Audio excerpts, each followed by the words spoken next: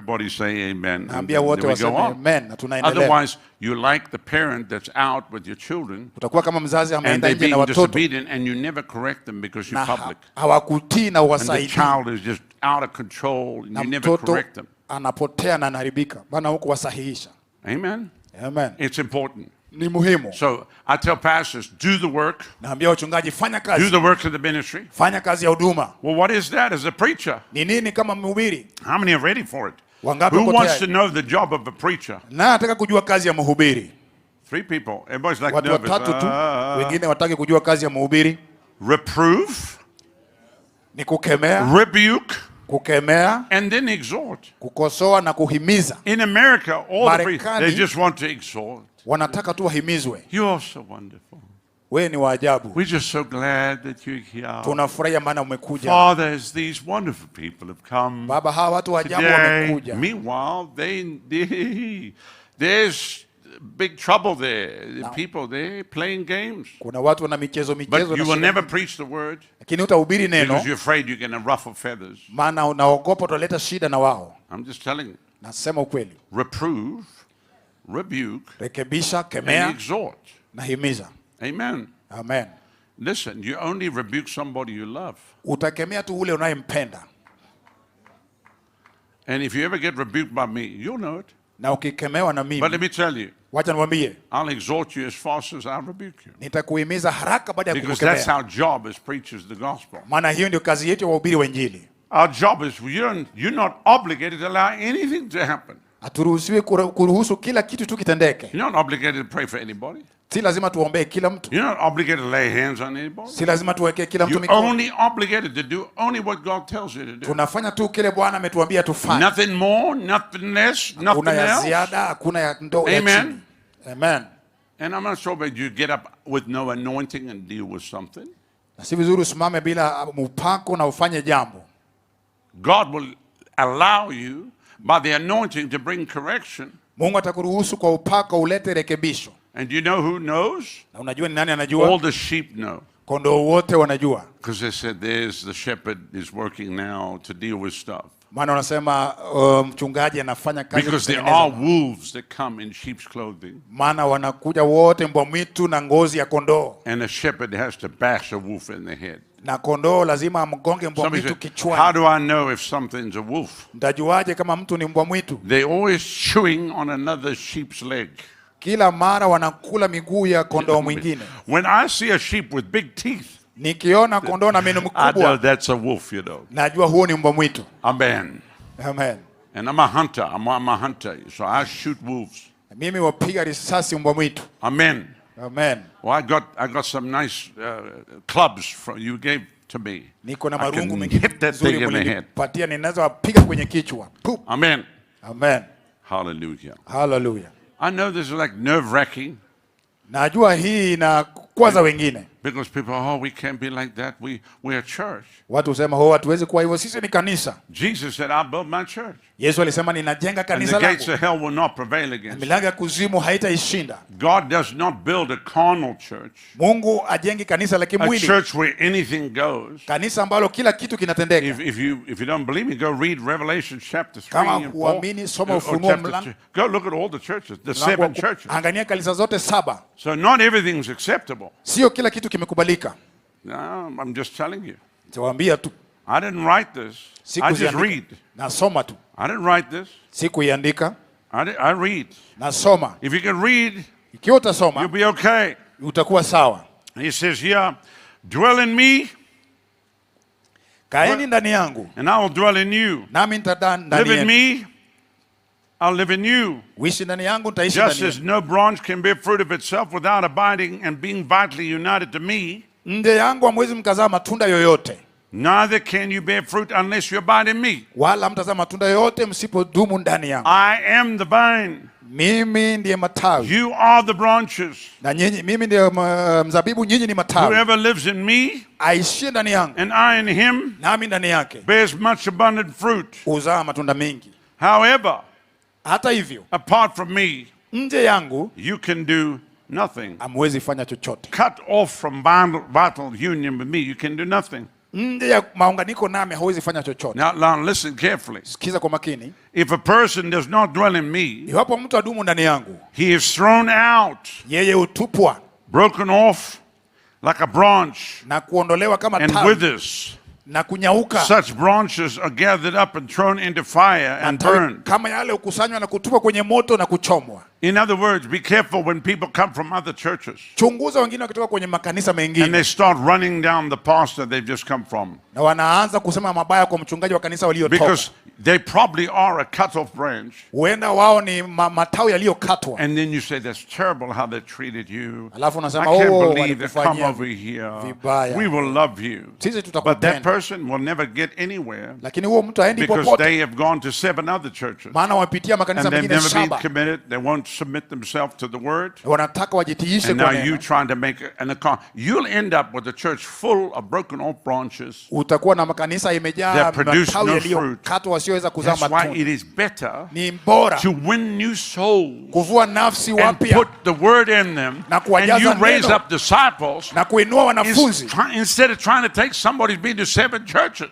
badala ya kuchukua mtu ametoka makanisa 7. They confused. They don't even know what they believe. Wamechanganyikiwa hata wajui imani yao. And you have to, it's like you have to re-educate them. Ni kama lazima tena wafundishe mpya. Now, I'll tell you a miracle story. This is one of the great miracle stories, and I've been pastoring for many years. The church is 27 years old. Kanisa letu na miaka that part of it. 27. And a lady came to me, Kuna mama alikuja kwangu. a sweet lady. She was beautiful. Mzuri sana wa kupendeza. 78 years old. Beautiful Miaka white hair. 72 And nywele she had nyeupe written a book. na alikuwa And ameandika she was a kitabu member of our church. And she came to me. na akakuja kanisani And she kwetu. said, Pastor, I wrote my book and I want to give this to you. And Akasema, I mchungaji, took it nimeandika from her. kitabu. And when I read the title, Niliposoma maudhui ya my kitabu, heart sank. And I moyo wangu opened the book. ulizama. And every chapter was wrong. It was false. kila kurasa ilikuwa mbaya, It was rubbish. ilikuwa potovu. And I said, sister, Nikamwambia, dada, I love you so much. nakupenda sana, But this book, lakini kitabu hiki it's not even Bible. hata si Biblia, It's not in the scripture. haiko kwenye maandiko, It's more like a novel. ni kama hadithi tu. It's that, if you want to be C.S. Lewis, go be C.S. Lewis. But that's not the gospel. C.S. Lewis is not the gospel. Hiyo sio Injili. Look how everybody look at me. Angalia vile watu wananiangalia. The Bible is the gospel. Biblia ndio neno la Mungu.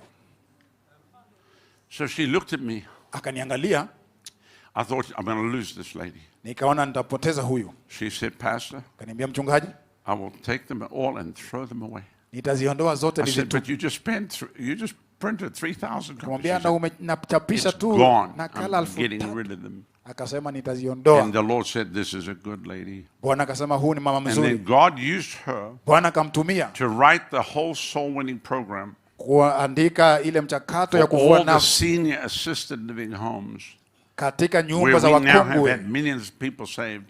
ambao mamilioni And wameokoka she's a kupitia. part of millions of people being saved. Na yeye ni sehemu ya wale Where she mamilioni could have been waliokoka. offended and left the church Kama angelikwazika na with her kutoka, book. angetoka na hiyo kanisa. She dumped they all came from the printer with box. She threw them all in the fire. Zilikuja zote hizo vitabu na And akazitupa. I knew this is a godly woman and a great woman. Nikajua huyu ni Because mwanamke I wa just Mungu showed na her from the Mungu. scripture. That's not in the Bible. That's not in the Nikamwonyesha Bible. kupitia That's not maandiko, in the hii haiko Bible. kwenye And it Biblia. was just the people she hung around and they fostered that. Na ni watu ambao walikuwa karibu naye ndio walimlazimisha. So that's why you have to be careful who you hang around. Lazima wachunguze unaotembea na wao. Can you say amen? Sema amen. Is this helping anybody? Je, nasaidia mtu? 3 people. I'm so happy. 3, nafurahia sana. Praise God for the overwhelming response here this morning. Bwana asifiwe kwa vile ambavyo umeitika wengi. I actually haven't had this kind of response since I spent 4 weeks in Dover, Delaware, Sijakuwa and na watu lived in the wakitika hivi. Relax Inn and got bitten by sand fleas. All right, moving right along. Then verse 7 says, Mstari wa 7. if you live in me, everybody say, if I live in him, Sema nikikaa ndani yake, if I abide vitally united to him, nikikaa ndani yake na niunganike Jesus naye. said, my words remain in you and continue to live in your hearts. Yesu akasema maneno yangu yakidumu ndani yenu na ndani ya mioyo yenu, Ask whatever you will, ombeni mtakalo and it will be lolote, done nanyi for you. mtatendewa. When you produce much fruit, Mkizaa matunda mengi, my Father is honored. Baba yangu and anaheshimika glorified. na anatukuzwa, And you show and prove yourself to be a true follower of mine. nanyi mtakuwa wanafunzi wangu. How do you know somebody's a true follower of Jesus? Unajuaje mtu ni mfuasi wa kweli wa Yesu? They bear fruit. Wanazaa matunda. Did you know this? Je, ulijua hivi? That the early church, Kanisa la kwanza you would not even be classified as a Christian hata ungeliitwa unless Mkristo you could produce signs and wonders and miracles. mpaka utoe ishara Because there were miujiza, so many imposters maana kulikuwa na that you had matapeli to wengi. prove by Ungelithibitisha your life, na maisha by yako the miracles of your life, na miujiza ya maisha that yako you were a child of God. kwamba wewe ni mtoto wa Mungu. Now, let me just wrap up this thing because I see people getting a little antsy because Wacha ni malizie we're going to get started here with the other program. tutaanza na ratiba But to me, it's zingine, all one program. lakini kwangu ni ratiba moja. But there's another program starting, Kuna kingine which kinaanza I'll be starting. ambayo But I nitaanza, need to bring this program to an end so Lakini that you can know that this program ended so that I can tell you we're starting the new program. lazima mjue hii imeisha. Ninatangazia Because ratiba people want nyingine to know what inaanza, program is this? maana wengine wanataka kujua hii When ni does this ratiba program gani. end? Hii ratiba ikiisha, Okay. Okay.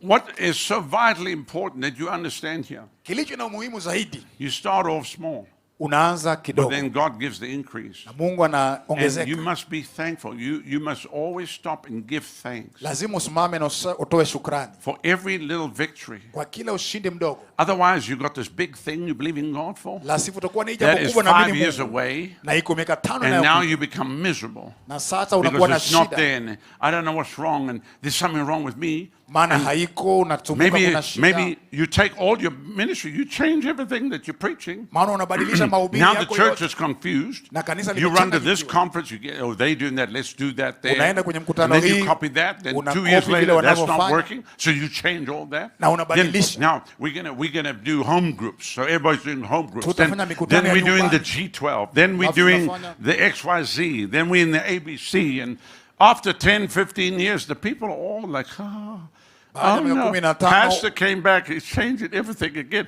because people are putting pressure on you. watu wanakuwekea msukumo. You have to have your own DNA Lazima kuwe na DNA yako in who you are. na ujiamini.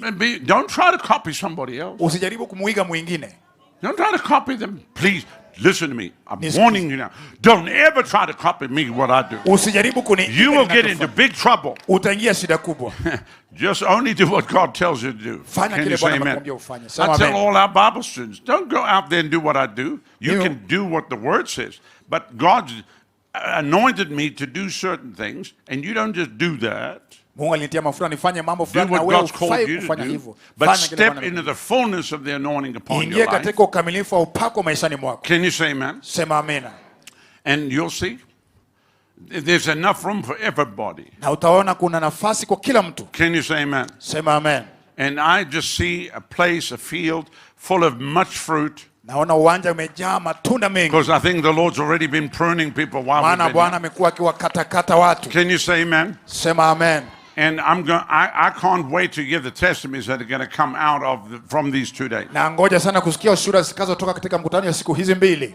Now, before we finish this program to start the next program, Kabla tumaliza kipindi hiki tukuanzisha kingine, I want to give opportunity if there's any questions. Maybe we'll do 5, but it's related to what I'm talking about, not like about the weather and about America and the president and what. If you try to keep it about what we do, what we talk napeana about. fursa ya maswali And don't. kwa watu It's not a watano. testimony time to get up and say. Sio ushuhuda. And in 1946, no.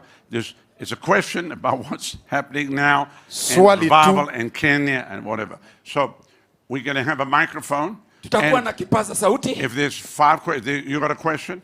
Kama uko na swali There's a question lolote, there. Come over here. You can ask the nitakuomba question. usonge hapa mbele. If I know the answer, I will tell you. Kama niko na If jibu I don't know the nitakupa. answer, I'll just say, Kama sina jibu tutaachia tu I hivyo. don't know. Nitasema sijui. Because I don't know everything. Kwa maana mimi sijui kila kitu. Amen. Amen. Test. All right.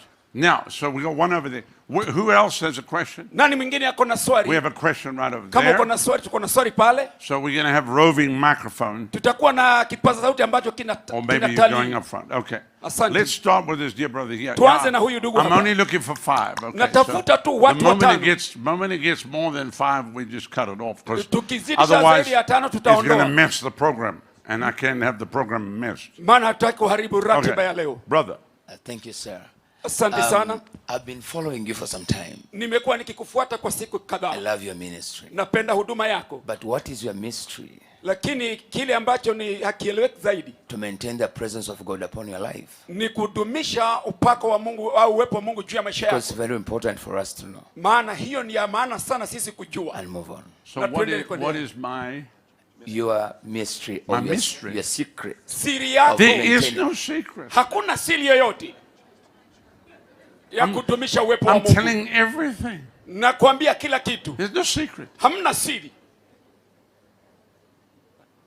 So as God is rising, what do we need to do? Basi tunapoinuliwa na Mungu tufanye nini? Just every day, make sure your heart is pure and you do only what God tells you to do. Kila siku fanya moyo wako msafi And that's na all I utende ever kile do. Mungu akitaka ufanye. I just get up every day and do what He tells me to do. Ninaamka kila asubuhi na kutenda kile Nothing Mungu more. ameniomba nifanye. Nothing less. Hakuna zaidi au Nothing else. kupunguza. That's it. Tosha gari. All right. No more. And then let's go there. Yes, sir. Speaking of the early beginnings, I heard you say we need to learn how to access the storehouse of heaven. Nilisikia Na- ukisema na- ya kwamba tunataka kujua jinsi ya kuchota vitu vya mbinguni. Not necessarily have money in the bank where people can take it, but how to draw things from the storehouse of heaven. And you talked about the name and the blood and the word and the Holy Spirit. Yeah, you're referring to what I preached in Ethiopia. But yeah. referring to early beginnings, talking about driving in your car with the air conditioning, anything else you could say about how to access the storehouse of heaven and bring it down in moving, in doing what people are doing? It could be money, it could be other things. Again, everything's out of obedience.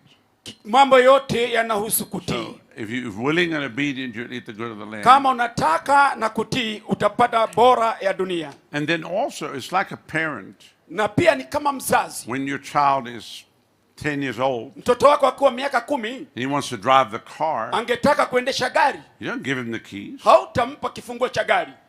You don't hand the keys to a 10-year-old. Hutapatia mtoto wa miaka 10 kifunguo cha gari endeshe gari. He has to come to the place Lazima afike kwenye kiwango where you can test him. mahali ambako unaweza mjaribu. My father, Baba yangu when I started to drive, nilipoanza kuendesha and I gari said to my dad, nikamwambia baba, can I borrow the car? hebu naomba gari lako. Here's what my father said.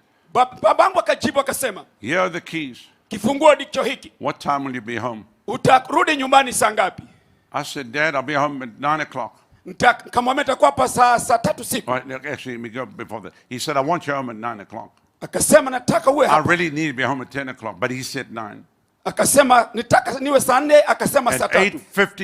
8:59, Na saa 2 my dakika hand was on 59. the front door. My hand was on the front door of the house. Nilikuwa nimefika kwenye And my mlango father was standing there. na baba like alikuwa that. amesimama And pale I put the akisubiri keys in kifunguo his cha hand. gari. I put the keys in his hand. Akasema weka kifunguo cha gari. Weka kifunguo kwenye mkono wako. And he just nodded. He said nothing, went off. Hakusema chochote, alitingiza tu A few kichwa. weeks later, I asked him. He told me what time. Nikamwomba gari tena, akaniuliza wakati gani? This was 10 o'clock. Ilikuwa ni saa At 4 9:59. na 9:59, Not 10 past 10. sio dakika 10 baada ya saa 4. On the dot. Papo Open the hapo door. alikuwa kwenye mlango, He's standing there. alikuwa amesimama pale. Put the keys in the hand. Na nikaweka kifunguo cha gari mkononi mwake. The next week he said, Juma lililofuata what akasema, time do you want to come home? unataka kurudi nyumbani So saa then ngapi? he let me decide. And then I told him Akaniambia he was still there. So Bado it's alikuwa a pale. testing thing. So everything Akijaribu mambo. is about God testing you to see if he can trust you. ni Mungu kukujaribu aonekana what kwamba He atakuaminia has given to you. kile Amen. ambacho amekupa. Yes, sir.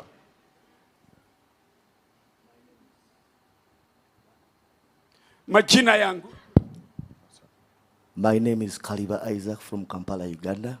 Majina yake hivyo metaja, ametoka Kampala. When I was coming from my room, Nilipotoka kwenye chumba changu, I wanted an opportunity to sow a seed in this ministry. nilitaka nafasi nipande mbegu kwenye huduma And I hii, was asking myself, how will I do it? na nilijiuliza nitafanya hivyo katika So njia gani. today I was prepared to shout from the crowd there Nilikuwa tayari kupaza sauti kule kwenye to watu, ask, how can I get an opportunity? nitawezaje pata nafasi? And I know there are other people out there who have that question. Na najua kuna wengine kule nje wana Sow hilo a swali seed in this ya anointing. kupanda mbegu katika huduma hii. That is my question. Hilo ndilo All right. swali langu. Well, let's see what the Lord does. Wacha tuone Bwana atafanya nini. Amen.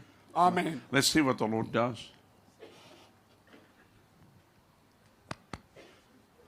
Pigie Bwana makofi mazuri. Let's see what happens. Wacha tuone itakuwaje. All right. Next. Swali lingine, I have a question niko na swali about knowing about the wolves, where you've said that the wolves that come dressed in the sheep clothing. I'm a student. I'm Mimi ni in the fourth mwanafunzi. form. I'm doing my exams, and I have this problem where I'm surrounded by people. Some are in those wolf-clothed sheep, but then they make me feel. They treat me right, but then they also do wrong. So how do I get to differentiate who they are? Well, I mean, Jesus said you'll know them by their fruit. How old are Yesu you now? akasema mtawajua kwa You're mazao 18. yao. Okay. Well, you're a very smart young lady Wewe ni msichana mwenye because akili you nyingi. already can see the difference. Tayari maana unaweza kuona So tofauti. what I tell people, don't feel the pressure to go any which way. The path the Lord has for you is Njia ambayo Bwana totally kunayo different. kwako. God's saying, and the enemy will try to intimidate you and Adui make atajaribu you feel like you're kukuonea. inferior and all that kind of stuff. But great is He that's in you than he Mkuu ni that's aliye in the ndani world. yako kuliko And yule God's going nje to yako. raise you up. Mungu And they will see atakuinua. the hand of God on your life. And God's going to use you in a powerful Na way. Mungu atakutumia So katika you njia just kuu. keep your eyes on Jesus. Weka Keep macho yako focus kwa on Yesu. Jesus. Let Him use you. Wacha And great akutumie. and mighty things are going to happen. Na mambo That's makuu anointing on you yatatendeka. right now. Kuna upako juu yako. Thank you, Lord. Asante Bwana. Fire of the Holy Ghost upon this young lady. Be about her as a wall of fire, that no harm and evil will come nigh to her. Give her victory upon victory upon victory, I pray. In Jesus' name. Amen. Amen. Praise God. Bwana asifiwe. Hallelujah. Hallelujah. Yes, sir. Okay, praise the Lord. Bwana asifiwe. My name is Gabriel Simiu. Majina yake ndivyo ametaja. Yes, I have the fire of evangelism and winning souls. Niko na moto wa injili. My question goes on. You have talked to us about to remember where you came from. Swali langu ni kwamba umetaja tukumbuke mahali umetoka. And the Bible talks to us about that. I've forgiven your sins, and I'll remember them no more. Nimesamehe dhambi zenu, sitazikumbuka tena. So is it right for me as a preacher, when I'm preaching to my congregation, to remind them of my former sinful life, what I used to do, maybe drugs? Is it right for me as an Je, ni evangelist? haki nikumbushe watu kile ambacho nilikuwa nikifanya? The bottom line is your testimony. Basi ushuhuda, kitu And cha you've maana na got ushuhuda to wako. tell your testimony. Maybe you don't want to go into all the details. Utapeana ushuhuda wako lakini usiingie kwa kina sana. Because then they watch a Hollywood movie. Kwa maana watakuwa naona tu sinema. You don't have to go into every intricate detail where people are sitting and go, oh no. Usiwe unawaambia mambo yote But you watu can say, wanashangaa. this is where I came from. Waambie And hapa the Lord ndipo delivered nilipotoka me. na Bwana Because people akanikomboa. need to hear that there is deliverance. You know? Lakini waelewe So- kwamba kuna ukombozi. I wouldn't go into all the glory details. Kwa hivyo sitaingia ndani sana. Just reference the fact I was lost. I was on my way to Wewe hell. sema tu nilikuwa nimepotea na nimepata I was nuru. bound. Nilikuwa nimefungwa And you can say what you were bound by. And then Jesus came. na utasema kile kilikufunga And kisha how he Yesu can set, akaingia. if he set me free, he can set you free. Na kama Yesu aliniweka So, huru, because the atakuweka people huru pia. identify with that. Watu watajitambulisha na huu But ushuhuda. that person that did that is not you. Huyo mtu aliyetenda hayo Because sio that wewe. person's dead now. Huyo mtu So amekufa. you can talk about it in a different light. Unaweza kunena hayo katika mtandao tofauti. That's my former man. Huyo ndiye alikuwa mtu wa kale, But he died. lakini alikufa, He's gone. I'm a ameshakwenda. new creature Sasa mimi ni kiumbe kipya in Christ Jesus. ndani ya Kristo Yesu. Amen. Amen. Praise God. Bwana akubariki. Hallelujah. Hallelujah. Yes, glory to God. My name is James Kimani, and I'm a pastor. Majina yangu ni James Kimani, ni mchungaji. Yes, first of all, I want to acknowledge this meeting has been a blessing ever Nataka since niseme yesterday. kwanza mkutano umekuwa wa baraka. And Where's your church? Kanisa lako liko wapi? Where's your church? my church there's a place called Lungalunga. It's a slum area. Now, you know, when I first came to America and I said I'm a pastor, they thought I was Italian food. A pastor? Nilipoambia watu mimi ni mchungaji, nilitamka hilo jina pastor, wakafikiria ni ile spaghetti ya Kitaria. So you have a church in a slum area? Kuna kanisa kule slum. By the grace of God is 1 year old. And I've been an evangelist for the last 8 years. I've been preaching in the buses. I've really walked around. And just recently, yesterday when you talk about reviving and just revival, you explained revival, it gave me the urge. We were here with my wife, and my wife was telling me now, this one again now is a confirmation. The Lord wants you to go back. Because you see, it's such a beautiful thing when the Lord employs you. And that is what I've been doing. Ever since I got my accident, I lost my arm. It was a turnaround for me. What happened with your arm? I got an accident.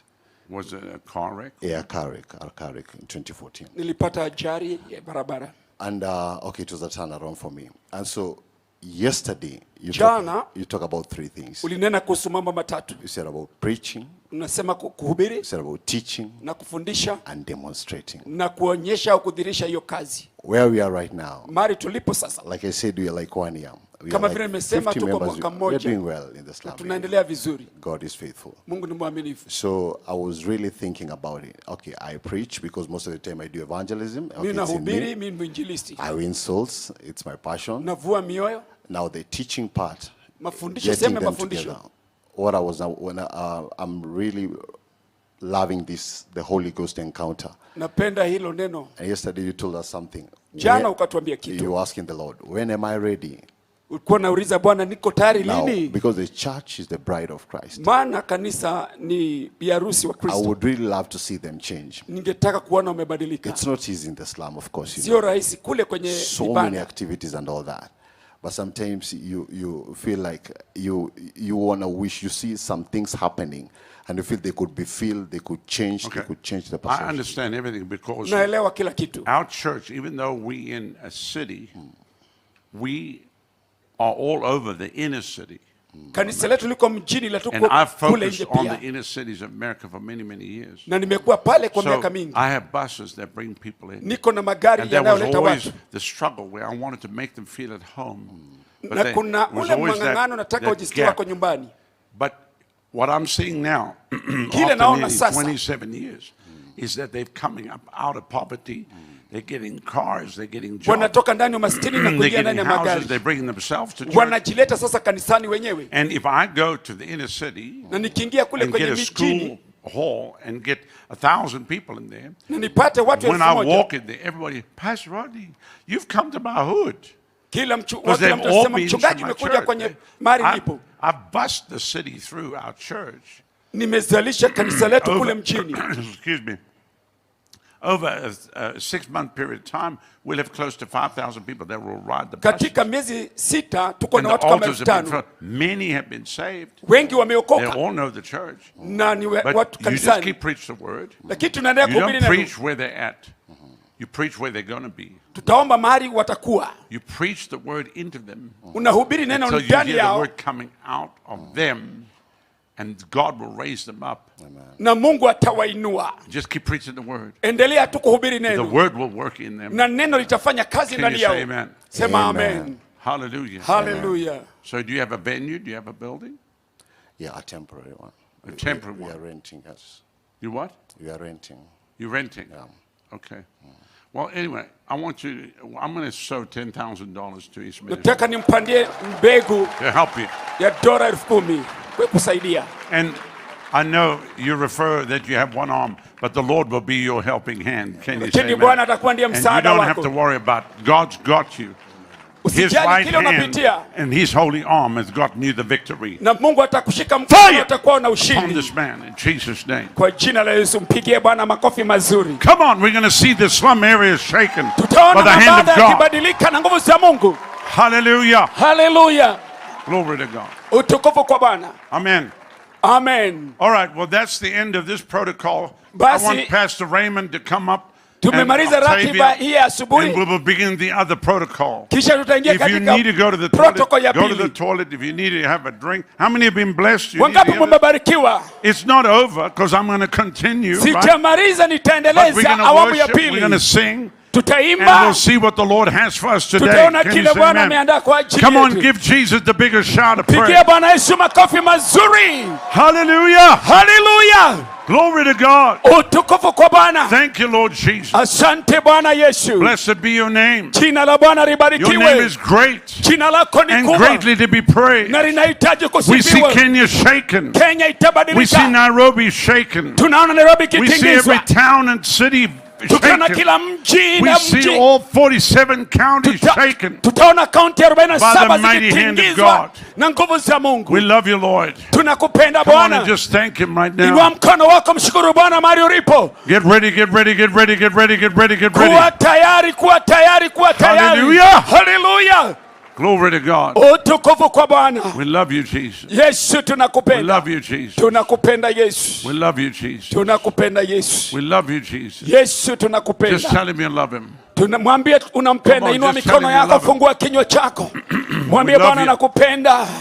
We love you, Lord. Bwana tunakupenda. We love you. Bwana tunakupenda. We love you, Jesus. Yesu tunakupenda. Hallelujah. Haleluya. Praise God. Bwana asifiwe sana. Hallelujah. Haleluya. Won't you welcome all the way from Tampa, Florida, Karibishe kutoka kule Tampa, Florida. Octavia.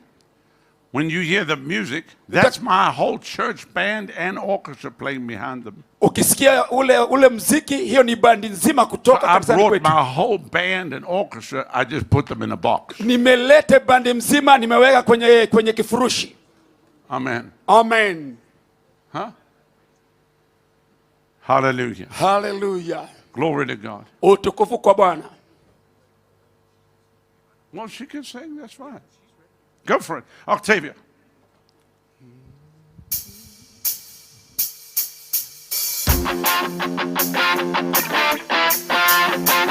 Hallelujah. Come on, put your hands together today.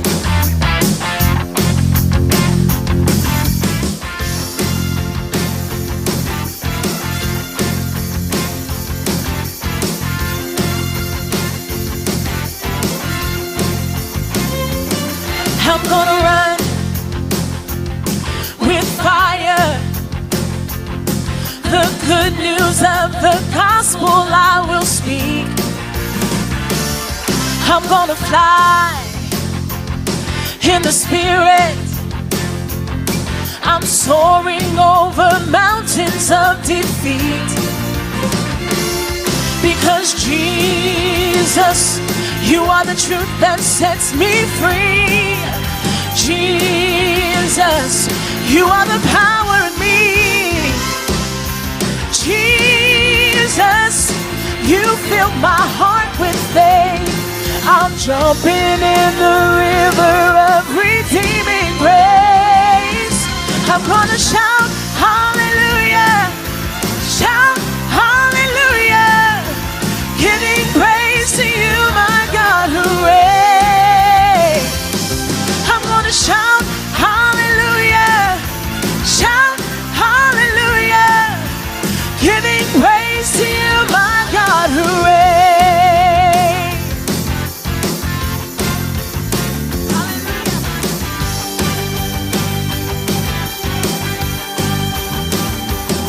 I'm gonna run with fire.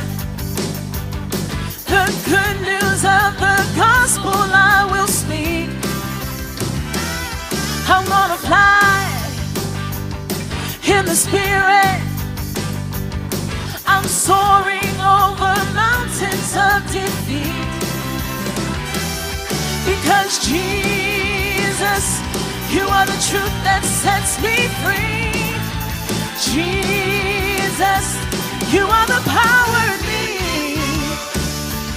Jesus, you fill my heart with faith. I'm jumping in the river of redeeming grace. I'm gonna shout hallelujah, shout hallelujah, giving praise to you, my God who reigns. I'm gonna shout hallelujah, shout hallelujah, giving praise to you, my God who reigns. I'm gonna shout hallelujah, shout hallelujah, giving praise to you, my God who reigns. I'm gonna shout hallelujah, shout hallelujah, giving praise to you, my God who reigns. Giving praise to you, my God who reigns. Giving praise to you, my God who reigns. Giving praise to you, my God who reigns. Wow. What a morning, what a time. Ni asubuhi njema na wakati mwema. I know bishops, pastors, that has been a very life transforming session. Najua wachungaji, maaskofu, hicho kimekuwa kipindi kimenoga na kimetubadilisha. We are not breaking. Sisi hatutaenda kupumzika. This is what we are going to do. Hivi ndivyo tutakavyofanya. We have already begun the next session. Tayari tumeshaanza awamu ya pili. However, there were bishops and pastors who came for the morning session. Kuna wachungaji na maaskofu waliokuja kwa hii awamu ya kwanza. And they would want to take some tea. Na wangetaka kunywa kikombe cha chai. Upstairs, we have some tea ready. Kule juu kuna chai iko tayari. Upstairs. Kule upstairs. For bishops and pastors who kwa came for the morning maaskofu session. na wachungaji. So if you want to go, kama ungetaka kwenda, you can go. Uko na ruksa. But everybody else, we came for the service. Lakini mtu mwingine yote ambaye So amekuja the kwa ibada, service has begun. basi ibada imeanza. But bishops, pastors, those who want to go for some refreshment, is there upstairs. Askofu, wachungaji ambao wangetaka kikombe cha chai, twende kule kwa orofani. And with those many ones, na haya maneno mengi, the service continues. Ibada inaendelea. Mpigie Bwana makofi mazuri.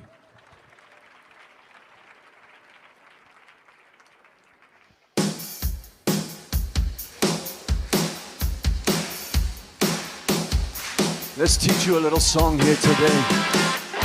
This one says, I walk by faith. Anybody walking by faith here this morning? Hallelujah. Come on, let's put our hands together this morning.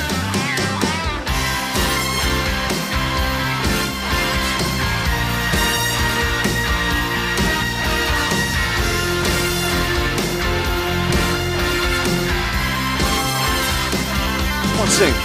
I walk by faith, each step by faith, to live by faith. I put my trust in you.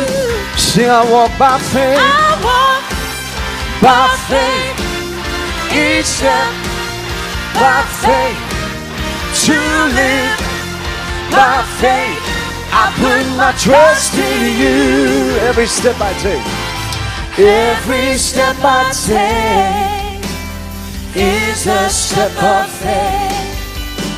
No weapon formed against me shall prosper.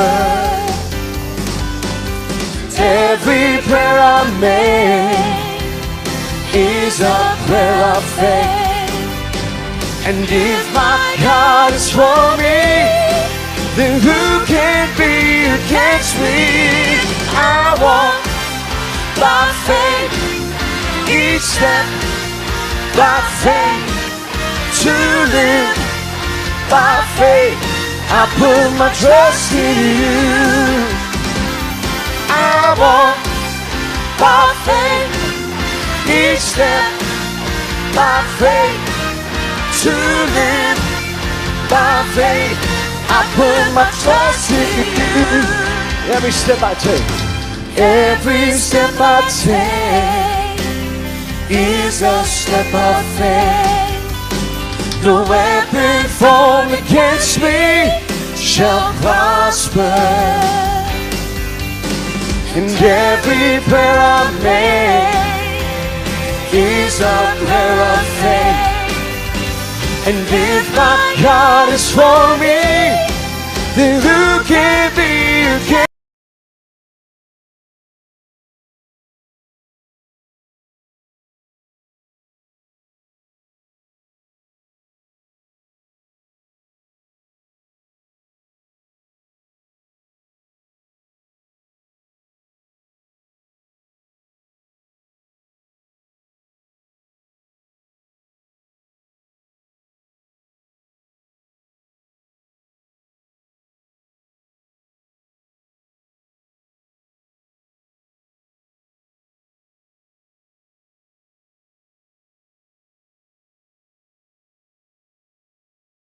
By faith, each step, by faith, to trust in you. Oh, I walk by faith, each step, by faith, to live by faith. I put my trust in you. Now sing this with me. I'm not out there looking for blessings. Blessings are looking for me. I'm not out there looking for blessings. Blessings are looking for me. Come on, you sing. I'm not out there looking for blessings. Blessings are looking for me. I'm not out there looking for blessings. Blessings are looking for me. I'm not out there looking for blessings. Blessings are looking for me. I'm not out there looking for blessings. Blessings are looking for me. Come on, give Jesus a big shout. Hallelujah. Hallelujah. Are you ready for some fire this morning? The fire of the Holy Ghost. Fire, fire, fall on us. This is a revival. Fire, fall on us. Come on, sing. Fire, fire, fall on us. This is a revival. Fire, fall on us. Like you did on the day of Pentecost, rushing in like a mighty wind. Fill us up with your presence and your power, Lord, do it again. We are here crying out on one accord. Let the heavens touch the earth. Come and light a passion in our hearts, and Lord, let it burn. Come on, sing fire. Fire, fire, fall on us. This is a revival. Fire, fall on us. Come on.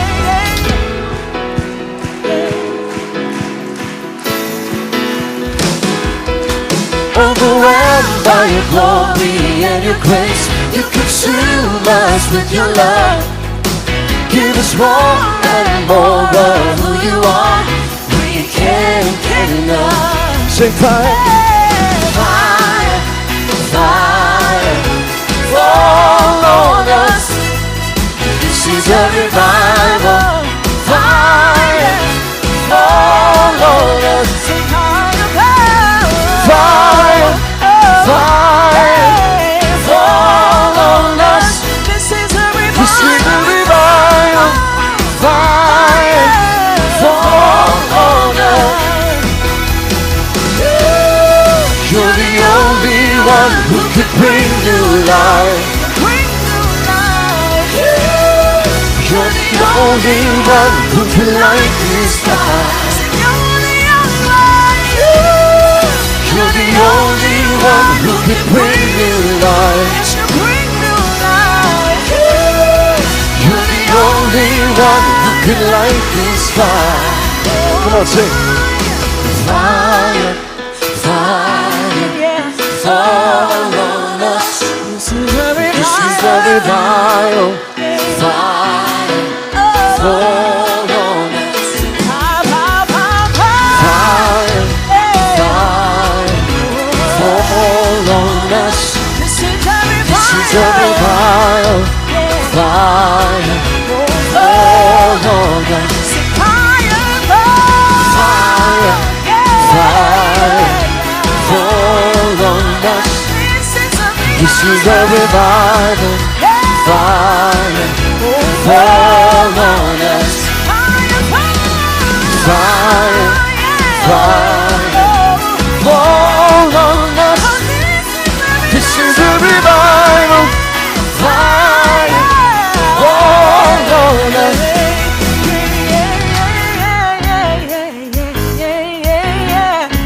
Thank you, Jesus. So I hear Kenyans like to dance. Is it true? Oh yes. Oh Jesus. We thank you for who you are, Lord. We thank you, you're the same yesterday, today, and forever. Yes, Lord Jesus. Hey, yeah. Just like you did it before, Lord, we are ready for more. Just like you did it before, Lord, we are ready for more. Sing just like you did it before, Lord, we are ready for more. Just like you did it, just like you did it before, Lord, we are ready for more. Just like you did it before, Lord, we are ready for more. Just like you did it, just like you did it before, Lord, we are ready for more. Lord, we are ready for more. Lord, we are ready for more.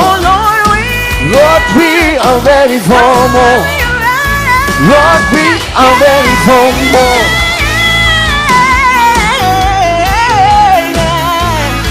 Thank you, Jesus. Hallelujah, Lord. Oh, thank you, Jesus. And I'm so glad I've got the Holy Ghost. I've got the Holy Ghost and fire. Fill me with the Holy Ghost. Yeah. Fill me with the Holy Ghost and fire. Sing, I've got the Holy Ghost. I've got the Holy Ghost and fire. I've got the Holy Ghost and fire. Oh, fill me, Lord. Fill me with the Holy Ghost. Fill me with the Holy Ghost. Fill me with the Holy Ghost. Oh, I've got the Holy Ghost. I've got the Holy Ghost and fire. I've got the Holy Ghost and fire. Fill me with the Holy Ghost. Fill me with the Holy Ghost. Fill me with the Holy Ghost and fire. I've got the Holy Ghost. Yes, I got him, yes I do. I've got the Holy Ghost and fire. Fill me with the Holy Ghost. Fill me with the Holy Ghost and fire. I've got the Holy Ghost. I've got the Holy Ghost and fire. I've got the Holy Ghost and fire. Fill me with the Holy Ghost. Fill me with the Holy Ghost. Fill me with the Holy Ghost and fire. I've got the Holy Ghost. I've got the Holy Ghost. I've got the Holy Ghost. I've got the Holy Ghost and fire. I've got the Holy Ghost. Fill me with the Holy Ghost. I've got the Holy Ghost. I've got the Holy Ghost and fire. I've got the Holy Ghost. I've got the Holy Ghost. I've got the Holy Ghost. I've got the Holy Ghost and fire. I've got the Holy Ghost. I've got the Holy Ghost and fire. Hallelujah. Hallelujah. Hallelujah. Thank you, Jesus. Come on, lift your hands to the King of Kings today. We worship you, Jesus. Thank you for your precious anointing, Holy Ghost. Hallelujah.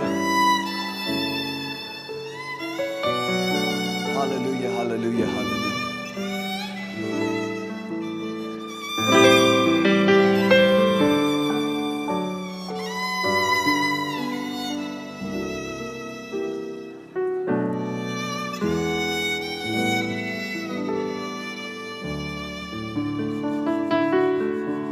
anointing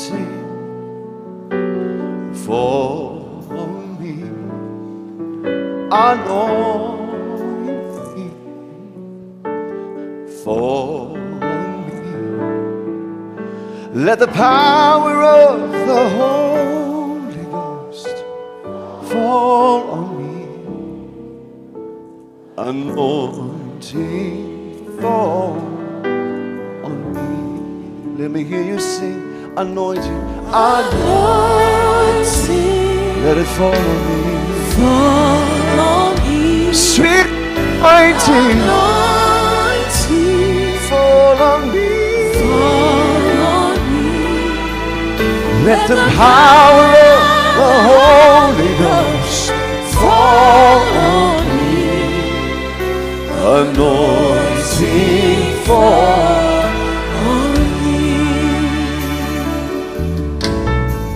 Touch my hands, my mouth and my heart. Fill my life, Lord, every part. Let the power of the Holy Ghost Fall on me, anointing fall on me. Everybody sing now, Anointing, let it fall on me, fall on me. sweet anointing Anointing, fall on me. Let the power of the Holy Ghost fall on me, anointing fall on me. touch my hands, my mouth and my heart. Fill my life, Lord, every part. Let the power of the Holy Ghost fall on me, anointing fall on me. Come on, sing. Anointing, let it fall on me. Fall on me. Anointing, fall on me. Let the power of the Holy Ghost fall on me, anointing fall on me, on me. Let the power of the Holy Ghost Fall on me. anointing fall On me.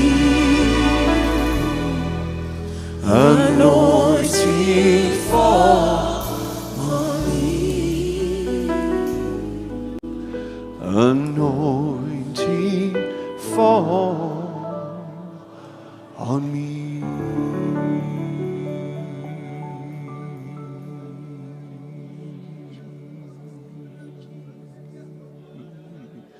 Thank you, Jesus. Thank you, Holy Ghost. Come on, just thank the Lord for his goodness, your grace, Lord. We worship you. We thank you. Thank you, Lord. Thank you. We worship you. We bless your holy name. We bless your holy name, Lord. Hallelujah.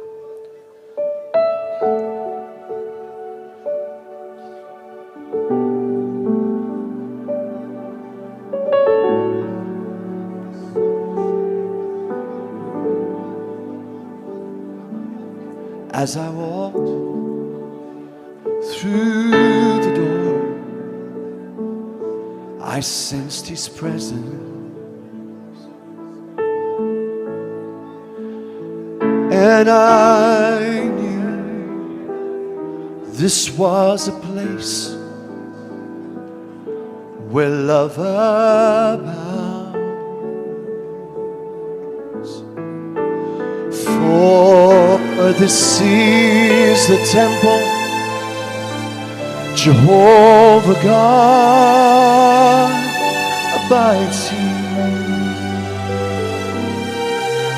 and we are standing in His presence on holy ground. Now you know this part, sing it with us. We are standing on holy ground. On holy ground.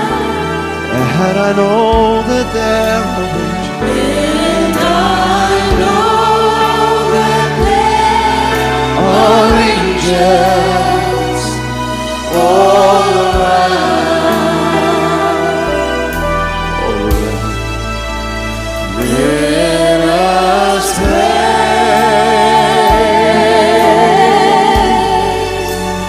Jesus now.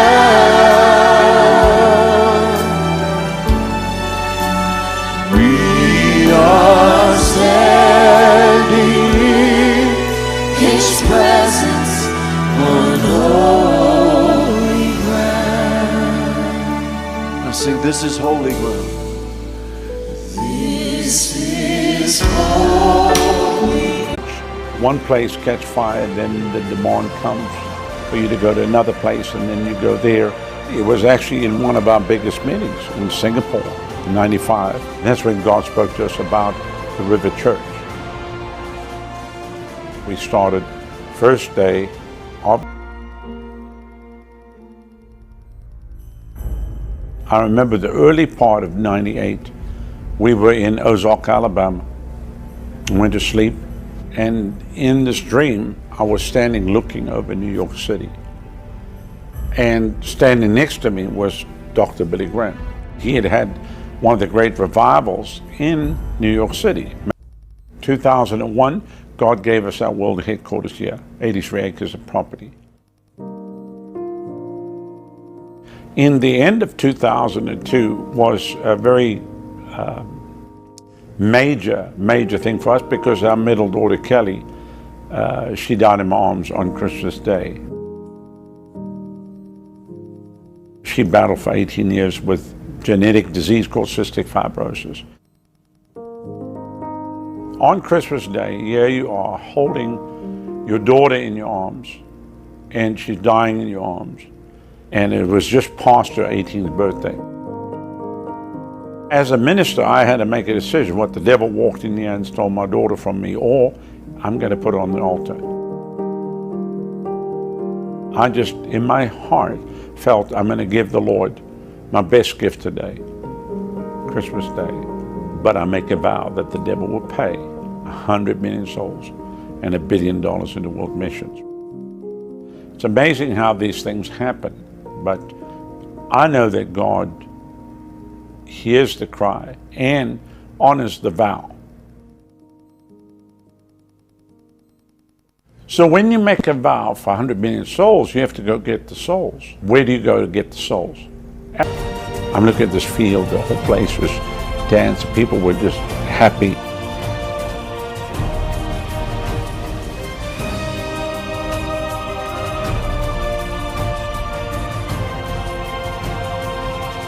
We were going to roll right through Africa and get this 100 million souls. It was in that fourth meeting where the Lord said to me, America. I was a little shocked. I said, Lord, we going on for the 100 million souls. He said, America is your primary call. He said, clear the calendar, focus on the U.S. Don't go rent stadiums like you did before, just use churches.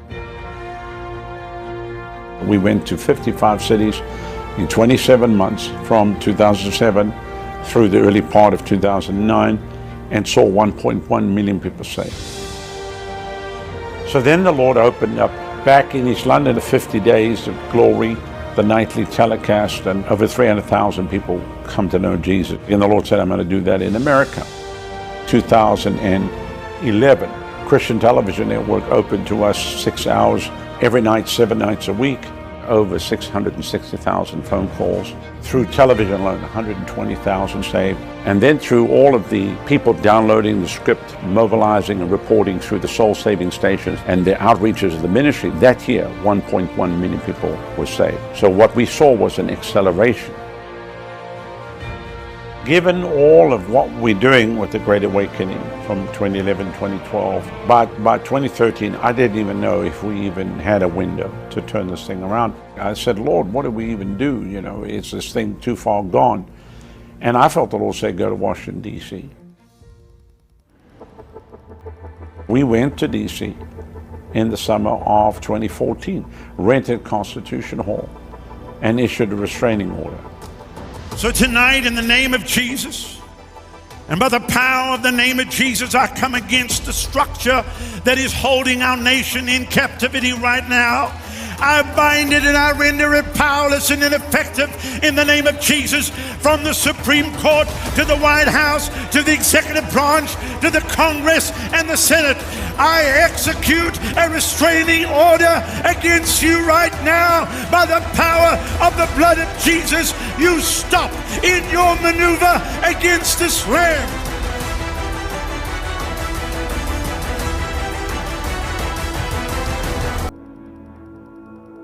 So here we are, RMI World Headquarters. This is a place of launching. It's a place of raising up revivalists for the 21st century. They're going to go from here and go out and light fires in the nations of the earth. It's also a place where people come from other nations and get ignited. And then it's a place of broadcasting. We welcome all of you watching by way of Christian Television Network on the Dish and Direct platform, then by way of the World Wide Web. Literally thousands of people watching. The same anointing that's in this place will come right into your house and touch you. I feel what God's put together here is a launching pad to carry revival to the nations of the earth.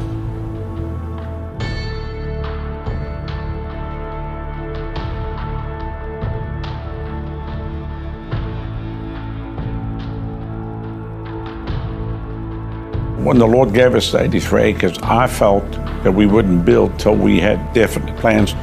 And of course, that has taken place here the last couple of years. We felt the Lord tell us, build as though money was no object.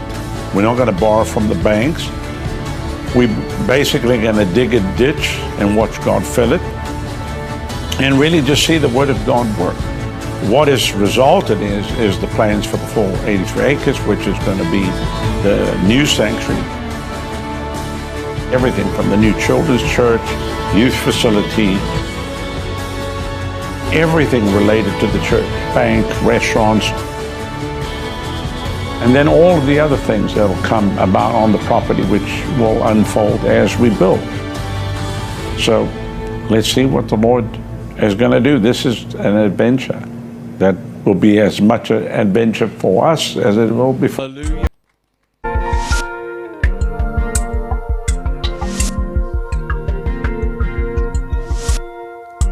So many people pass me by. There are many without a smile on their face. I see pain, I see fear, I see confusion in their eyes. And their happiness is all faded away. But there's someone who can heal the broken hearted, and in his love there's peace evermore. But how will they know? How will they know? We've got to tell them, or they'll never know. I hear a baby crying in the dark, and there's nothing her mother can do. No. She's searching for answers, trying to find a way, wondering how will they get through. But God hears the cry of every baby, and He has the power to meet every need.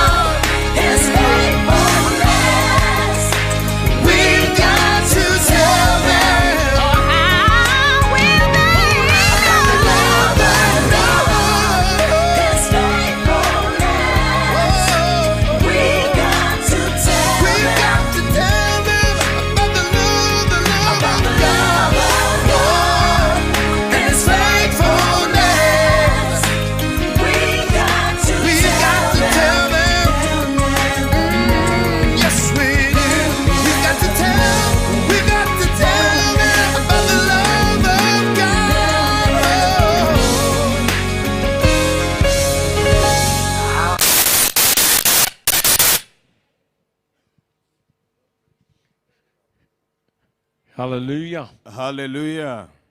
Now we're in city number 216 of 300. Sasa hivi tumeingia mji nambari Nairobi. Come on. 216 zaidi na 300. Started off Aha. in Eldoret and now in Nairobi. Tulianza kule mji wa Eldoret, tumeingia Just mji a mkuu couple Nairobi. quick announcements. Na nataka niete matangazo haraka haraka. That's 216 of 300 cities. Hiyo ni miji 216 kutokea kwa miji 300. One night Holy Ghost and fire meetings. Na ikiwa ni mikutano ya Roho Mtakatifu na moto. 10 countries in Africa. Nchi 10 Afrika yote. We started in Nigeria. Tulianza nchi ya Nigeria. Then Ethiopia. Tukaingia Ethiopia. Then a beautiful country called Kenya. Tukaingia nchi nzuri sana inayoitwa Kenya. Sasa. Better? Not better? Poa. Okay, I'll keep right. going. Then Tutaendelea. Tomorrow Malawi. Kesho tunaingia nchi ya Malawi. Then 3 places in South Africa. Na tutaingia nchi ya Afrika Kusini katika miji 3. Swaziland. Tutaingia Swaziland. Namibia. Tutaingia Namibia. Zambia. Tutaingia Zambia. Botswana. Tutaingia Botswana. Then Uganda. Na kisha tutarejea Uganda. Hallelujah. Africa Hallelujah. shall be saved. Amen. Afrika lazima itaokolewa. And we have a website called revival.com. Na tuko na mtandao unaitwa revival.com. How do we spell relief? R-E-V-I-V-A-L. Revival. Haya, hivyo ndivyo ambavyo unaweza kunakili neno revival. It's important to go there. All the pictures, everything from these meetings are there. Ningependa utembelee huo mtandao, maana picha zote na video zote ziko pale kuhusu mkutano. Plus our itinerary. Na pia utapata mpangilio wetu wa usafara. For those that can make it to the States, to the United States. Na wale ambao wanaweza kusafiri hadi kule Marekani. We actually have 6 big meetings a year that are always scheduled around the same time. Tuko na kongamano 6 kubwa kila mwaka ambazo huandamana kila mwaka. Our Ministers and Leaders Conference, where people come from around the world, is the last week of October. Viongozi na wahubiri wanakuwa na kongamano lao mwezi wa Oktoba ambao tunaingia sasa. Our winter camp meeting is the end of January, the last week of January each year. Na pia tuko na mkutano mwingine wa wakati wa baridi kule mwezi wa Januari. Then we have a women's conference with Dr. Adonica Howard Brown in March. Na tuko na mkutano wa wamama ambao unaongozwa na Dr. Adonica Brown. Then we have a spring ministers and leaders conference the last week of May. Na pia tuko na mkutano wa viongozi ama kongamano la viongozi mwezi wa Mei. And then in July. Na pia mwezi wa Julai. The last 2 weeks of July. Wiki za 2 za mwisho za Julai. We start with the youth and kids fire camp meeting. Tunaanza na vijana na watoto, tunawaletea kongamano lao. And it goes into the next week of our fire camp meeting. Na pia inaunganika na mkutano ambao ni wa moto wa mkutano wa vijana. And then around the end of August, the beginning of September is the men's conference with Dr. Rodney. Na kisha tukiingia mwezi wa Agosti kuingia Septemba ni mkutano wa viongozi wanaume pamoja na Dr. Rodney. So if you go there, we would love to have you. Kwa hivyo kama unaweza safiri Marekani, tungependa ujiunge na mojawapo ya hizo kongamano. And then now a few things. Na sasa hivi mambo tu machache. We have River University. Tuko na chuo kikuu ambacho kinaitwa River. The university from Dr. Rodney that's around the world. Ambacho ni chuo kikuu kinafundisha watu dunia mzima.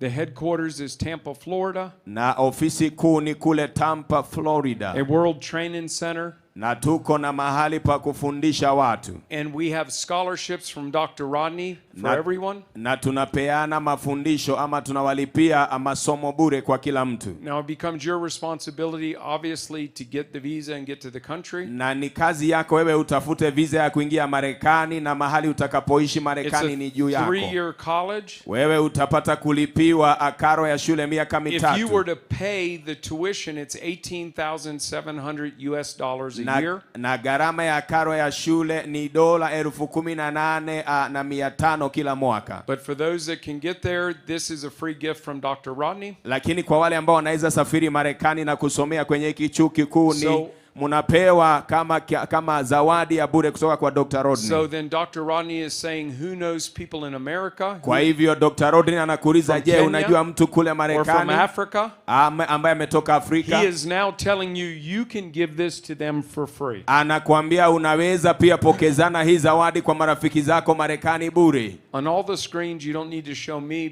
Put the slide up. Na kile ambacho unahitaji ni kuangalia yale matangazo. Put the slide up. Tungependa uweke hiyo video ama slide. You can download it. Unaweza pia kuidownload katika simu yako. Or you can just take a picture. Au unaweza chukua picha. And do it later. Na uchukue ile picha ya QR code na uweze kujisajilisha baadaye. If they have the ability to put it on the other slides, that would be great. Na ikiwa inawezekana kuwekwa kwenye zile televisheni zingine itakuwa sawa. So if you take a picture here, you'll get some beautiful flowers. Hakikisha umechukua picha ya hii QR code na uweze kujisajilisha usome miaka 3 bure. Who believes getting trained up for ministry is very important? Nani anaamini masomo kwa wahubiri ni ya muhimu sana?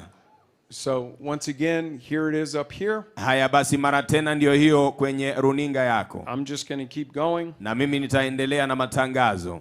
Then another thing, jambo lingine, we are raising up 300 multimillionaires in business to fund the end time harvest. Tunainua 300 ama 1,300 ya mabilionea ambao wataweza kulipia gharama ya injili. The Bible tells us if we remember the Lord thy God, kwamba maandiko inasema kama utamkumbuka Bwana Mungu wako, that he would give us the ability or the anointing to create wealth. Ya kwamba atatupa nguvu na uweza wa kutengeneza fedha ama mali. To establish his covenant. Na ili tukadhibitishe agano lake. So we have a business school. Kwa hivyo tuko na shule ya masomo ya kibiashara. We call it Kingdom Business Fellowship. Tunaita ushirika wa biashara wa ufalme. And we're raising up multi-millionaires to fund the harvest. Na tunainua mabilionea ambao wataweza kulipia gharama ya kuleta mavuno kwa ufalme. If you are in business, na kama wewe ni mwanabiashara, then if you take a picture or you go to this link, kama unaweza piga ile picha ama uchukue ile QR code, it would be great. Then you fill this out. Tutafurahia kama utajisajilisha pale. And then you put your name and your phone number and what business you're in. Na kisha uweke majina yako na nambari ya simu na biashara ambayo unafanya. Absolutely free at no cost. Na mambo haya yote ni bure kabisa. We have hundreds of videos. Tuko na mamia ya video. Training. Za kufundisha. On kingdom business. Tukifundisha watu kufanya biashara kiufalme. You need to go get it. Enda ujiangalilie na uchukue. And that we'll put it up a little later. Na utaiona hata baadaye kwenye hii runinga. And we'll give you that at of course to help you. Na tunajua itakusaidia. Then a last thing before Dr. Rodney comes. Na jambo la mwisho kabla nimlete Dr. Rodney. If this is not going to work, you let me know because we're going to put another slide up. Kama hii haitaweza kuonekana ni vizuri niambie ndio tuweke ingine. Dr. Rodney brought a gift for every person. Dr. Rodney ameletea kila mmoja wetu zawadi. Which is right here. Ambayo unaiona kwenye video. 21 books. Vitabu 21. And it's revival.com/Africa gift. Na mtandao ni revival.com Africa gift. You would have to lay down on the platform sideways and you would be able to see it at the bottom. Itakubidi aidha unakili ama uende kwa mtandao ndio uipate vizuri. It's a joke. But revival.com/Africa gift. Revival.com/Africa gift. Or you can download or take a picture. Au unaweza kudownload au uchukue picha ile QR code. So please do that. Kwa hivyo fanya hivyo. Just real quick. Kwa haraka sana. I finally saw the other screens come up. Na hata nimeona zile runinga zingine zinafanya kazi.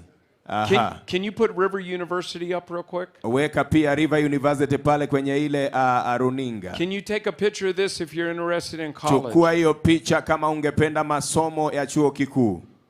Just take a picture of this if you're interested. Chukua picha ya hayo matangazo.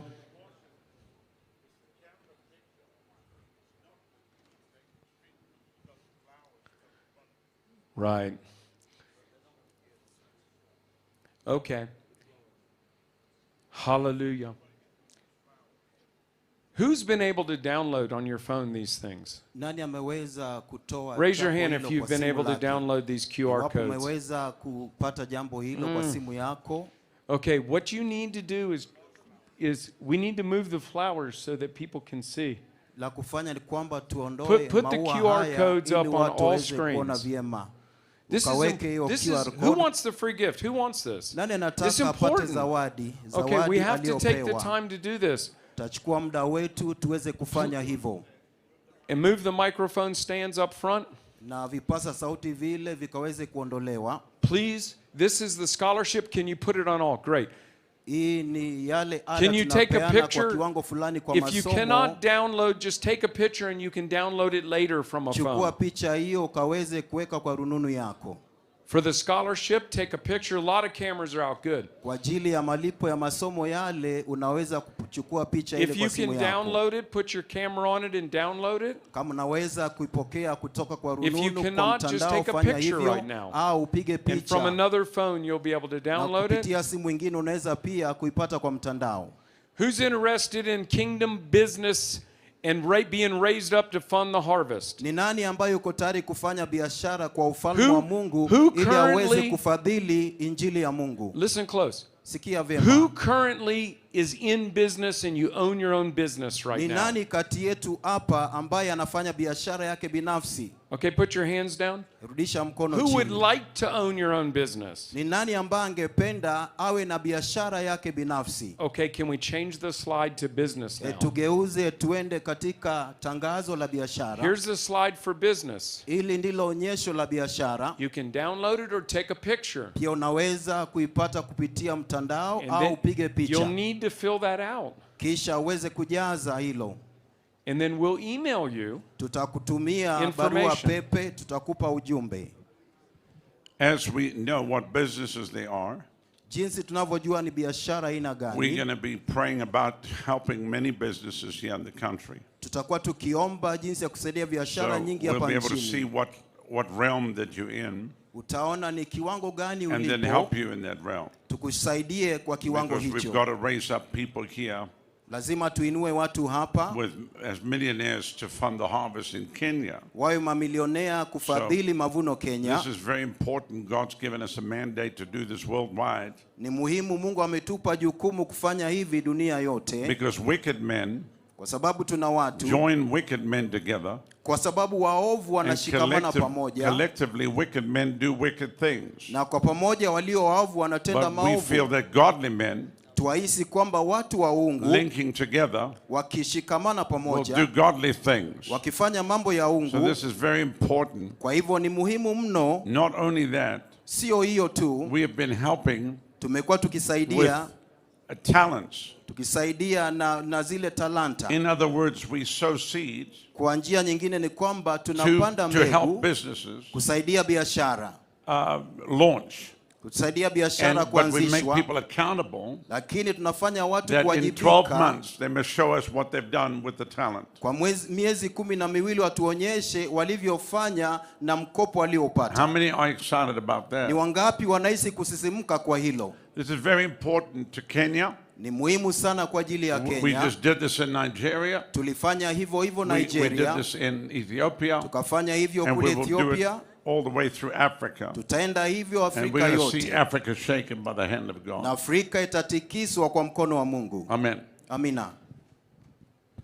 Hallelujah. Haleluya. And now the 21 free books from Dr. Rodney. Na sasa vitabu 21 kutoka kwa Daktari Rodney, This is downloadable. ambapo unaweza kupata kwa njia ya mtandao. Who wants to know more about the anointing? Ni nani anataka ajue zaidi What mambo is ya the anointing? upako? How to increase the anointing? Upako ni nini How na to jinsi transfer the unaongeza anointing? upako na How to jinsi release the ya anointing? kumpa mwingine upako na kuachilia Different types of upako. anointings. Viwango tofauti vya upako. You can put the list of books up. That's one of the books on the anointing. Moja ya vitabu ni kuhusu upako.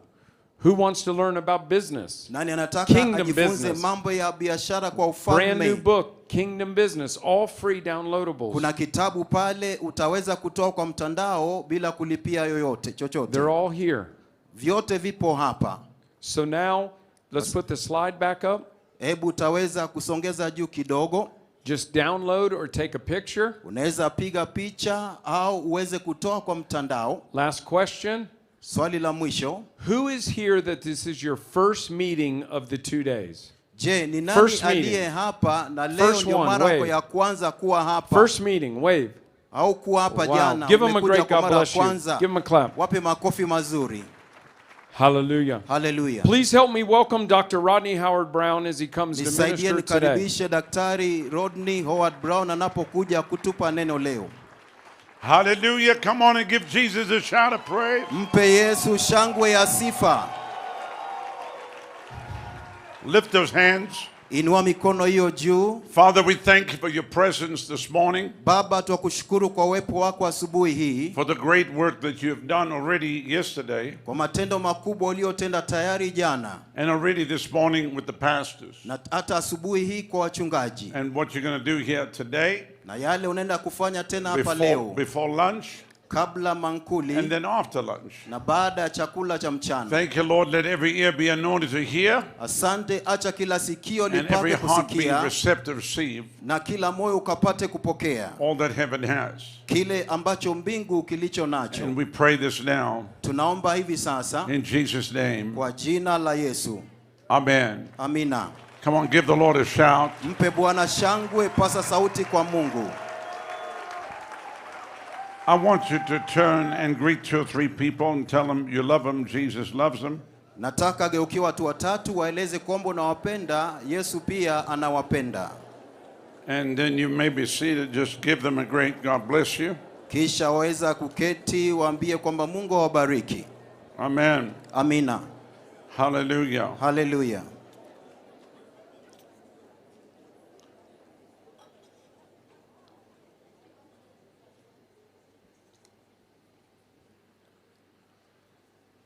This morning, or maybe this afternoon, we will see what happens, but we have a surprise for the country. Asubuhi au baadaye mchana tutaona kile ambacho Bwana atatenda, lakini tuna jambo ambalo tutatenda kwa ajili ya nchi hii. We have a special gift coming for Kenya. Kuna zawadi maalum kwa ajili ya Kenya. From our ministry. Zawadi inayotoka kwa huduma yetu. Very few people know about it. Na ni wachache mno wanajua habari hizi. One of the pastors, the bishops, were trying to get it out of me before the service. Mmoja kati ya wachungaji askofu alitaka apate kujua kabla ibada. I said, I'm sorry, I can't tell. Nikasema pole, siwezi kuelezea. I know your rank is high, but I can't tell you. Najua cheo chako ni cha juu, lakini ni mshangao tu, hautapata habari sasa.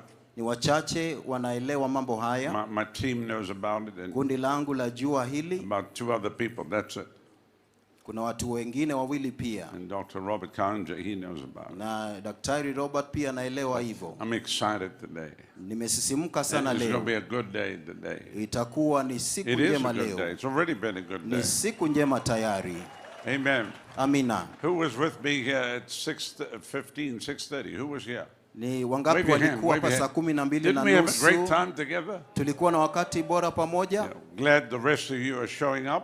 Nimefurahi kwamba wengine wenu tayari wamejumuika nasi. This program will run.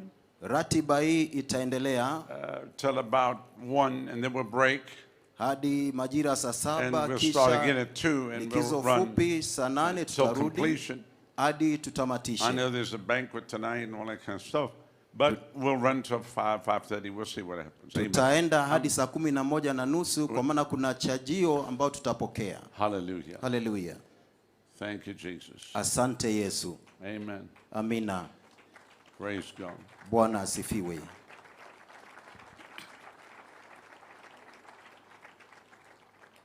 Here comes Mama. Mama ameingia. Amen. Amina.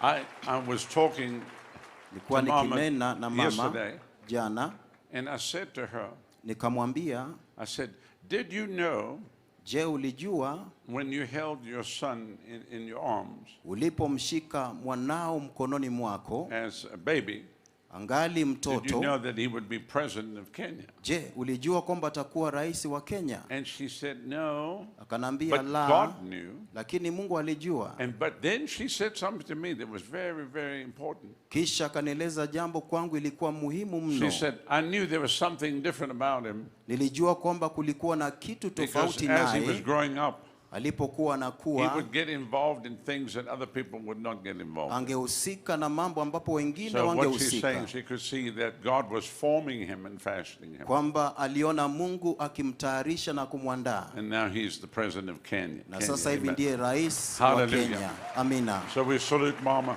here Kwa hivyo today. mama, twakupongeza, hongera. Hallelujah. Haleluya. Thank God for mothers. Shukuru Mungu kwa kina mama. You know, Jesus' mother pushed him into a miracle. Unajua mamaye Yesu akamsukuma, akamshurutisha kufanya muujiza. He was at a wedding in Cana of Galilee. Alikuwa kwenye harusi kule Kana Galilaya. And they ran out of wine. Divai au mvinyo ukawa umekwisha. And his mother came to him. Mamake akamwendea. And she said, you know, they got no more wine. Akamwambia kwamba divai imekwisha. And he said, what's that got to do with me? Akasema, je, haya yananihusu nini? Why are you bothering me with that? Mbona wanisumbua na hilo? And then she ignored him. Kisha yeye akampuuza. She turns to the disciples. Akageukia wanafunzi. And she just says, whatever he tells you to do. Akawaeleza atakachowaambia mfanye mfanye. She's arranging the miracle. Yeye anaandaa muujiza. She pushed Jesus into the miracle. Akamsukuma Yesu kufanya muujiza. And that's when he said, fill the water pots to the brim, you know. Ndipo akasema kwamba mkajaze And that was mapipa the yale first maji. miracle that Jesus did in Cana of Galilee. First miracle. Ukawa muujiza kwanza Yesu alifanya kule Kana Galilaya. Akageuza maji kuwa divai. Is a miracle of provision. Ambao ni muujiza wa utoshelevu. It actually was not a miracle that healed anybody. Ambao sio muujiza kwamba aliponya yeyote. Hakuna aliokoka. It's just people were saved embarrassment. Ni kwamba watu walikuwa katika hali ya kuleta aibu. Afterwards, they left the best wine to last. Baadaye wakasema kwamba walihifadhi mvinyo bora wakapeana wakati wa mwisho. Because no one tells you kwa sababu hakuna anayekueleza to fill a water pot with water ya kwamba ukaweze kujaza mitungi na maji to get wine. Ili kwamba upokee mvinyo. That's ridiculous. Hilo ni jambo ambalo la kushtua. Sometimes when you've got to do something ridiculous. Inafika wakati lazima ufanye jambo ambalo sio la kawaida. To see the miraculous. Ili uweze kuona ya muujiza. Can you say amen? Sema amina. Hallelujah. Hallelujah. So his mother pushed him into it. Kwa hiyo mama yake akamsukuma kufanya hivyo. What is so interesting about that first miracle? Kinachofurahisha sana kuhusu muujiza wa kwanza. And I know there are people that have different faiths growing up in church and stuff like that. Najua watu wengi wana imani tofauti, wamekuwa kwa njia tofauti, makanisa tofauti. There's some religious groups that believe that Jesus was so anointed as a child. Kuna madhehebu yanaamini kwamba Yesu alikuwa na upako kama mtoto. Clay bird. Kwamba akaweza kumuunda ndege kwa udongo na huyo ndege akapeperuka hewani. It didn't happen. Haikufanyika.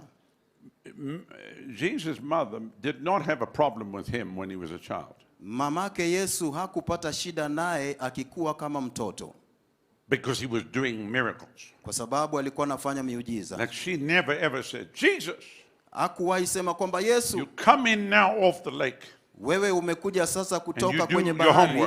Na hujafanya kazi yako ya ziada. I know you're practicing walking on water, but get inside now. Najua unajifanya mazoezi kutembea juu ya maji, lakini ingia nyumbani sasa. Because if he was a child and he had that, he would be doing that. Come on, you know what I'm talking about. Unajua ninasimulia mambo gani?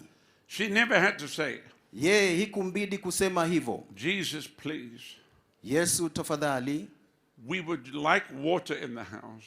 Tunataka tupate maji kule nyumbani. Stop turning it to wine. Please, we beg you now. Tunakuomba usigeuze kuwa divai, tunakusihi. We know you're practicing and getting ready. Tunajua unafanya mazoezi kujitayarisha. His parents never had to say to him. Wazazi wake hikuwapasa kusema hivyo. Jesus.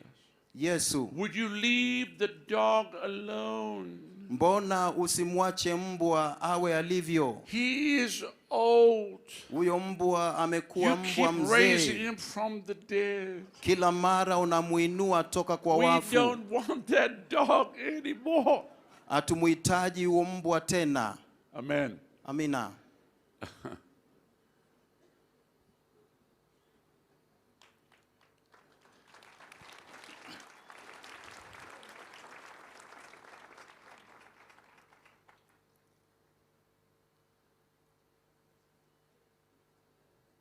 Somebody said, where do you get this stuff from? I ask questions. Mtu anauliza, je, mambo hayo nimeyapata wapi? I wanted to know what he did when he was a child. Mimi najua aliyofanya akiwa mdogo. Yes, 30 years unaccounted for. Yeye ni miaka 30. We know one incident when he was found, you know, in the temple. Tunajua tukio moja akapatikana kule hekaluni. They found him and he said, "Didn't you know I was about my father's business?" Akampata akasema, je, hamkujua napaswa kuwa katika shughuli ya baba yangu? But other than that, kando na hiyo hakuwa na chochote kingine bovu. So when I get to heaven, kwa hivyo nikiingia mbinguni, I'm going to pull the virtual reality tapes of everything. Nitaweza kutoa mikanda yoyote iliyonasa kila na kunakili kila kitu. Nitaweka kwenye runinga yangu kubwa. Heaven vision. Yani ambayo inaonyesha mambo ya mbinguni. I'm going to go from the time of his birth all the way through. Just every day I want to see everything. I'm going to watch. Somebody said, "You're going to watch it." I got all eternity I can watch what I want to. It's my house. Nikaweze kuangalia chochote kutokea utoto wake maisha yako yote. Mtu atauliza utaangalia yote, nikasema ndio. Na milele yote. You can come to my house and watch on the screen. Amen. Talika mwingine njoo kwangu katazame pia. Because I just want to see it. Nataka nione. I want to go back to when he said, "Light be." I want to see that. Nataka nirudi mahali aliposema kwamba acha na iwe, nataka nione hivyo. I want to see it. Nataka uone. Amen. Mtu. Hallelujah. Hallelujah.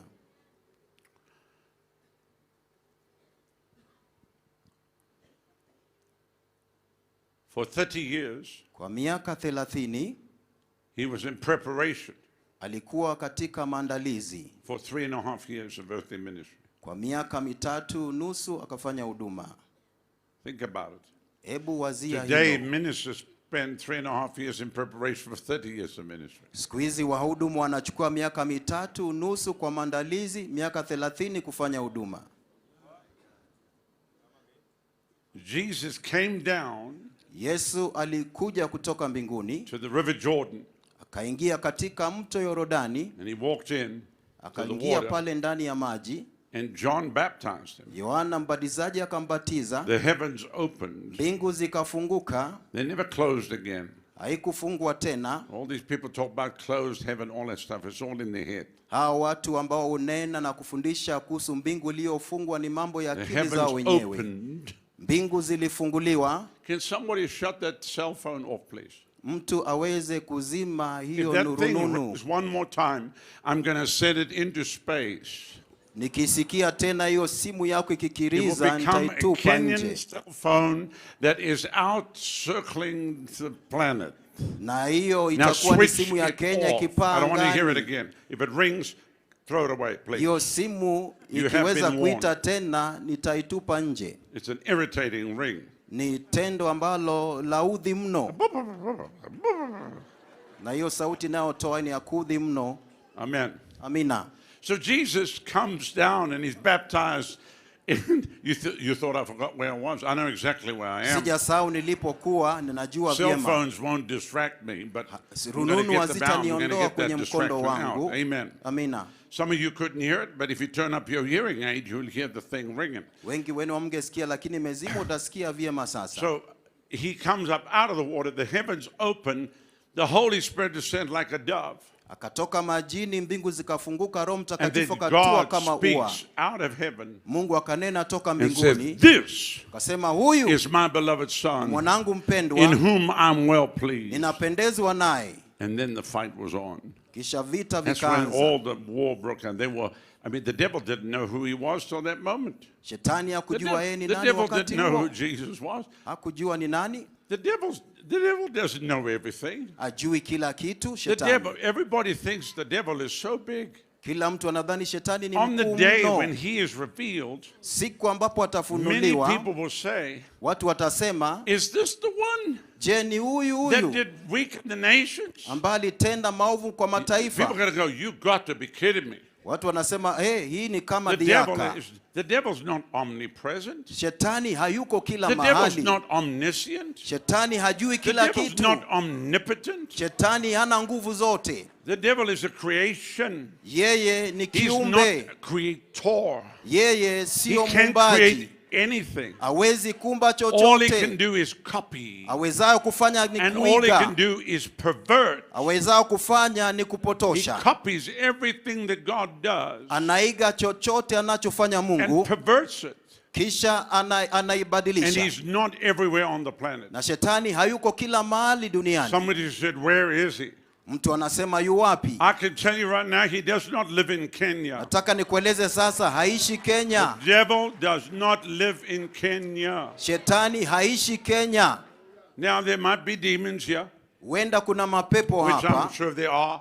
Ni kweli wapo. There's a lot of churches full of them. Makanisa mengi yamejaa mapepo. That's why you got to cast them out. Ndiposa inakubidi wakemee. But they're demons, they're principalities, they're powers. We understand all that. Mapepo yote, mamlaka, mnaelewa hayo. But I've met Christians in America, Nimekutana na Wakristo kule and Marekani, they said to me, wananambia the devil came to my house last night. shetani alinitembelea usiku wa I jana. said, whoa, whoa, whoa, whoa, whoa. Kasema bubu I said, bubu. you mean the devil? The big one, the devil? Unamaanisha yule shetani, Beelzebub? yule Beelzebub, Lord of the Flies? yule bwana wa anga. He came to your house? Alikuja kwako nyumbani. He knows who you are? Anajua wewe ni nani? I said, I doubt it.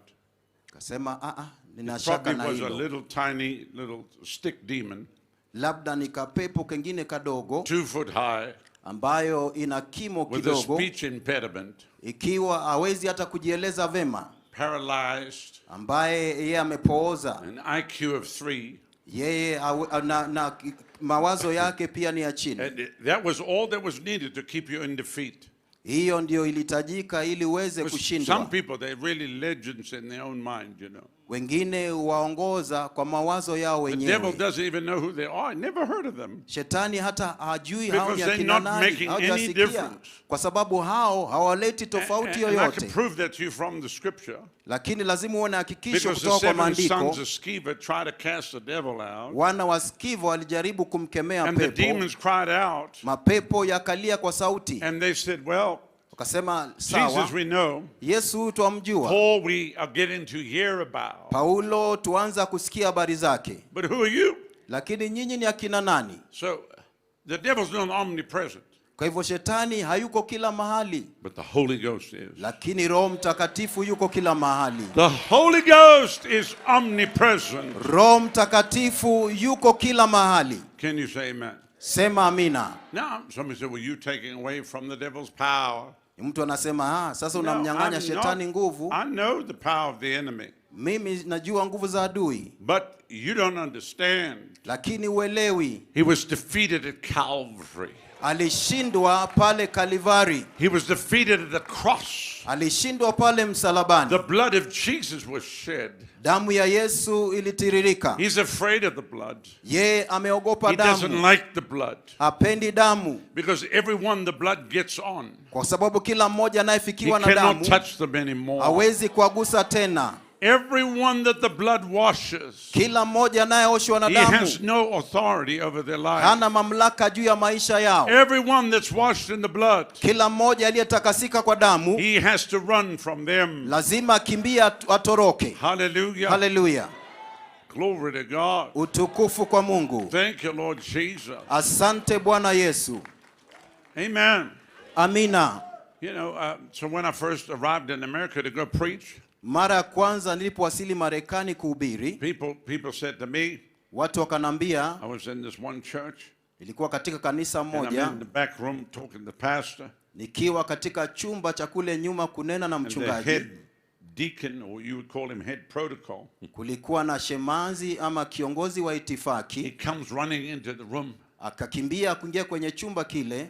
Brother Rodney, Ndugu Rodney, I've got to tell you, wacha nikwambie, 2 witches have come here tonight. wachawi wawili wamewasili hapa usiku huu. 2 witches. Wachawi wawili. And he was looking at me like I was going, oh no. Kaniangalia ni kama nitashangaa.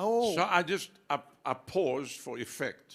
Mimi nikatulia kidogo nikaweze kuona athari ya hilo. Never react immediately. Usije wewe ukatenda tukio kwa haraka. So I paused. Nikajituliza. And I looked at him. Nikamtazama. And then I went my voice soft. Kisha sauti yangu ikawa nyororo. I said, nikasema, did you find out where they parked their brooms? Je, ulipata kutoka kwao, je walikuja na vifagio? They got the thing with the witch flying on a broom, so. Kwa kwamba wachawi ukimbia kupitia fagio. Did you find out where they parked their brooms? Je, we uligundua ni wapi walipojitokeza? I don't care if they surrounded the building. Nikasema mimi sijali kama wamezunguka jengo. Sacrificing animals outside. Hata kama wanatoa dhabihu ya wanyama. There's not enough power of the devil out there to stop what the Holy Ghost is doing in this place. Hakuna nguvu ya shetani itakaozuia nao tenda Roho Mtakatifu popote pale. I grew up in Pentecost. Yani Pentecote. And there's some places that do this, not every place, but there's some places. Kuna sehemu nyingine ambazo hufanya hivyo, sio kila mahali. The moment they open in prayer, wakati wanapoingia kwa maombi, wakianza maombi, kila mmoja anakemea shetani. A whole 20 minutes and we dakika 20 tunakemea shetani. We've come to worship God, but we talk about the devil. Tumekuja kuabudu Mungu, lakini muda mwingi tunazungumza habari za shetani. You walk in, you go, I must be in the wrong room. I came here to worship God. Niko sehemu isiyofaa. We've 20 minutes into the program here, and all I've heard is about the devil. Dakika 20 kwa ratiba, lakini ni shetani bado anakemewa. You say we're going to have a testimony. Kisha unasema tutakuwa na ushuhuda. The testimony is even worse. Ushuhuda sasa ndio mbaya zaidi. I just want to tell you, this week has been so bad. Juma hili limekuwa mbaya sana. On Monday the devil killed my chicken. Jumatatu shetani aliua kuku wangu. Tuesday afternoon my goat committed suicide. Jumanne mchana mbuzi wangu wakajinyonga. Wednesday my cow hung itself. Jumatano ng'ombe wangu wakajitia kitanzi. Thursday my pig ran away. Alhamisi nguruwe wangu wakatoroka. And my mother-in-law's just moved in the house. Na mama mkwe amekuja kwa nyumba yangu. Everybody pray for me. Niombeni jamani. I'm having such a hard, and that's a testimony. Nina wakati mgumu, ati huo pia ni ushuhuda. Now this doesn't happen in Kenya. This is only in America, so I'm not speaking Mambo about Kenya. Haya ni mageni Kenya, anafanyika sehemu zingine. I'm sorry. I'm not talking about Kenya. This doesn't happen in Kenya. Ninajua hayo hayako hapa Kenya. Only in America they do this. Marekani ndiyo yanafanyika. And they get up and the whole thing is about how hard it's been. Na mwisho wa kila kitu imekuwa ni jinsi ilivyo ngumu. Kila mtu niombe. Now the service now has been hijacked. Na ibada sasa imenyakuliwa by a terrorist. Na yule terrorist. And they sit in the atmosphere now. Na wameingia katika eneo hilo. Everybody's yeah. Kila mtu Yeah, that happened to me. Ilinifanyikia. I walked out this morning. Niliamka nikaenda nje asubuhi. We have a beautiful goldfish. Tuko na sehemu. Her name is Molly. Jinake Molly. And when I walked into the kitchen, nilipoingia katika jikoni, Molly was lying on the floor. Molly akawa amelala pale sakafuni. She'd been with us for many years. Amekuwa nasi miaka mingi. And she was lying there just. Akawa amelala pale akihema. I prayed, but she. Nikaomba lakini. So that's the whole service. At the end of the service, hiyo ni ibada yote, mwishoni mwa ibada, you praying, unaomba, Lord, can we get eaten by lions, please? Tunaweza kuwa tumeliwa na simba. Anything, get me out of here, please, Lord. Bwana niondoe hapa. Amen. Amen. Don't look at me like you don't know what I'm talking about. Wacha kuniangalia ni kana kwamba sielewi ninachosema ama uelewi ninachosema. When we come to church, we come to worship Jesus. Tuingiapo kanisani tuaja kuabudu Yesu. Tumekuja kusifu jina lake. I want to say to all the leaders, don't give the devil the microphone. Nataka niambie kila kiongozi, usimpe shetani kinasa sauti. Don't give the devil the microphone. Usimpe shetani kinasa sauti. Tell him to shut up. Mwambie kwamba nyamaze. Get him out of here. Akaondoke. Amen. Amen. Hallelujah. Hallelujah. Now, there's some people they like all that stuff. Kuna watu ambao wanapenda mizaa hiyo yote, wanapenda vituko hivyo. And they, what is your name? Jina lako ni nani? My name is Mumbamba. Jina langu ni Mumbamba. I am from a river. Nimetoka Big kwenye conversation. mto. Wanasemezana na Interviewing the pepo. devil. Wanamhoji Somebody's shetani. taking notes.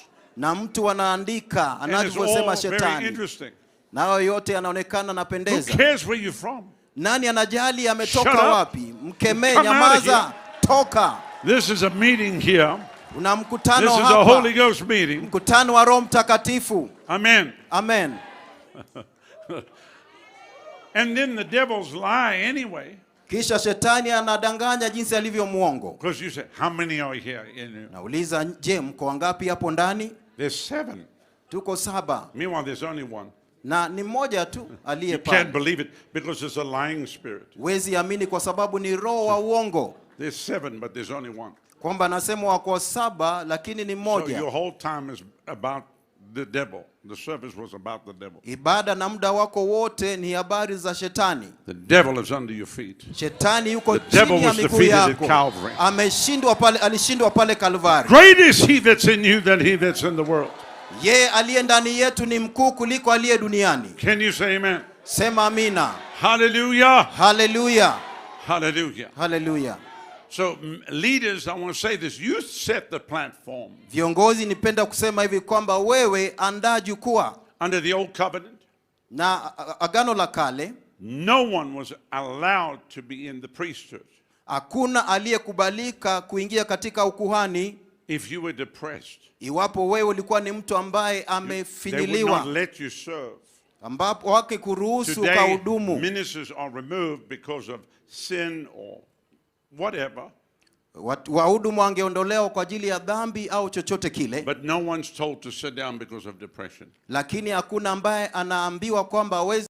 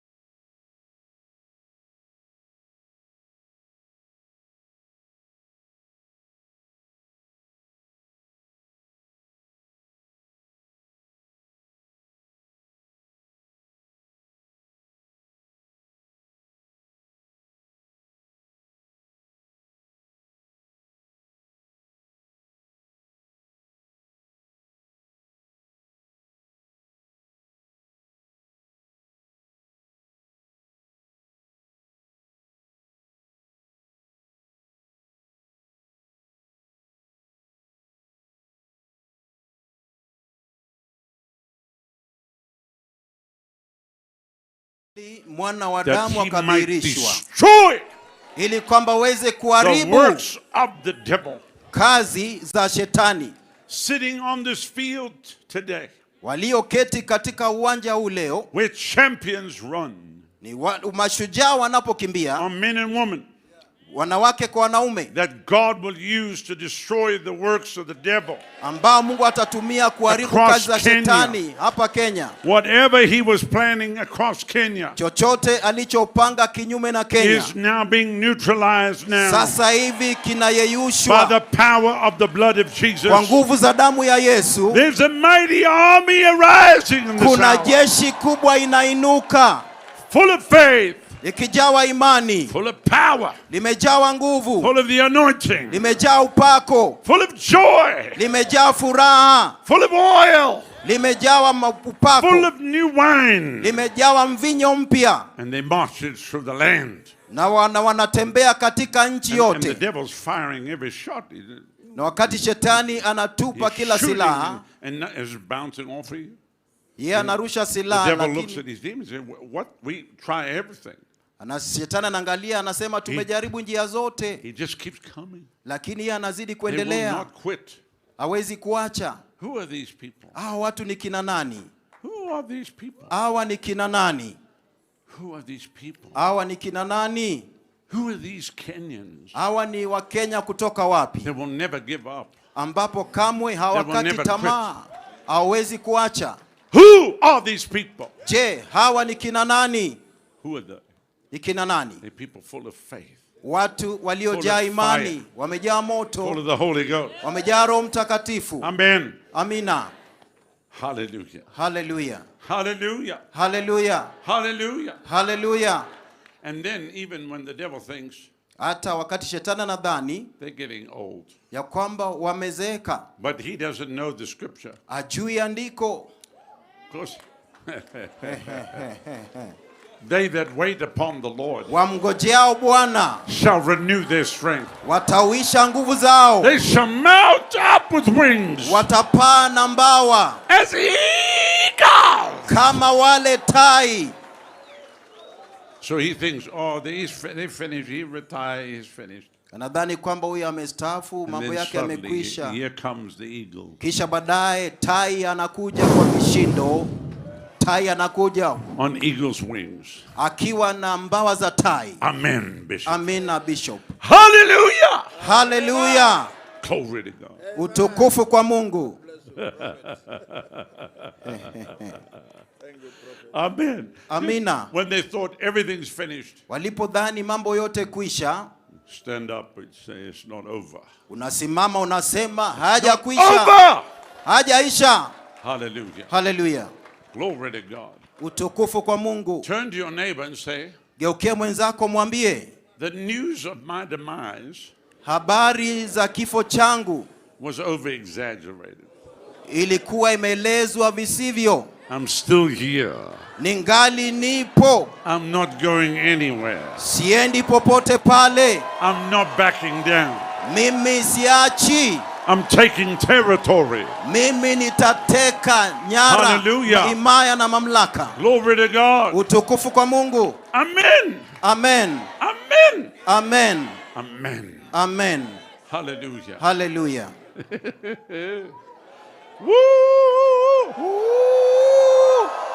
Hallelujah. Hallelujah. I'm getting a little drunk here this morning. Ninahisi kuleweshwa kidogo hapa. I'm feeling very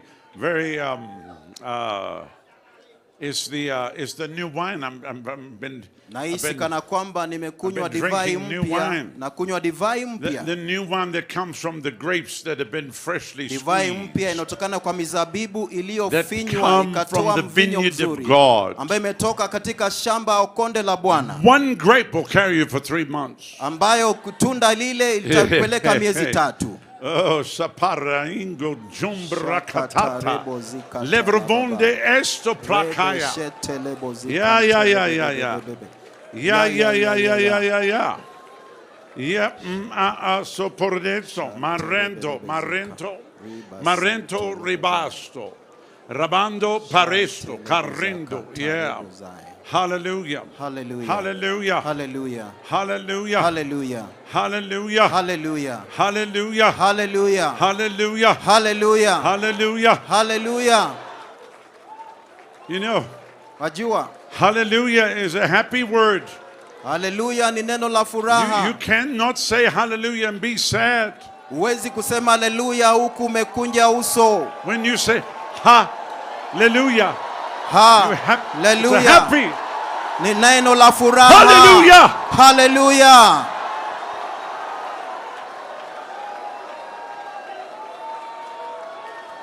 Glory to God. Utukufu kwa Mungu. Glory to God. Tukufu kwa Mungu. Thank you, Lord. Asante. If you will be hungry, iwapo unataka kuwa Jesus mtu wa will kukasirika, Yesu atakuja right through the crowd. Akipitia kwenye And he umati, will put his arms around you. ataweka mikono yake You juu say, yako. how can you say that? Unasema, wawezaje kusema hivyo? Because I feel like he put his arms around me right now. Kwa maana nahisi kana kwamba Yesu ameweka mikono yake mabegani mwangu. I feel like he's holding his arms around me. Nahisi kana kwamba ananikumbatia. Dr. Robert. Daktari Robert. I just want to show you what I feel coming. Nataka nikuonyeshe navyohisi. Simama So hapa. pretend that you're me. Okay. You are me. We look alike. Jifanye kwamba wewe ni mimi na tunafanana. We look totally alike. Tunafanana na mtumishi wa Mungu Robert. This is what I feel. Nahisi hivi. That's what I feel. Nahisi hivyo.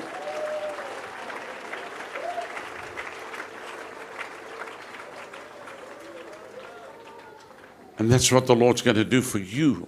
Kile Bwana anaenda kukufanyia. That's what I feel. Hivyo ndivyo ninavyohisi. So you shall not be concerned for your safety. Wewe hautajishughulisha ama kujali jinsi ulivyo kwa sababu malaika wamekuzingira. Your enemies shall be cut off. Adui zako wataondolewa. You shall rejoice and be glad. Utafurahia na kusisimka. They shall not stop that which I'm doing. Wewe hautakoma, watazuia kila anachofanya Mungu. For I have you, saith the Lord. Kwa sababu niko nawe, asema Bwana. I have you in my arms. Niko nawe kwenye mikono yangu. And I walk with you.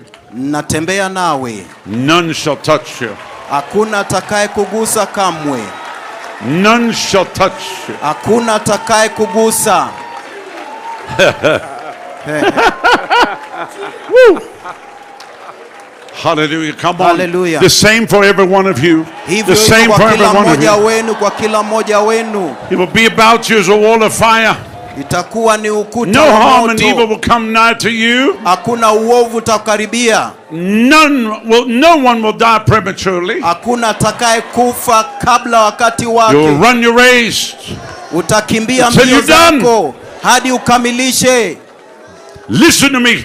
Nisikie. The devil does not control your destiny. Shetani yeye adhibiti hatima yako. God controls your destiny. Ni Mungu anayetawala hatima yako. Hallelujah. Hallelujah.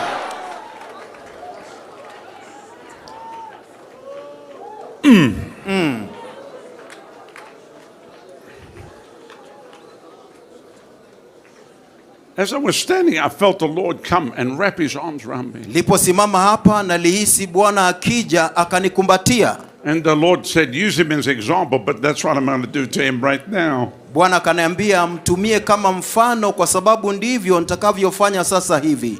Amen. Amina. Hallelujah. Hallelujah. Praise God. Bwana asifiwe. You may be seated. Mwaweza keti. Now I want to make a couple of declarations. Nataka nifanye matangazo fulani. Right here in Kenya this day. Sasa hivi hapa Kenya leo. Don't miss anything between now and 5:30.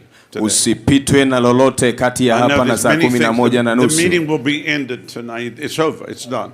Mkutano unaisha siku ya leo. It'll be history. Utakuwa ni historia. But God is on the move.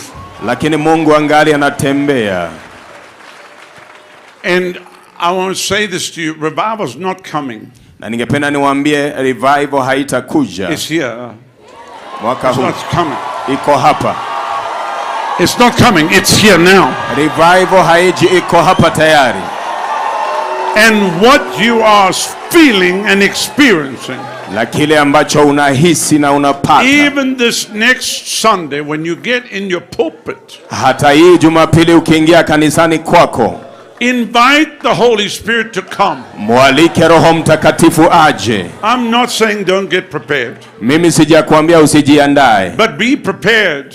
Lakini jiandae. To just step back. Kukanyanga kidogo hatua nyuma. And let God touch his people. Na uache Mungu awaguze watu wake. And watch what happens. Na utazame kitakachotendeka. The power of God's going to hit every church represented. Nguvu za Mungu zitaguza kila kanisa iliyowakilishwa hapa. And then give a call for people. Give an altar call for people. Na kisha ufanye mwaliko to get saved, waokoke, recommit their life, wajipeane mara tena, make sure, uhakikishe, and let your altar fill, na uache madhabahu ijazwe, and lead people in a fresh commitment. Na kisha waongoze watu wakajitoe mara tena. Doesn't matter how long they've been saved. Haijalishi wameokoka miaka mingapi. And then this fire of revival will hit every member of your church. Moto wa ufufio utagonga kila kona. And then mobilize them to win souls. Na kisha uwatayarishe wakalete mavuno. And let's see Kenya shaken. Na utaona Kenya imetingizwa by the mighty hand of God. Kwa mkono ulio mkuu wa Mungu. Can you say amen? Sema amen. Hallelujah. Hallelujah. Thank you, Lord Jesus. Asante Yesu Kristo. Blessed be your name. Jina lako liheshimike. Hallelujah. Hallelujah. Now, you may be seated. Unaweza kuketi. I don't believe I shared this here yesterday. I might have, but the day's all running. Mimi sidhani ya kwamba nilishiriki haya jana, lakini yawezekana nilifanya hivyo. I believe I shared this up in Eldoret. Naamini haya mambo niliyashiriki kule Eldoret. And it's something that took place in my life. Ni kitu ambacho kiko ndani ya moyo wangu. In the early hours of March the 17th. Aha, katika masaa ya asubuhi mapema of 2020. Mwaka wa 2020. It's okay. God set that lady free. Mungu akaweke huyo mama huru. Just take care of it, please. Thank you. Muangalie, mshughulikie, asante. But something supernatural happened to me. Lakini kitu ambacho ni cha kiungu kilitendeka kwangu. My whole life changed. Maisha yangu yote ikageuka. I was not praying for it. Mimi sikuwa ninaliombea. I was not fasting for it. Mimi sikuwa nimefunga kuomba. I wasn't even asking for it. Hata sikuwa nimeuliza. I was praying. Nilikuwa tunaomba. I was crying out. Nilikuwa namlilia Mungu. But I wasn't asking for what happened. Lakini mimi sikuwa naombea haswa kile ambacho kilitokea. What happened took me by surprise. Kilichotokea hata mimi kilinishangaza. And I've learned something about God. Na nikajifunza kitu kumhusu Mungu. Because I'm a father. Maana mimi ni baba. I love to surprise my children. Ninapenda kuwashangaza wanangu. And I've got grandchildren. Na ni pia niko na wajukuu. And I love to surprise my grandchildren. Na ninapenda kuwashangaza wajukuu wangu. And I've learned something about my father. Na nimejifunza na Mungu wangu wa mbinguni. He loves to surprise his children. Anapenda kuwashangaza watoto wake. So I want to say to the whole of Kenya. Kwa hivyo ningependa niambie Kenya nzima. God has big surprises for you. Mungu ako na mambo ya kushangaza kwa ajili yako. Now, I'll just say this about the joy. Nitasema haya kuhusu furaha. How many enjoyed the joy yesterday? Ni wangapi walifurahia furaha ya jana? As a parent, kama mzazi mimi, we tickle our children.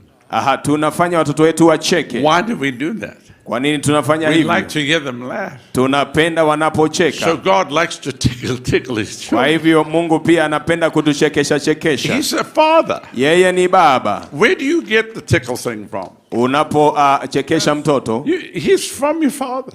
Ni kwamba yeye ni baba. So many people in the church, kwa hivyo watu wengi kanisani, they haven't been tickled in a long time. Hawajachekeshwa muda mrefu. Today God will tickle you. Leo Mungu atakufanya ucheke na utajazwa na furaha. Can you say amen? Sema amen. Hallelujah. Hallelujah. Hallelujah. Hallelujah. Hallelujah. Hallelujah. Hallelujah. Hallelujah.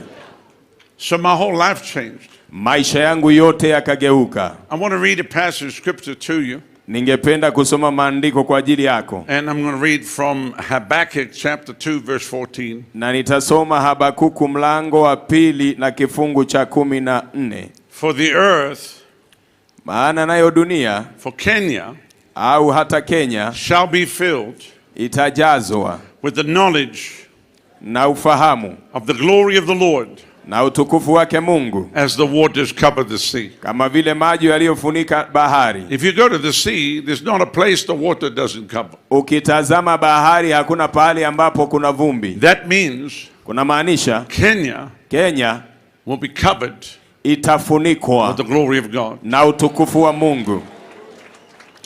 Isaiah 11 and verse 9 says, Isaia 11 mstari ule wa 11. The earth shall be filled with the knowledge of the glory of the Lord. Ya kwamba nayo dunia itajazwa na ufahamu wa utukufu wa Mungu. So it's not just the glory. Kwa hivyo sio utukufu peke yake. It's the knowledge of the glory of the Lord. Ni ufahamu wa utukufu wa Mungu. When I first got up here and I talked about the wedding at Cana of Galilee, wakati nilipokanyanga hapa nikanena kuhusu harusi iliyokuwa Kana ya Galili alipogeuza maji kawa divai. The Bible says in doing this miracle, maandiko inasema katika kufanya huu muujiza, he showed forth his glory. Alionyesha utukufu wake. Why does he show forth his glory? Na kwa nini akadhihirisha utukufu wake? What does that mean? Na hayo mambo yana maana gani? He showed forth his goodness. Inamaanisha alionyesha wema wake. He just showed off. Yeye alijionyesha mwenyewe. He showed up and showed off. Alitokelezea na akajionyesha. Why? Kwa sababu gani? Because he's God. Kwa maana yeye ni Mungu. He doesn't need anybody's approval. Yeye hahitaji mtu yeyote aweze kumdhibitisha. But he will come. Lakini ataja to hungry people, kwa wale ambao walio na njaa na kwa wale walio na kiu, and he will reveal himself, na atajionyesha kwao, and manifest himself, na atajidhihirisha kwao. Can you say amen? Asema amen. Hallelujah. Hallelujah. Glory to God. Utukufu kwa Bwana. As we watch the entrance, tunatazama pale kiingilio. It's funny to me because I'm trying to minister and everybody's like, mambo haya yananichekesha maana kila mtu anatazama. Many things happened here today. Tumeona mambo mengi ikitendeka hapa. And we in Kenya, there might be a herd of elephant run through the back. Na hapa ni Kenya, tunaweza hata kuwa na ndovu anapitia hapa kwa uwanja. Please focus and listen on. Tafadhali nitazame na unisikize hapa. Amen. Amen. Say Kenya will be filled. Kenya itajazwa with the knowledge na ufahamu of the glory of the Lord. Wa utukufu wa Mungu. There won't be any place in Kenya. Hakutakuwa na pahali Kenya nzima that you won't see the glory of God. Ambapo hautaiona utukufu wa Mungu. In every town, katika kila mji, in every village, katika kila kijiji, in every city, katika kila mji mkuu. Hallelujah. Hallelujah.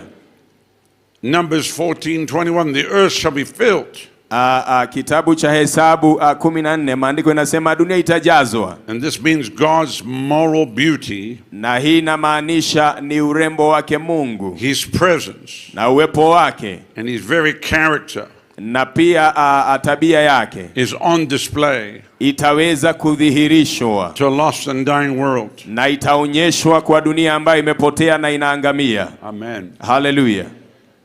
Now, growing up in Pentecost, nikiwa nimelelewa kama mtu wa Pentekoste, I have heard many stories. Nimesikiza hadithi nyingi. People having dreams, and watu wakipata ndoto, and seeing visions. Watu wakiona maono. And I had dreams. Na nikawa pia nimepata ndoto. And seen visions, but not like in front of me. Na pia nikaona maono lakini sio waziwazi mbele zangu. As a minister, kama mtumishi wa Mungu, I would walk out. Nilikuwa nikitembea nje. And then I see myself going to somebody and saying something. Lakini najiona ninamtembelea mtu fulani nikimwambia mambo fulani. Someone comes to my attention and then I see myself walking towards them, calling them. Ni kama ninaona Simeoni akija kwangu na ninaona nikimuita na kumwambia neno la Mungu. And it's not like that all the time. So somebody said, please see something now. I na si vile kila wakati usiniambie ati sasa nione tafadhali. Make something up. You know, if you make something up, then you're pretending. Ukijaribu kuiga ama kuigiza jambo lolote unajifanya. And then you'll never see the real. Na basi hautaona kilicho halisi. You will always be pretending. Maana watu wanaiga. So you don't make anything up. Kwa hivyo usijaribu kuleta uigizaji. Usijisikie kama unasukumwa. Only what the Lord says. Fanya ama sema kile Bwana anasema useme. Maybe you got a healing ministry. Labda wewe umepatiwa huduma ya uponyaji. There's no miracles really happening. Lakini kuna pahali unaenda na muujiza unakataa kutokea. Preach the word. Endelea kuhubiri neno. And give altar calls, get people na saved. pia ufanye mwaliko wa And if God madhabahu. wants to heal, he'll heal. Na kama Mungu anataka kuponya ataponya. You know, don't try to force something. Usilazimishe. Are you with me? Unanisikiza? It's like if you're a prophet, maana kama wewe ni nabii, maybe the Lord has nothing to tell the people. Labda Mungu hajasema lolote kwa watu. I mean, I just preach the word. Mimi nimehubiri tu neno. He's still talking to people. Maana hajaongea na watu. The prophet's coming. Unasema nabii anakuja ako na neno. Everybody wants a word. Na kila mtu anataka neno binafsi. Give me a word. Nipe neno. People call you up. Watu wanakupigia simu. You have a word for me. Uko na neno je langu? No. Hapana. No, you have a word for me. Je, uko na neno langu? I don't. Mimi sina. No, you have a word for me. Hapana, uko na neno kwa ajili yangu wewe. I don't have a word for you. Sikiza, sina neno kwako wewe. All right, I do have a Sawa, word. niko nalo. The word is, there is no word. Neno ndilo hili. Read your Bible. Soma Biblia. Read your Bible. Soma Biblia yako. You know, yes, you're preaching. Kweli unahubiri. Working night and day. Na unafanya kazi usiku kwa mchana. People call you 2 o'clock in the morning. Watu wanakupigia simu saa 8 asubuhi. Pastor, mchungaji, feel you have a word for me. Je, uko na neno kwa ajili yangu? Yes, I do. Ndiyo, niko nalo. Go back to bed. Rudi ulale kidogo. Go sleep, man. Endelea kulala jamani. It bother me. Yeah. If God give me a word, I'll tell. Mungu akinipa neno nitakuambia. I'm not going to ever make anything up. Lakini mimi sitaunda chochote au niigize chochote. So what I'm about to tell you, kile ambacho ninajiandaa kukuambia, is the truth. Ni ukweli. The whole truth, nothing but the truth, so help me God. Ukweli mzima, wala hakuna uongo, na Mungu anisaidie. Because I was there when it happened. Maana nilikuwepo kilichotokea. I was there when it took place. Nilikuwepo wakati haya matukio yalifanyika. Amen. Amen. It was right at the March month of 2020. Ilikuwa ni mwaka wa 2020 mwezi wa Machi. When everything started going upside down. Wakati ambapo dunia iligeuka na mambo ikafunga. In America. Kule Marekani. And I don't want to get too much into it. We all saw that lunacy. Na ninajua wewe unaelewa ule wazimu ambao tulijionea. And the fear really that gripped the souls of men. Na ile hofu ambayo ilikumba dunia mzima. But anyway, when you're a minister, you're helping many people. Lakini kama wewe ni mtumishi, lazima usaidie watu wengi na unaombea watu wengi. And it wasn't actually even my congregation. Na pia watu ambao ni wa kanisa langu. Our congregation was fine. Kanisa langu lilikuwa sawa. Every one of them. Kila mmoja wa washirika wangu. People from foreign countries. Watu kutoka nchi tofauti. Kutoka Ufaransa. Southern Africa. Kutoka Afrika ya Kusini. Australia. Kutoka Australia. Asia. Pastor, please pray for me. Wanasema mchungaji niombe. I can't even go outside my house and the police are standing outside. Sijui tutakaa aje. We can't get food. Hatuwezi pata vyakula. It was horrendous. Na mambo yale yalikuwa ni ya kusumbua sana. Clicking. I've got nearly 4,000 numbers in my phone. Na mimi niko na nambari 4,000 kwa simu yangu. When you sleep, when you wake up, ukiamka ukilala simu inalia mfululizo. How you doing? Unafanyaje ama unaendeleaje? It's not good. Mambo si mazuri. Many things mambo mengi haiko sawa. It became a real burden for me. Na ukawa ni mzigo mzito kwangu. And I couldn't even sleep. Na hata singeweza kulala. I was sleeping 3 hours a night. Nilikuwa nalala masaa 3 kila usiku. And I was praying. Na nikaendelea kuomba. And there were people. Na kulikuwa na watu in America, they were trying to kill everybody. Kule Marekani ambao walijaribu kuua kila mtu. And they were trying to get people infected. Na walijaribu iwezekanavyo waweze kuambukizana ugonjwa. I was praying to keep them alive. Nilikuwa ninaombea watu waendelee kuishi hai. I got doctors, I got vitamins, I got whatever I could. Nikapata madaktari, nikanunua vitamini na chochote ambacho ninaweza. We have 25,000 people across America stay alive. Na tuko na watu 25,000 walioendelea kuishi. Maana tulijua the moment they get them into the hospital, ya kwamba wakiwaingiza tu mlango wa hospitali, they put them on a ventilator. Wataiwaingiza kwenye ventilator. Or they get them on remdesivir. Au wataenda kuweka kwa mashini. And whatever, they put them on a ventilator and they did. Na wakiwaweka pale kwa mashini hivyo watakufa na wiki mbili. Na walikuwa wanatengeneza pesa mingi sana.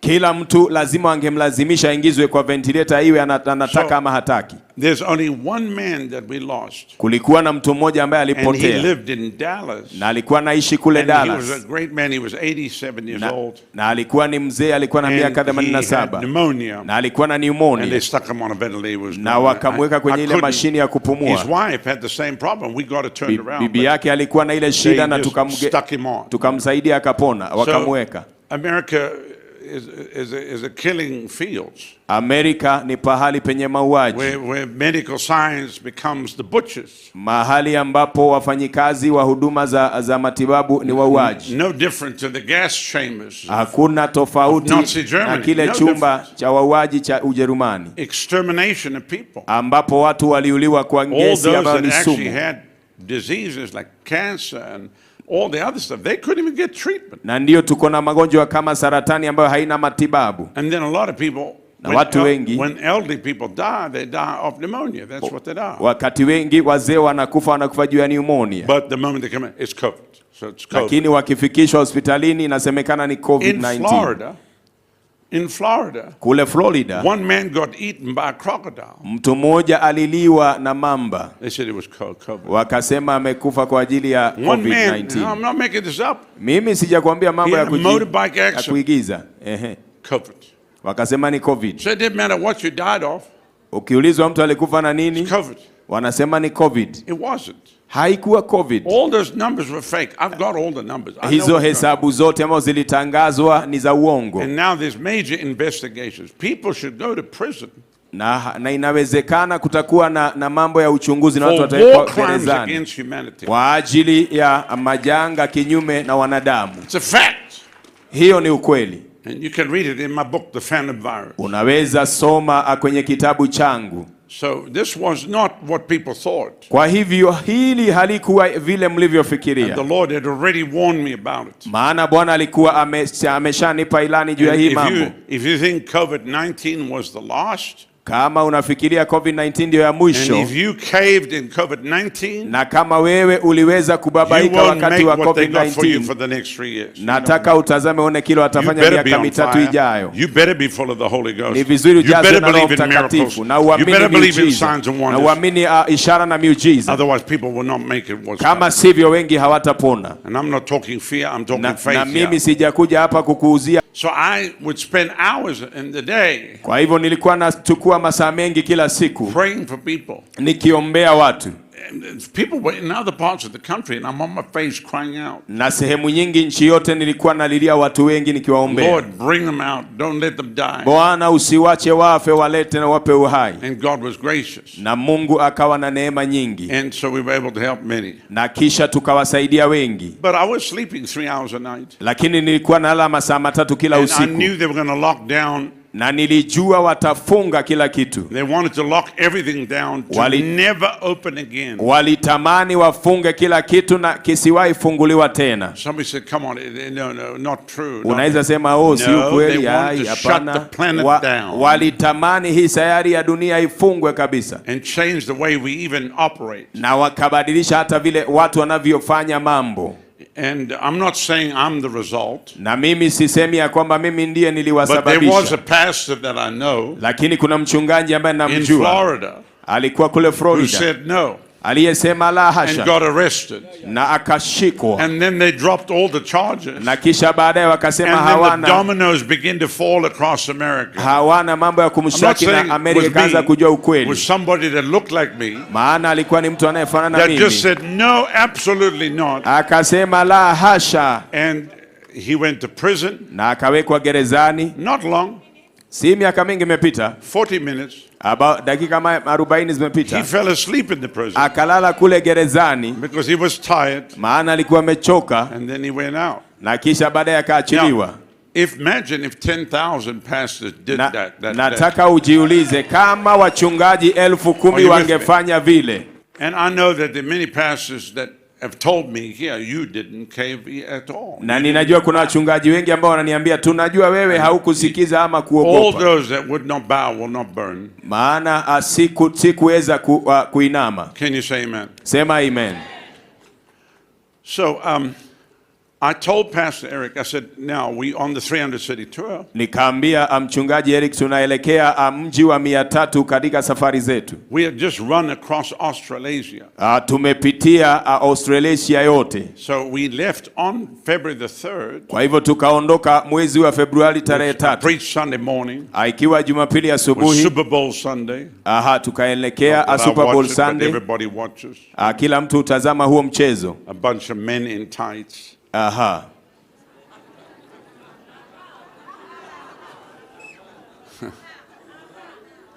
Yeah, it's not good. Anyway, moving right along. And we preached and we flew straight to Hilo, Hawaii. Na tukaingia ndege tukaenda hadi kule Hawaii. We landed at 5. Tukaingia kule tukafika saa 11. 7 o'clock. Na saa 1 jioni. And then we left the next morning. Na kisha tukaondoka siku iliyofuata. We flew to Fiji. Tukaingia nchi ya Fiji. Well, we skipped the dateline, so we lost Monday. Monday was gone. Mahali ambapo Monday yote tulikuwa kwa safari. Tuesday night we were in Fiji. Na siku ya Jumanne usiku tulikuwa Fiji. Wednesday night we were in Auckland, New Zealand. Na siku ya Jumatano tukawa kule Auckland, New Zealand. Thursday night we were in Gold Coast, Australia. Alhamisi tukawa Gold Coast, Australia. Friday night we were in Brisbane. Ijumaa tukaingia kule nchi nyingine. Saturday we rested. Na Jumamosi tukalala ama tukapumzika. Na tukaendelea. Sunday night we were in Sydney. Usiku tukaingia Sydney. Monday night in Canberra, the capital of Australia. Jumatatu tukaingia Canberra kule Australia. Tuesday night we were in Hobart, Tasmania. Jumanne tukaingia Tasmania. Every night preaching. Kila usiku tunahubiri. Wednesday night we were in Melbourne. Jumatano tukaingia Melbourne. Thursday night we were in Adelaide. Alhamisi tukaingia Adelaide. Friday night we were in Perth. Na Ijumaa tukaingia kule Australia. And Saturday we took the day to do laundry and get everything ready for the next week. Na Jumamosi tukaoga tukaosha kila kitu. Sunday we flew into Singapore. Jumanne siku ya Sunday tukaingia Singapore. Na ile siku ambayo tuliingia Singapore. You can already see it's crazy. Kulikuwa ni mambo ya kushangaza. We were the only meeting in the whole nation. Tulikuwa ni nchi nzima. Every other church had shut down. Kila kanisa ilikuwa imefungwa. And they said, you know, we could I said, I'm not shutting down. I came to Singapore to preach. I'm preaching. Nikasema mimi sitafunga, niliingia Singapore kuhubiri injili. But it was all still at the new part, you know, it was all people getting used to what's going on. Na watu walikuwa wameshazoea kufunga. And so we had to go there. You walk and they take temperatures. Na kila mahali wanaenda wakikupima joto. They shoot you with a gun and then it comes on the screen, you can see. Wanaonyesha na ile bunduki ya kupima temperature. I'm walking through and they say, oh, na unapita na wanasema, your temperature is fine. Wewe joto yako iko tu sawa. I think we have the arrival now. Na so tukaingia. I'll wait for that, otherwise you're not going to listen to me. Na everybody will be distracted. So we just wait here. Hallelujah. Amen. Hallelujah. Praise God. Bwana asifiwe. Hallelujah. Hallelujah. Hallelujah. Hallelujah. Amen. Amen. Thank you, Jesus. Asante Yesu. Welcome to the First Lady. Karibu mama wetu wa kwanza wa taifa. Amen. Amen. Glory to God. Utukufu kwa Bwana.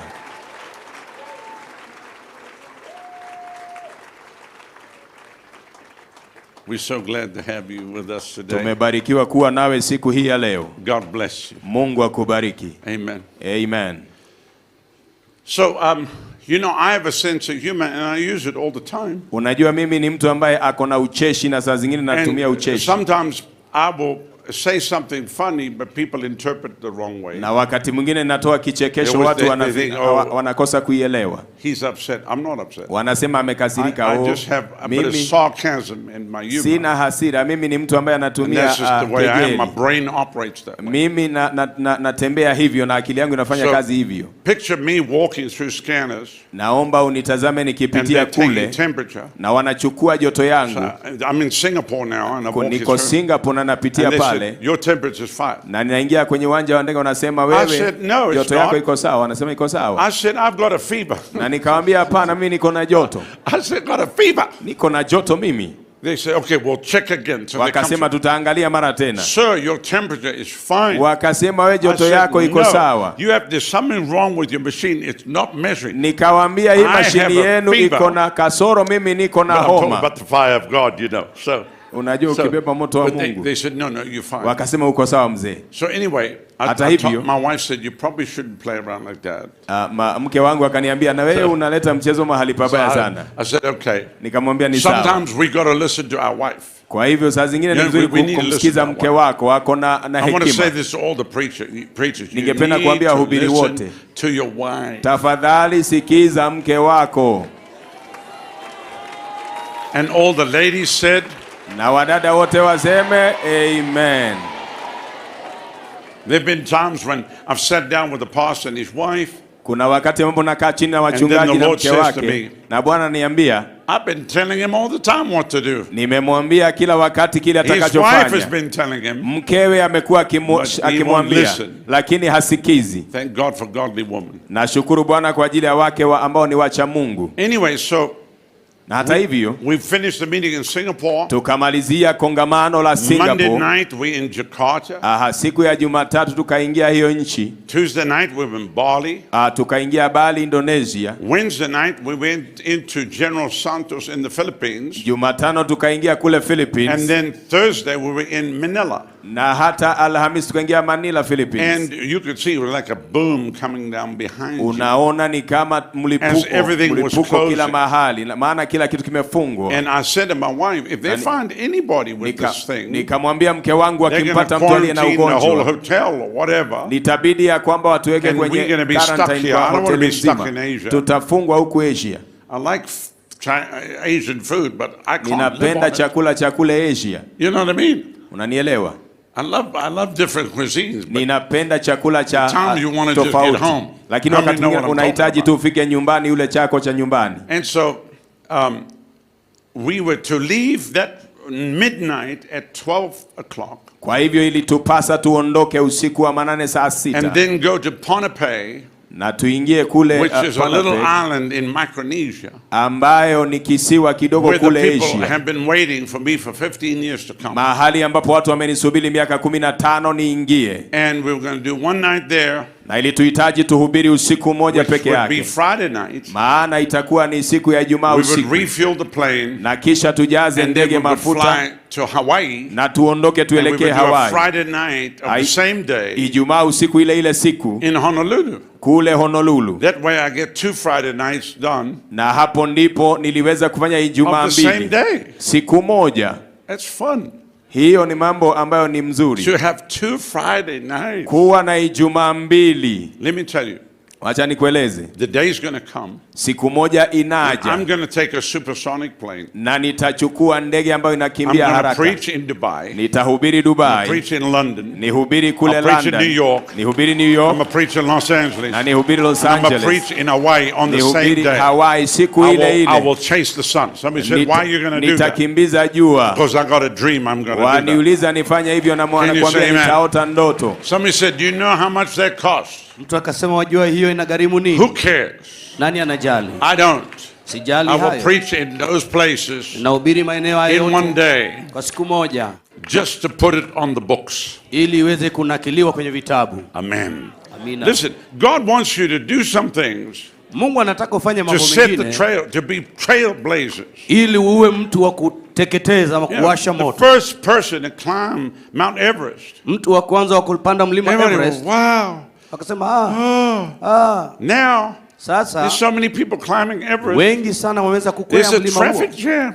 Na wengi wanang'ang'ania mle. And there's over 200 bodies dead, frozen. Na kila siku unapata kama miili 200 imekufia mle. Clean the mountain, you know, they're going to have to get all these corpses. Hivyo kuna watu wa kuondoa miili hiyo ya watu ambao wamefia. Because they actually mark certain places. Maana kuna maeneo fulani imewekwa alama. By the names of certain people. Kwa majina ya baadhi ya watu. Who died there and froze. Ambao walipata kufia mle barafu. He froze to death in 1967. This one froze to death in 1972. The body alikufa mwaka 99 na miaka hiyo itu. So there's all these landmarks. Hivyo wameweka hivyo kama landmark. They said Everest is like it's terrible. Hivyo wanasema mlima Everest. Somebody has to clean the mountain. Watu wanaokota all of these dead bodies. So what was uncommon Mahali ambapo hapakuwa pa kawaida became common. Imekuwa kawaida. The first person to break the 4-minute mile. Mtu wa kwanza kuvunja rekodi hiyo. Now everybody breaks it, you know. Leo sasa kila mtu anavunja rekodi hiyo. Are you with me? Kuna mimi. So God wants to use trailblazers here in Kenya. Mungu anataka kuweka watu wa kuvunja rekodi na kuanzisha mambo mapya. If a Kenyan can do it, then I'm doing it too. Mtu aseme mtu ambao watu wengine wanasema kama Mkenya anaweza na mimi naweza. And even if you come from a small village somewhere. Hata kama unatoka kijiji kidogo mahali. It doesn't matter. Haijalishi. God raise you up. Mungu atakuinua. And you be a trailblazer. Nawe utakuwa mtu wa kuwa. How many trailblazers do we have here today? Kuna wangapi moto ya mianzo? The first lady will be happy to know we got a field full of trailblazers. Mama taifa atakuwa na furaha kujua kwamba hapa tuna wengi waanzilishi. Shaken by the hand of God. Bao tuna Kenya imetingizwa kwa nguvu za Mungu. All 47 counties. Majimbo hayo 47. Can you say amen? Sema amina. So they came to me. We were ready on the plane. Kwa hivyo tayari iko kwa ndege. And they said, Pastor, Micronesia is closed. It's a small country. Akasema mchungaji, and they shut nchi hiyo imeshafungwa, ni nchi ndogo. What do you want to do? Unataka kufanya nini? We can go to Tahiti. Sasa tuende Tahiti. We can pull a meeting together. 20 hours. I said no. Masaa 20. I said this thing's coming down fast. I said let's make a run. We'll go to Honolulu now. We'll do the meeting tomorrow night. And then we'll go to Tampa. And I said we'll refuel in Guam. Because we had to have a port, you know, it's the middle of nowhere out there. So we flew, we landed in Guam, we refueled. Tukaingia nchi hiyo tukaongeza. Went to Honolulu, preached, had a great meeting. Tukaenda Honolulu tukawa na mkutano mkubwa. Midnight we climbed on the plane. Usiku wa manane tukaingia. And 9.5 hours later we were in Tampa, Florida. Masaa 9 baadaye tulikuwa maeneo mengine. And I preached. Nikahubiri. Sunday morning, Sunday night. Usiku huo. I warned everybody what's coming. Kila mtu mwingine akawa anakuja. And then I had to go to this the National Religious Broadcasters Convention in Nashville, Tennessee. Na nikaingia nchi hiyo ya Tennessee mahali walikuwa wanatangaza. Which is not one of my favorite places to go. But si mahali ambapo napenda mimi kwenda. We had a whole new platform that was launched. Tulikuwa na platform mpya ambayo ilianzishwa. Internet broadcasting. Ambayo walikuwa wanatangaza. So I had to go there and meet some people. Kakutana na watu. So I arrived. Nikafika. And I warned everybody. Nikaona kila mtu. This thing is coming. They're going to lock the planet down. Jambo hili linakuja na huku pia. People look at me. Rodney, calm down. I said, I'm calm. I'm just telling you what's going to happen. Nimekuja nawaambia kile kitatukia. I called the White House. Nikaenda White House. I said to tell the president stop worrying about being impeached. Nikaambia mwambie rais all that's just distractions mambo ya amani. From what the real thing that's coming. Maana kile cha halisi kinakuja. And they're going to shut everything down. Na watafunga kila kitu. And of course, he didn't know what to do with everything. Kweli hakujua atafanya nini na kila kitu. And that's another whole long story. Habari nyingine ndefu tu. Because a lot of people that are leading nations, watu wengi katika mataifa makuu, they don't really have the freedom as you think they do. Hawana uhuru kama vile unafikiria walivyo navyo. They get told what to do. Wanaambiwa chote cha kufanya. By the agencies around them. Na maidara ambazo zimewazingira. And by many handlers. Na wale wengi ambao wanaongoza hiyo. In Washington DC, kule DC, many of the congressmen and senators hao wengi viongozi wa Congress na documents wanapewa and told you're going to vote yes or no. They haven't even read the documents. Utapiga kura ndio ama hapana hata bila kusoma. Somebody said, how do you know that? Because I've walked every office. I've talked to people. Unauliza unajuaje hayo? Na mimi nimeenda kwa ofisi nimeongea na watu. Get this health bill passed. Wanaambiwa hii bili ya afya. It's not even the president's health bill. Sio hata rais anayefanya. It's somebody else's health bill. Mtu mwingine ndiye anasukuma hiyo. That's the way the thing functions. Hivyo ndivyo mambo yanafanya kazi. So then they got to get somebody to blame if something doesn't go right. Kwa hivyo itabidi wawe na mtu wa kulaumu yasipofanyika. And it doesn't matter who's in power, they blame that one, they blames the next one, who blames the next one, who blames the next nani atakuwepo watalaumu huyu na huyo na huyo mwingine. But there's a system that's in place. Lali kuna mbinu inayofanyisha kazi. And that's how the planet operates. Na hivyo ndivyo dunia inavyofanya kazi. If you play the game, ukicheza mchezo, you have longevity and power. Ukiwa kwa uongozi muda mrefu, and you play ball, unacheza mchezo mzuri, you okay. If you don't, kama hutafanya vizuri, you out or they kill you. unatoka ama watakuua. That's the story of the world. Hivyo ndivyo ulimwengu unaelekezwa. And then if you in power, na hivyo ukiwa katika uongozi, even if you can't speak properly, hata kama huwezi ongea vizuri, and nothing you say makes sense, na chochote unachosema hakina maana, haijalishi, because you can always blame the teleprompter. Maana wewe utalaumu mwenye habari. If you've not watched our country, kama uangalie taifa letu, we have no clue what our president is saying most of the time. Mara nyingi hatuelewi rais wetu anasema nini. We go, what did he just say? Amesema nini? So we don't know. We need to get interpreted. He's got his own language. Kwa hivyo lazima tulete mtafsiri wa lugha yake ambaye anaelewa. Like a jumble of words put together. Ili aweke maneno yake kwa ufasaha. We have no clue. Hatuelewangi anasema nini. We don't know what he's saying. Hata tujue amesema nini. But everybody acts like, wow, you're CNN. Oh, kila mtu anasema, so great what the president said. Rais amesema jambo kubwa. What did the president say? Amesema nini? It didn't make sense. Haikumaanisha tu kusikia. But that's just how the thing rolls. Na hivyo ndivyo mambo. The whole world can see. Ulimwengu mzima unaweza kuona that the emperor has no clothes. Kwamba mkubwa hana mavazi. If you know the story of the emperor's new clothes. Kama unajua habari ya huyo empire. You're standing there, you're buck naked. Amesimama lakini uchi wa mnyama. And you're pretending like you're dressed. Na unajifanya ni kama amevaa nguo. Because people are told you have to say this. Maana watu wanafundishwa lazima waseme hivyo. You have to read the speeches they write for you. Na wanasoma habari wanazoandikiwa. And you get told what the story is. Na unaambiwa habari hizo hapa. It takes a real leader to stand up. Ndio maana inahitaji kiongozi halisi kusimama. Asimame. So somebody said, well, this is your speech. Mtu anasema hii ndio hotuba yako. And you look at the speech. Unaangalia hotuba. And you go like this. Na upendi hii. And you throw it down. Unaondoa. And you get up and talk to the people. Na inabidi uongee na watu. I'm sorry for destroying your pole kwa kuharibu karatasi yako. I do apologize. Naomba samahani. I'll make reparations later. Nitalipia hiyo. Amen. Amen. But so somebody said, but you can't do that. They've worked hard on that. Huwezi fanya hivyo, wamefanyia kazi sana hilo. If you're not truthful, kama utafanya hivyo na wewe mkweli, then you're really repeating a lie that everybody's repeating. Basi utarudia uongo ambao umefanya. And you don't even believe that yourself. Na hata wewe mwenyewe huamini hayo. Because we actually have film footage of maana tunayo nakala ya filamu American government ya serikali ya Amerika saying one thing publicly, wakisema jambo moja, and they're walking off, the mic's still on, na wanatoka hapo microphone bado iko on. People really believe that stuff. Na wanasema watu wanaamini hiyo nimesema. But they forgot the mic was on. Wamesahau kwamba kipaza sauti kipo. I'm a collector of film footage.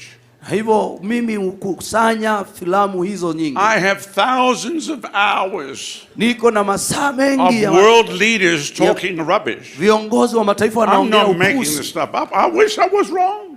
Si kwamba nafanya tu mambo. So they have a godly president and first lady. Hivyo wako nao mama wa taifa. Who will tell you the truth. Atakwambia ukweli na rais. Is important. Ni ya muhimu.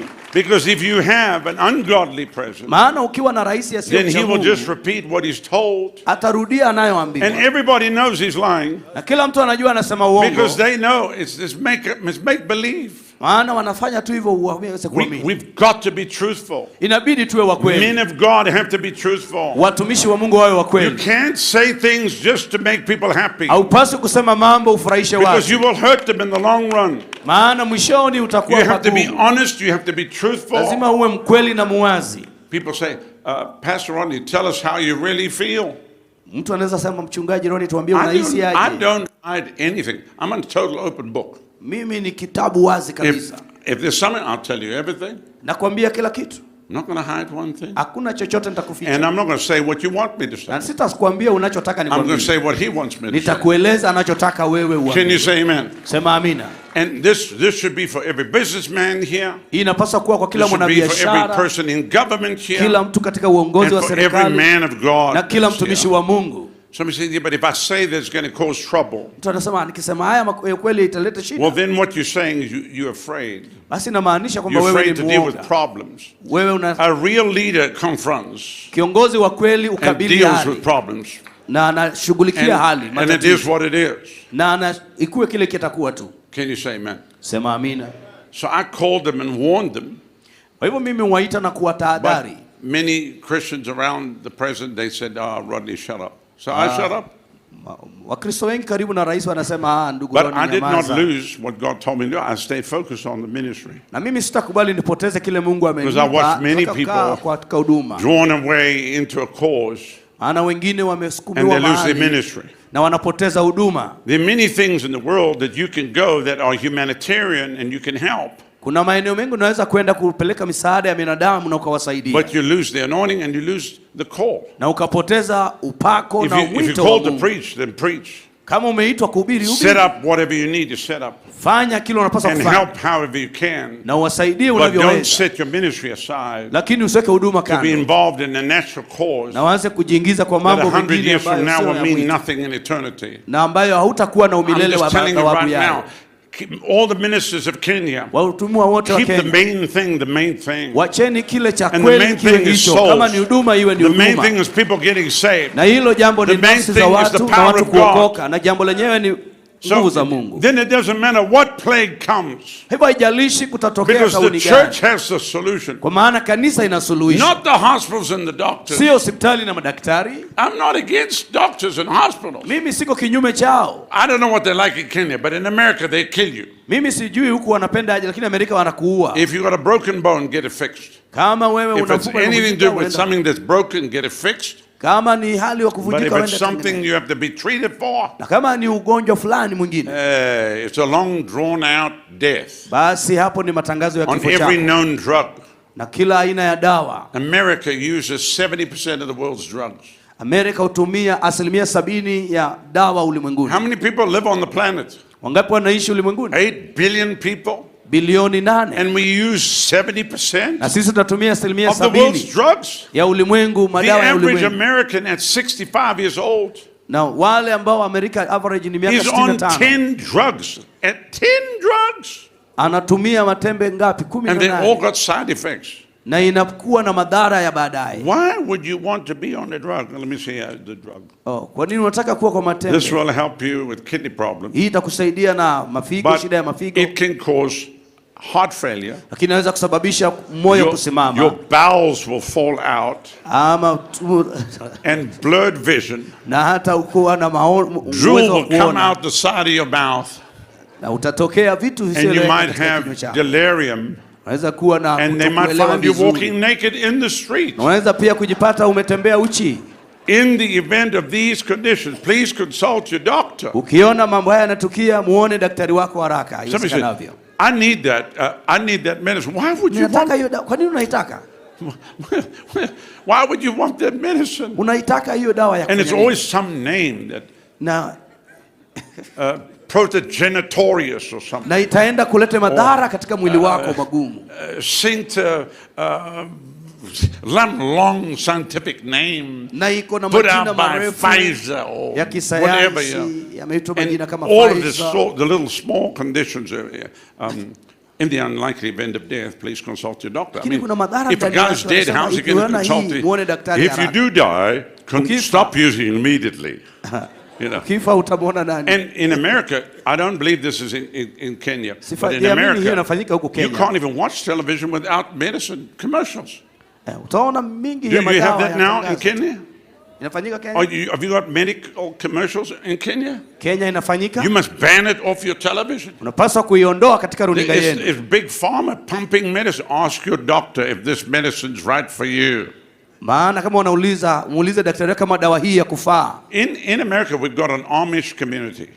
Tuko na community nyingi Amerika. They live like they did 200 years ago. Wanaishi ni kama waliishi miaka 200 iliyopita. No electricity, no television, no nothing. Hawaangalii runinga. They got an ox cart. Hawana vitu hivi vya kisasa. None of them died of COVID. Hakuna hata mmoja wao alikufa na COVID. Because they didn't have CNN. Maana hawakuwa na CNN. No, nobody got sick. Hakuna mmoja aligojeka. Because they weren't watching television. Hawaangalii runinga. Are you with me? Kuna mimi. You know, and I know we've got media here today. Najua hapa leo tuko na wanahabari. But media comes from the word medium. Media, neno hilo linatokana na hiyo neno medium ambayo ni kiunganishi. It's to bamboozle. Ni kama kukufanyia. It's to cast a spell over the people. Ni kama kuachilia hali fulani ya bumbuazi. To put them into a trance. Wanakubeba mawazo. Every day. Kila siku unaibwa, unaporwa They do mawazo. exactly what they're told. Wewe unafanya kile wanakuambia. People don't think for themselves. Ufikirii mwenyewe. Ask questions. Uliza maswali. Kenya. Ask questions. Ulizeni maswali. Kenya. Kenya. Question everything. Uliza kila kitu. If you do, you will live.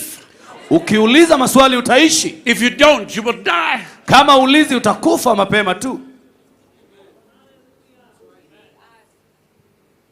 Because the moment you ask a question, wakati utauliza swali, he's an idiot.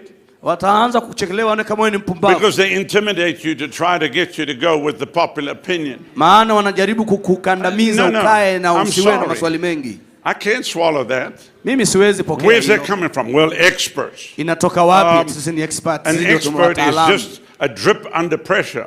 Wataalamu wa kuniweka katika hali ya mpando na kumsukuma. A spurt, expert. You get it, sorry. Expert yani wewe. Expert. The scientists say. Hao wanasayansi wanasema. Oh, the same scientists that now classified 57 genders. Ambao sasa hivi ni kama wako katika viwango vya 50 na kitu au ndio werevu zaidi. Gender, jinsia.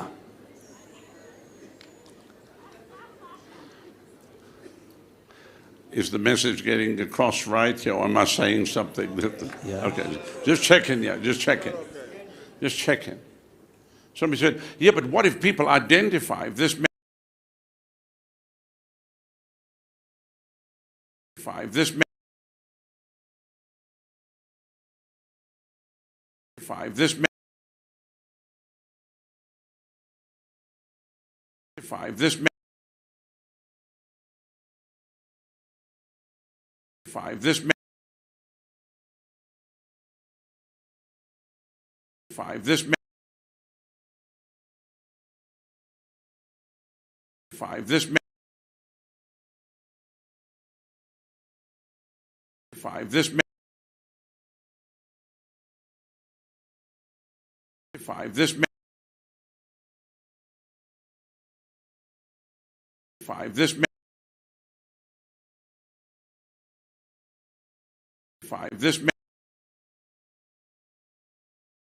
people's identity. Where young men don't know what they are. When young ladies don't know what they are. Vijana wasijijue, so they can't get you on drugs. Wanakuweka kwa madawa. If they can't get you on alcohol. Wanakuweka ulevi. If they can't get you smoking weed. Uanze kuvuta bangi. They legalize it in America now. Everybody's smoking weed. America. It's medicinal. Even preachers. Hata wahubiri. Would you like a cookie? Unaweza kutaka hiyo bangi. This is special cookie. Ni bangi ambayo imefichwa ndani ya peremende. Special cookie. You eat this cookie, you'll feel happy. Ukiipokea utahisi vizuri. Pastor Ronnie, we had revival. Mchungaji Ronnie tulikuwa na ufufio. And a lady came by, she gave everybody in the church cookies. Na dada mmoja alikuja akapea kila mtu peremende. And everybody was so happy. Na kila mtu akafurahi sana. But everybody got really hungry after that. Na baada ya hapo kila mtu akasikia njaa sana. We ate pizza. Hivyo tukala pizza baadaye. Look. Let me tell you why addiction or these kind of things is wrong. Hebu nikwambie kwa nini madawa haya ya kulevya. Because the moment you lose control of your faculties. Yanaathiri mwili wako na kuharibu akili. And you come under the influence of alcohol or drugs. Wakati uko chini ya nguvu ya madawa ya kulevya, pombe ama mihadarati. You are under the control of a demon spirit. Ina maana kwamba umetawalwa na pepo fulani. That's why they call it wine and spirits. Ndio maana wanaita wines and spirits. Divai na maroho. Wine and spirits. Divai na maroho. Because everybody that does stuff, maana kila mtu anayefanya hiyo, anayemuingiza hizo. Why did you do it? Kwa nini ulifanya? I was drunk. Nilikuwa nimelewa. I was drunk. Nilikuwa nimelewa. That the Bible says, don't get drunk with wine where it is excess. Biblia inasema usilewe mvinyo. But be filled with the Spirit. Bali jazweni kwa roho. And it says, but be being filled with the Spirit. Jazwe kwa roho. That's why we bring new wine here to Kenya. Maana tumeleta divai mpya Kenya. And last night we got drunk.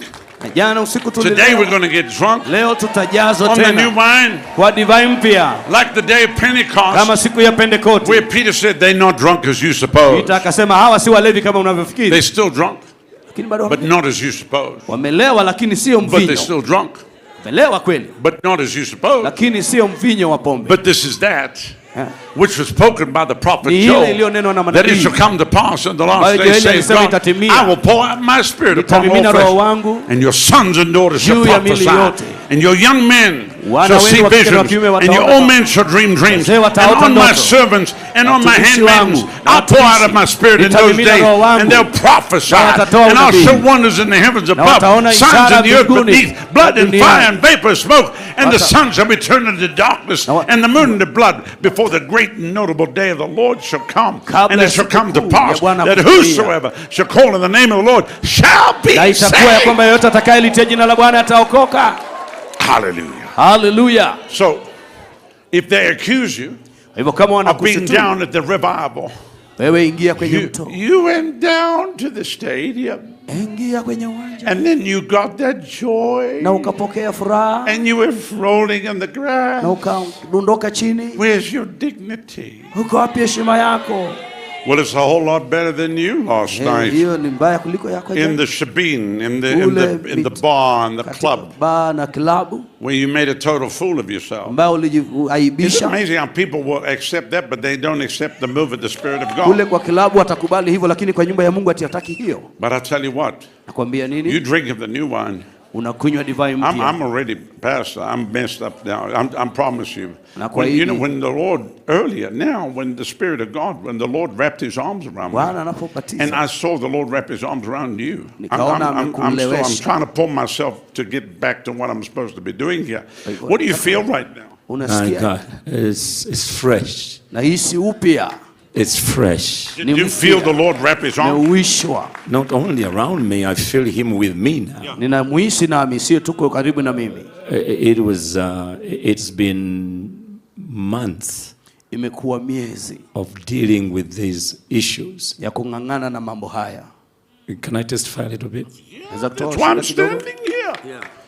You know, I'm following a holy protocol here. This was not written down, but somebody said, was this scripted? I said, yeah. This is that. You can read it in Acts 2. It's scripted there.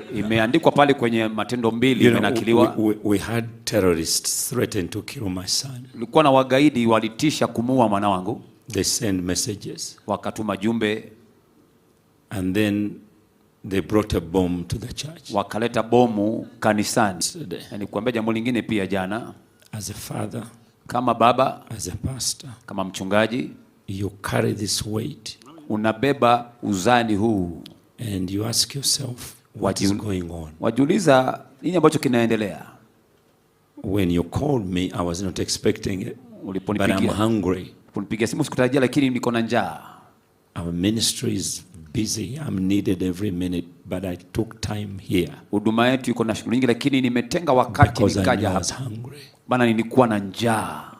When I stood there, nilipale, I felt the hand of the Lord nilihisi that I've not felt in a month. Mkono wa Bwana ambao sijahisi kwa miezi nyingi sana. And you know the hand of the Lord is big. Wajua mkono wa Mungu ni mkubwa. I think one finger was on my head, another one was on my toes. Kama kidole kimoja kilikuwa kwenye kichwa changu, kingine kwenye vidole vya miguu. I was in the air. Nikahisi ni kama nimeinuliwa hewani. And I don't know how I came to sit here because I felt I was there. Hata sijui ni kama nilikujaje uketi. I didn't know that. Sikujua vile nilitembea nikajipata kwenye. And when I sat here, the joy came upon me. Nilipokaa hapa furaha ikaja. I was not conscious of crying. Tears began to run down. Machozi yakaanza tu kudondoka yenyewe. Begin to run down when I finally hold my senses back. Hatimaye nilipopata akili zangu nyuma tena nikarudi. I wish I could stay for another 1 hour in that. Nilikuwa natamani ningekaa lisaa lingine limoja katika hali ya maombi. I felt the burden lifted up and the enemy finished. Na nikahisi mzigo umeondolewa mabegani mwangu na adui amemalizwa. Glory. Utukufu. The feeling is incredible. Hisia ni ajabu hiyo. Is that the cares are lifted. Ni kwamba fedheha vimeinuliwa. Is lifted. The worry is lifted. Mafadhaiko yameinuliwa, wasiwasi imeondolewa. Like the Holy Spirit is back in control. Ni kama Roho tena amechukulia usukani. It is ni ajabu.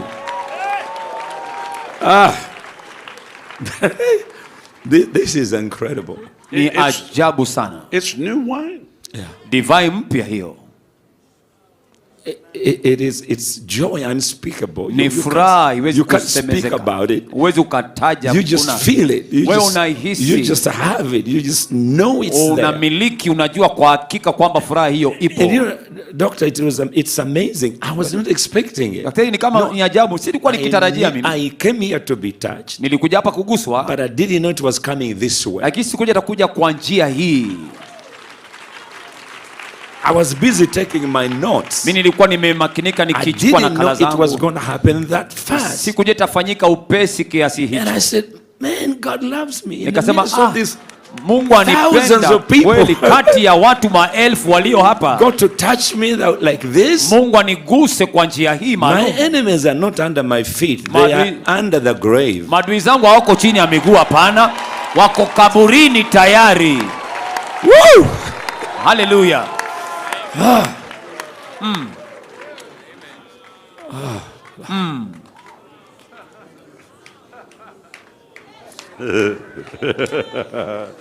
And the Bible says at destruction, listen to this. You'll learn something here. Because you get news.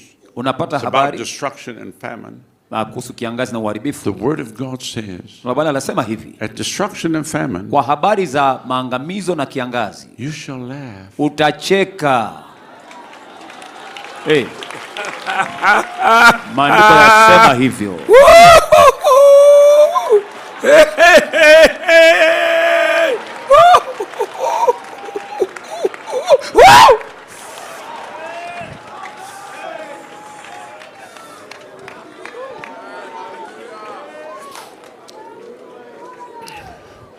Do you know what happens when you do that? Unajua matukio unapofanya hivyo? Divine judgment. Ni hukumu ya kiungu. God wreaks havoc in the principalities and powers. Mungu anashughulikia nguvu za giza na masultani. God wreaks havoc. Mungu anapigwa mbingu through the church. Kupitia kanisa. See, we pray. Our church prays. Tunaomba, kanisa langu huomba. We have huomba. prayer meetings. We believe in intercession. Tunaamini maombezi. But one thing my father and mother taught me, mojawapo wazazi wangu walinifundisha, because they pray through the night, kwa maana waliomba kesha, you always end with a song. Wamalizia na wimbo wakati wote. You never just pray. It's always a song and it's always victory. You pray through till the victory. Unaomba hadi ushindi unafika. Hivyo tunaomba, and then we have victory. Tunapokea ushindi baadaye. We pray, then we sing, then we rejoice. Tunaomba, tunaimba, tunafurahia. You never just pray and stay in the burden. Si unaomba unakaa na mizigo. You pray and rejoice. No, unaomba ukifurahia, unaomba ukifurahia. That's how the battle is won. Ndivyo vita unashinda vita. Amina. Hallelujah. Hallelujah. Washinda vita hivyo. So, maybe you heard bad news. Ulikuwa na habari mbaya. Maybe things are not going right. Mambo yameenda kombo. And the devil said he's going to kill you. Tena kwambia atakuua. Which we have that in America. Tuko na jambo hilo Amerika kule. A lady, binti mmoja mwanamke, sending all kinds of letters to the ministry. Anatuma barua za aina zote kwa huduma. With stuff inside the letters. Na pale katika barua hizo. And we had to get bomb squad there. We had to, this tunapata mabomu pale. And vitu za ajabu ajabu vilipuzi. Letters na barua that looked like a crazy person was writing. Kama ni mtu mwendo wazimu alikuwa anaandika. That she had cut words out of a newspaper. Ametoa vipande vya gazeti.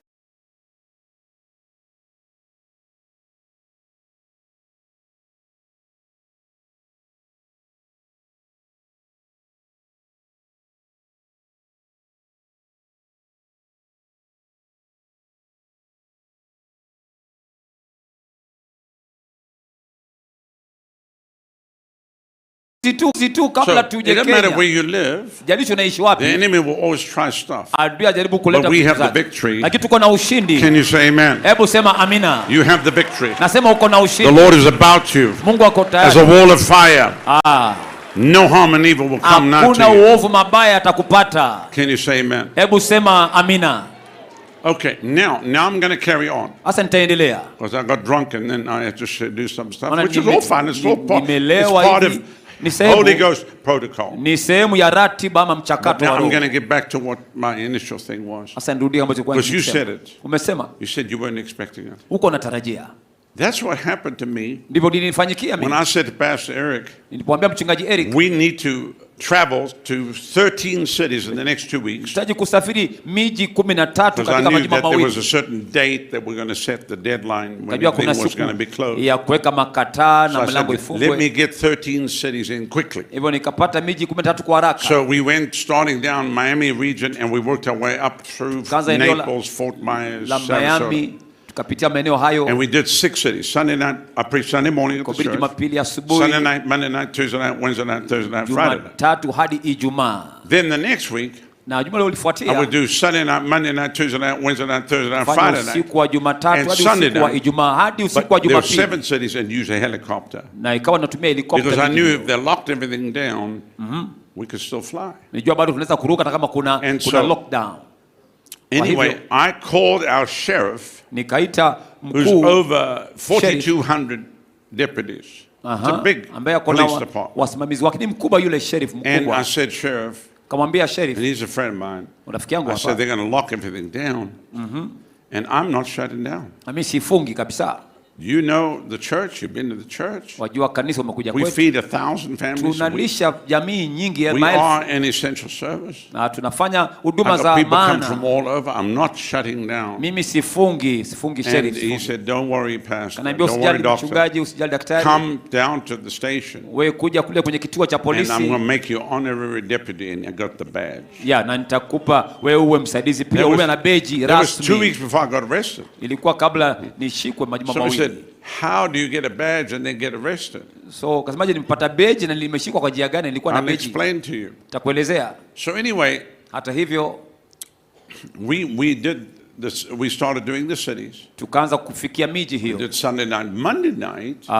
Jumapili we were jioni. over near the Kennedy Space Center. Jumatatu jioni tukafika pale kwenye And the Kennedy pastor there Space is an Center. older man of God. He's in his 70s. Mchungaji pale ni mzee wa miaka And I've been 70 there for hivi. 40 years. Nimekuwa pale And he's a missions pastor. He's all over the world. Been in Anasafiri Africa, sana kufanya kazi everywhere. So he Afrika. wasn't shutting down. He said, come alikuwa on. sema afungi. It's a scam. He could see Anasema through ni it. kasumba hii afungi. And so I said, you know, well, I'm going to come over. He said, no, you just have the meeting. We're not shutting down. Nitakuja tufungi. And I gave each pastor opportunity to cancel. They said, no, come on. Akasema hapana, tukuje. Tukaelekea pale. And that was the night that they said there can only be 50 people in Na the ni mji service. ambao walisema hapana, wakizidi watu ni idadi ya 50. So now we probably had a couple of hundred there. It's a Monday night. Sasa tukawa na siku kadhaa, Jumatatu It's not a jioni big usiku. church. Kanisa kubwa. But there were still 200 people there. Lakini pakawa kama watu 200. It's not bad. Si mbaya sana. More than 120. Zaidi ya 120. I'm only looking for 120, so I'm fine. Niko sawa na idadi hiyo. And we get there. Tukafika hapo. And the pastor looked at me and he said, is this the start of the tribulation? Mchungaji akasema kwani haya ndio ni mwanzo wa mateso ya nyakati za mwisho? Which obviously in America, I don't know if people in Kenya are this dumb. Amerika sijui Kenya I don't think so. But in America, they're stupid. Lakini wa Amerika wana ujinga. They don't even believe in the catching away the church anymore. Yaani hata hawaendi kanisani. There's people in America who think we're living in the millennium. They think we're in the millennium. That's how stupid they are. Karne, msimu wa karne ile. No, we're in the millennium. The millennium, 1,000 years of peace. They said, we're in the millennium. I said, this is 1,000 years of peace. Nikasema ati ni miaka 1000 ya Stop amani. eating the cookies. Wacheni kula hizo makuki mnakula hizo. The world's in our people. Are you with me? Pamoja nami? 1,000 years of peace. Miaka 1000 ya amani. What are you smoking? Wewe unavuta bangi gani hiyo? They smoke terrible stuff in those seminaries. Lazima unavuta vitu za ajabu ajabu katika shule za Biblia hizo. Jesus is not coming. ati Yesu haji. Oh, really?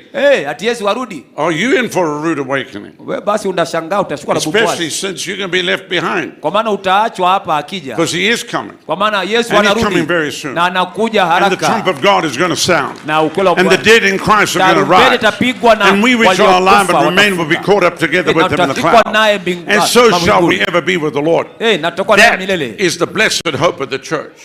Hiyo ndio tumaini la baraka la kanisa. Kwamba Yesu atakuja. Jesus is coming soon. Yesu anakuja upesi. That's why everybody's got to get ready. Kila mmoja and get on fire. Na awe na moto wakati kama huu. And get everybody saved. Wakuwe tayari watu waokolewe. Because he's coming. Kwa maana Yesu yuarudi. Coming soon. Na arudi upesi. Hallelujah. How many know you feel in your spirit he's coming? Wangapi wahisi rohoni mwako kwamba Yesu anarudi? Punga mkono wako juu. He's coming very Yesu yuarudi. And you feel like there's an urgency in your spirit. Na kuna kudharura moyoni mwako. And that's the Holy Spirit talking to you. Na ni Roho anazungumza nawe. Jesus is coming soon. Yesu yuarudi.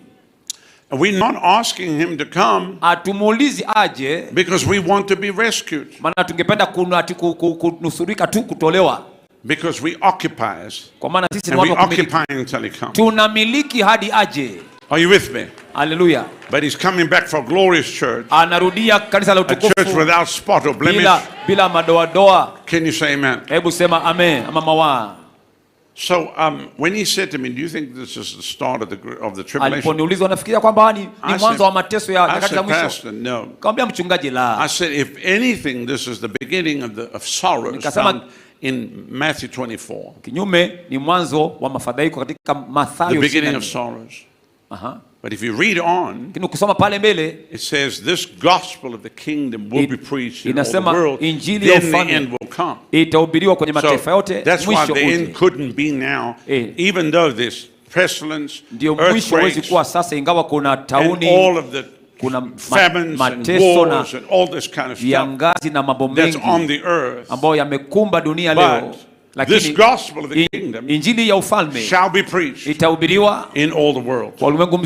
And then the end will come. And that's our mandate. Now the World Economic Forum, the World Health Organization, the United Nations, they have another mandate. But their mandate is not godly. Their mandate has nothing to do with the Bible. Their mandate has to do with the one world government, a new world order, mwanzo mpya one money system, yani kuwe na sarafu moja, moja, one world religion. kuwe na dini moja ulimwengu mzima. That's what their mandate is. Jukumu lao ndio hilo. And they are not favorable towards mankind. Na hawana haiko na ukarimu kwa binadamu. They hate nations. Wanachukia mataifa. They want to open every border so everybody's just the same. Wangependa kufungua mipaka yote watu wakuwe na umoja mmoja. We're not all the same. Tunajua msemo. God sets the boundaries of countries. Wajua kwamba Mungu anaweka mipaka ya mataifa. The Lord put you here. Ni Mungu alikuweka hapa. The world would be worse. A terrible place if there was no Kenya. Ulimwengu utakuwa mbaya kama kungekuwa na Kenya. The world is stronger because there's Kenya. Ulimwengu na nguvu kuna Kenya. Kenyan people. Na kuna watu wa Kenya. But they want to mix, get everybody to where there's no identity. Nobody has any identity. Mipaka, kuna kitambulisho. Somebody said they don't want that. I know what they want. Don't talk to me about what they want. I studied them.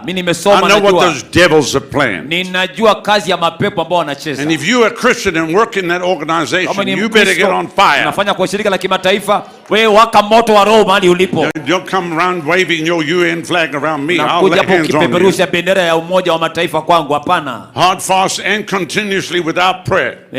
Pale unapila kuomba na kufunga. Bunch of devils. I don't want to get into what they've been doing in Haiti and what they've been doing in other countries. Mambo wanafanya Haiti na kwingine sitaki kujua makuhusika. But that's for another time. Hiyo ni wakati mwingine. And I go in there. I go into New York. I go in there. Wanaenda hapo New York. So I'm not afraid. I go and talk to them. Mimi siogopi na ongeanga na wao huko. Try to talk some sense into some people's heads. Niwaekea akili, wapate akili kidogo, wengine wapate ufahamu.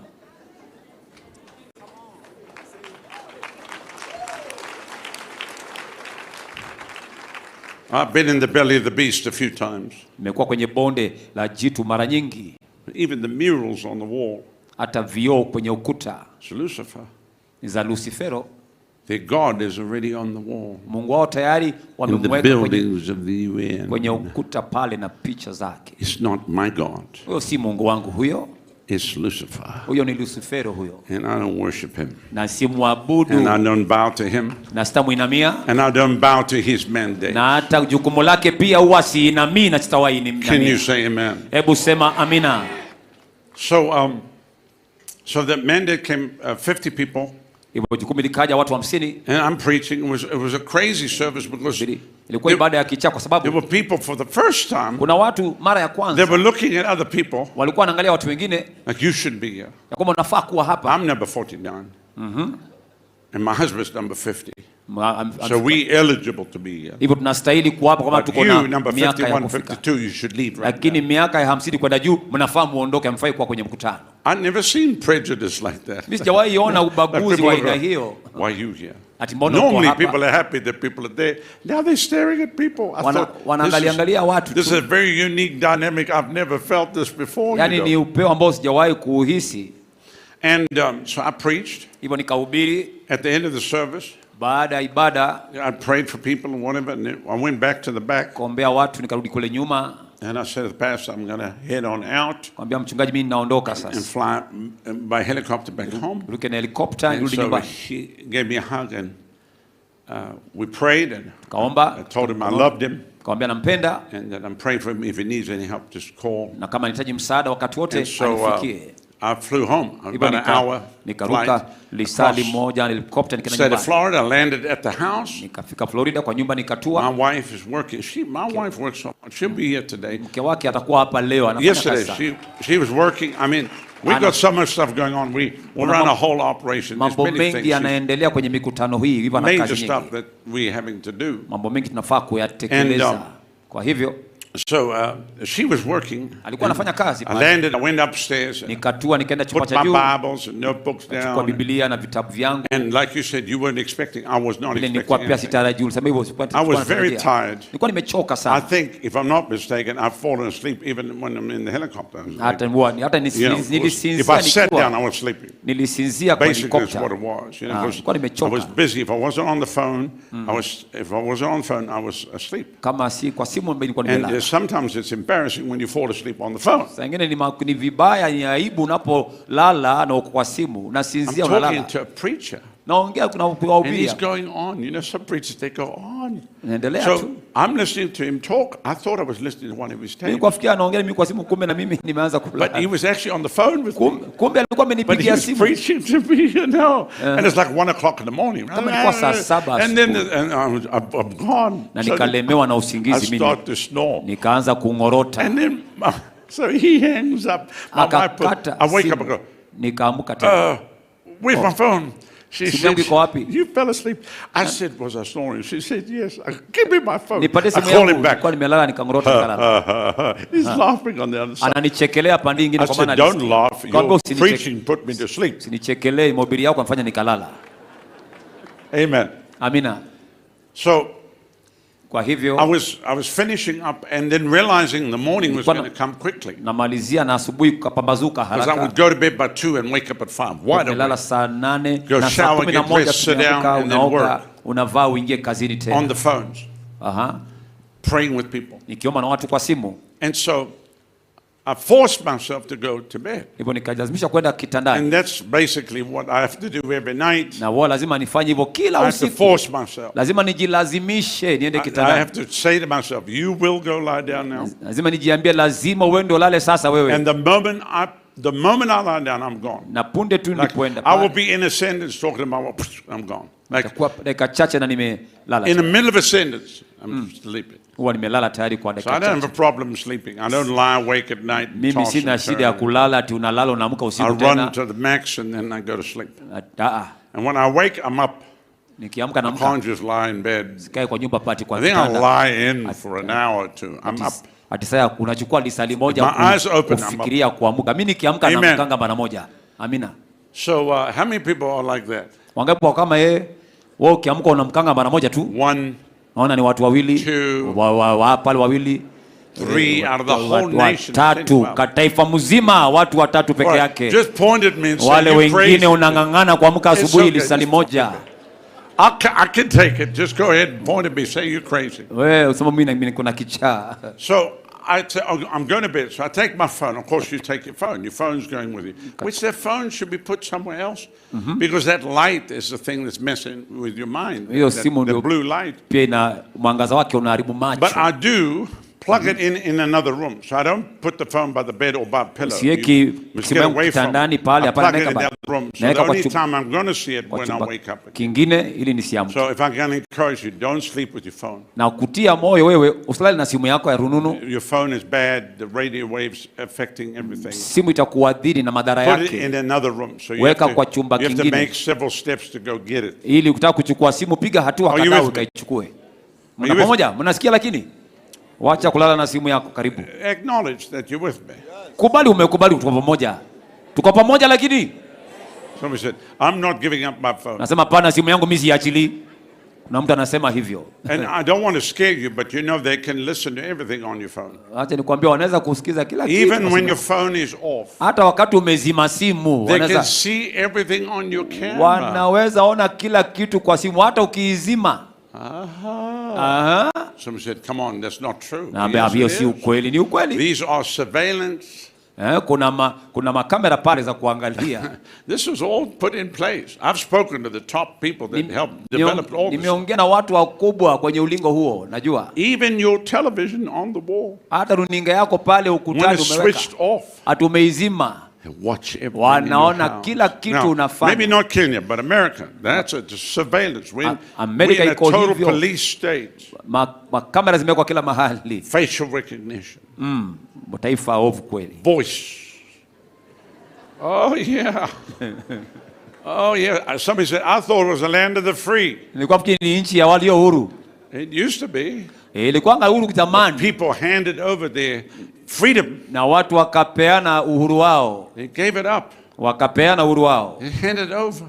Na wakaipeana kabisa. America didn't know what it had. Amerika haikujua ilikuwa na nini. They took it for granted. Walichukulia kimzaa. They took it for granted. Wakachukulia kimzaa. Don't take your freedom for granted. Uhuru wako usichukulie rahisi. Don't take your land for granted. Usichukulie nchi yenu kwa urahisi. Are you listening to me? Unanisikiza kweli? So I climbed into bed and I didn't lie down, which I should have laid down. Kama ningejua ningelala. I sat up and I propped myself up in the bed and I had my phone in my left hand. Kitandani nikiwa na simu mkono wangu wa kushoto. And I kept thinking, because a friend of mine who's an evangelist who does mass crusades. Nikaanza kuwaza rafiki yangu mmoja ambaye ni mwinjilisti. He lives in Australia. Anaishi kule Australia. He tried to call me 4 times. Jaribu kunipigia mara 4. I was preaching. Nilikuwa nahubiri. And when I'm preaching and you see the phone doesn't ring, but I see the thing flashing here. Lakini naona tu hairi, lakini kuna and I look and it's him. Kuna mwangaza pale. Kapata and I knew. Amenipigia mara 4 nikajua. He doesn't call. Yeye huwa apigi simu sana. He doesn't call. Huwa apigi simu. At all. Kabisa huwa apigi simu. So I'm busy preaching. I'm going can't talk now while I'm preaching. Na ubiri kasema siwezi kuongea nawe saa hii. Preaching. Na ubiri. And I press send because I realize it's urgent. Arafa, maana ilikuwa ni dharura. Never. I don't even think he knows how to use a phone. Si kama anajua kutumia simu hata. Because I send him pictures and he can't find them. Kwa maana huwa anamtumia picha hata hazipati. He's the older generation. Unajua ni wale wazee wa zamani. How do I see that picture? Anauliza hiyo picha umetuma, nitaitoa wapi? Ask your grandchild. Namwambia auliza mjukuu wako akusaidia na simu. The 3-year-old will pull it up and show you. Alafu anamuonesha picha ndio hii babu imetumwa. And so I get into bed and I saw his name, I saw 4 times. Nikaona jina lake mara 4 amenipigia. I better call him now if I don't. Pigie saa hii. We're going to miss each other because of the time change. Pompigia nitakosa kumpata sababu ya masaa. I press redial. Now you talk about not ready. Nikapiga simu immediately. I was not ready for what happened. Sikuwa tayari ambacho kinatendeka. I did not know my whole life was about to change. Mimi sikujua maisha yangu yamekaribia kubadilika yote. I did not know that I was about to have the greatest encounter I've ever had with God. Sikujua nitapata mapatano makubwa ambayo nimewahi kuwa nayo na Mungu. I had no clue. Nilikuwa sina dokezo. I was just calling a friend. Mimi nilikuwa napiga rafiki tu. And I was tired. I was actually I could feel myself dozing. Nilikuwa nimechoka nasikia nikisinzia. And I pressed redial. Alafu nikabonyeza kupiga. And he answered the phone. Naye akajibu akachukua simu. And I said, "Hey my friend, how are you?" Rafiki yangu ukoje? He said, "It's not good." Kaniambia siku nzuri. I said, "What do you mean?" Unamaanisha nini? He said, "It's like the end of days." Ambia ni kama siku za mwisho. The stores are emptying. Maduka hayana vitu. You can't move. You're not allowed a certain distance from your house. Huwezi ukatembea, unazuiliwa kutembea. Police everywhere. And I didn't realize Melbourne would become the most locked down city in the world outside of Beijing. Ndio itakuwa mji umefungwa kabisa licha kando na Beijing. Australia was a test place. Australia ilikuwa ni mahali pagumu sana wakati. And New Zealand was a test place. Na pia New Zealand hivyo hivyo. Because the people are on an island and there's no way for them to go. Maana watu wako kwenye kisiwa na wana njia kutoka. The same with the United Kingdom was a test place. Uingereza pia ilikuwa ni mahali pa majaribio. Kenya, yeah, you got borders, you can move, you know. But they can trap you if you're on an island. If you're on an island, you're sitting down. Ndio ukiwa kwenye kisiwa mko gizani. You got no ways to get off. Hamna njia kutoka. People in the Caribbean, watu kwenye mataifa yao ya visiwa walipitia wakati mgumu. Mexico kule. I went to Aruba. I met with the Prime Minister of Aruba. Nikutana na waziri mkuu wa Aruba kule. She sat down. She came to see me. I did my meeting there. Mwanamke akaja akaniongelesha. I know that you're a good lady and that you love the Lord, but do you realize that you're locking down your nation? Was the worst thing you could have done for your people. Because 99% of what your people need come from outside. Only 1% is produced on your island. I said, and then it's a Dutch territory. Akaniambia ni eneo la Kifaransa. You had to scramble to find money to keep your nation alive. Ungangani upate pesa ili umudu taifa. I'm going to tell you this right now. Kwa mimi nikwambie sasa hivi waziri. They're going to try to lock you down one more time and you're going to have to make a decision. Lazima ufanye maamuzi. Not to sacrifice your people on the altar of globalism. Usijaribu kupeana watu wako kwenye nations of the World Health Organization. Na mashirika haya ya kimataifa yote yako na shida. And she acknowledged. Akakubali for 5 cases. For 5 cases of so-called COVID, katika kesi 5 za corona, the whole nation was shut down. Yani ikafungwa taifa nzima. That's not even right. Hata haifai, si haki. That is not even right. Nasema hata si haki. The world has gone through many pandemics. Mungu umepitia tauni nyingi. From the Black Plague, janga nyingi sana. Bubonic plague, where people were dropping dead in the streets. Watu walikuwa wanadondoka wanakufa. Bring out the dead. Bring out the dead. Walete wafu. And the world survived. Ulimwengu ukapitia jambo hilo na watu wakapenya wakashinda. But suddenly we got a lockdown. We can't talk to anybody. Sasa ghafla ati corona ndio hii. Face diapers on our face. Hatuwezi ongea, unavaa barakoa kwa uso. You got to wear a nappy on your head. Wewe unavaa barakoa tu. It's terrible. Hata kuongea uwezi mbaya. You can't interact. You can't even hug those. You like uwezi kumbatia mtu, uwezi kumsalimia. Ni salamu za hewani. What? Everybody's afraid that somebody's going to kill them. Kila mtu anaogopa huyu atakuua huyu ukimkaribia. Fear is killing you. Hofu inakuua tu. Because ladies and gentlemen, you have an immune system. Kwa maana Biblia una kinga kwenye mwili wako. Yeah. Are you with me? Pamoja nami. So people don't realize that the vaccines watu hawatambui kwamba dawa hizo were killing people. They don't realize that. Zilikuwa zinaua watu. Now maybe the first one would be a placebo and was in many cases. Especially with world leaders taking it on film. Ni viongozi atu wanapiga picha wana and they didn't even have a needle there. It was not even a needle. Wanadungwa na shindano haina kitu. And then the second one was bad. Ya pili ilikuwa mbaya. And then the boosters will kill you. Alafu hizo mabooster za kuua. It blows your immune system to smithereens. Zinafunga kinga yako ya kimwili kawaida. Your immune system that could ward off the slightest little cold suddenly kills you, die. Kinga yako inaenda chini kabisa, hata ukishikwa na homa kidogo unakufa. Injecting people with AIDS. Na walidunga wengine virusi vya immune virusi vya ukimwi syndrome, but it's coming from these shots. Now, because of all of the stuff that's going on that actually people need to take to the Hague, to the World Court. Sasa wanafaa upelekwa hata mahakama ya and people need to go to prison. Waende gerezani waliofanya crimes against humanity. Vituko hizo kwa maana ilikuwa ni hatia. So they said, okay, we're not doing vaccine flu anymore, COVID shots. Sasa wapenda but they put it in every other shot. Ya corona lakini wanapeana kwingine. Tetanus, you must have tetanus.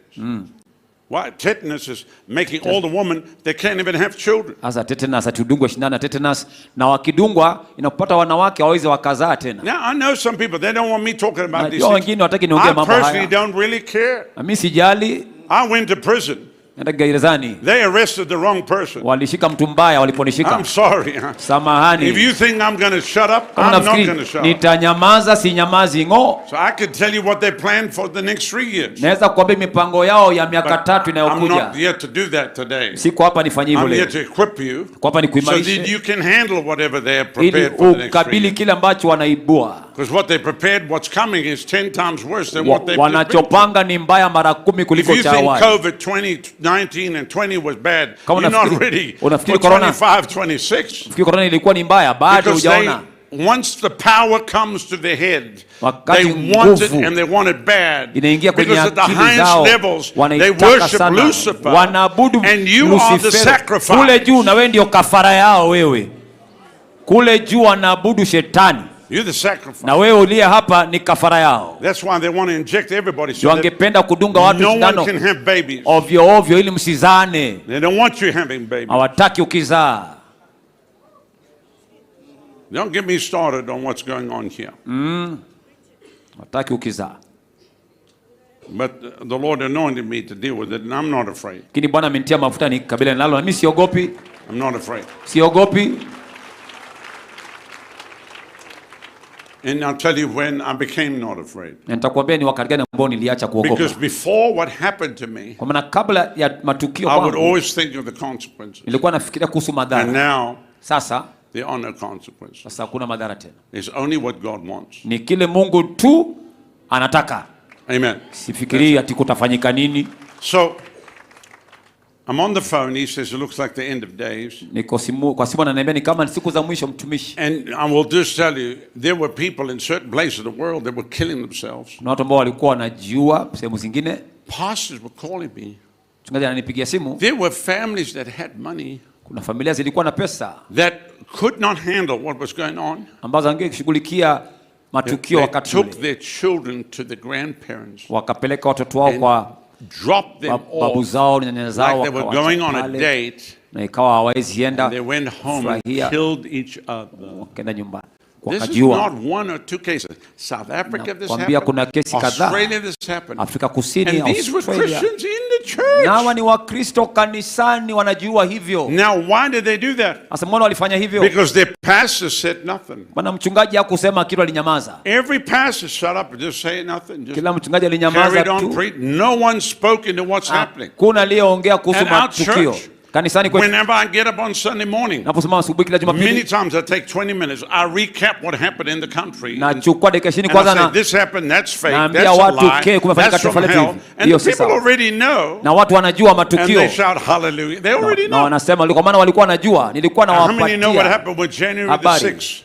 January the 6th, what they called was an insurrection. How many told that? Which it wasn't, but they said it was. Little grannies with big gulp cups walking in to overthrow the government. It's the worst overthrow of a government ever seen in world history. A guy with Viking horns.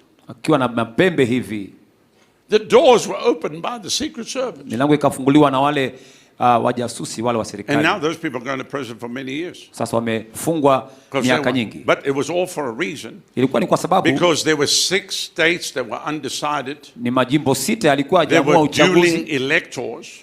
Walikuwa hajaamua katika uchaguzi. In that situation, in the American Constitution, katika hali hiyo, katika katiba ya Amerika, the vice president cannot ratify the election. Naibu wa rais hawezi akaidhinisha uchaguzi. He must send the electors back for 2 weeks. Lazima watume wale electors kwa wiki mbili. To go and sort it out. Waende wakashughulikie swala hilo.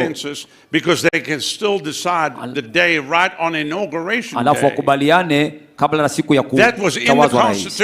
Katiba inataja hivyo. By penetrating the capital, sasa kuingia kwenye mji mkuu wa serikali, wafunga milango, wakalazimisha vitu, and Mike Pence, who's a traitor, na Mike Pence ambaye ni msaliti, ratified the election. And there's nothing anybody could do about it.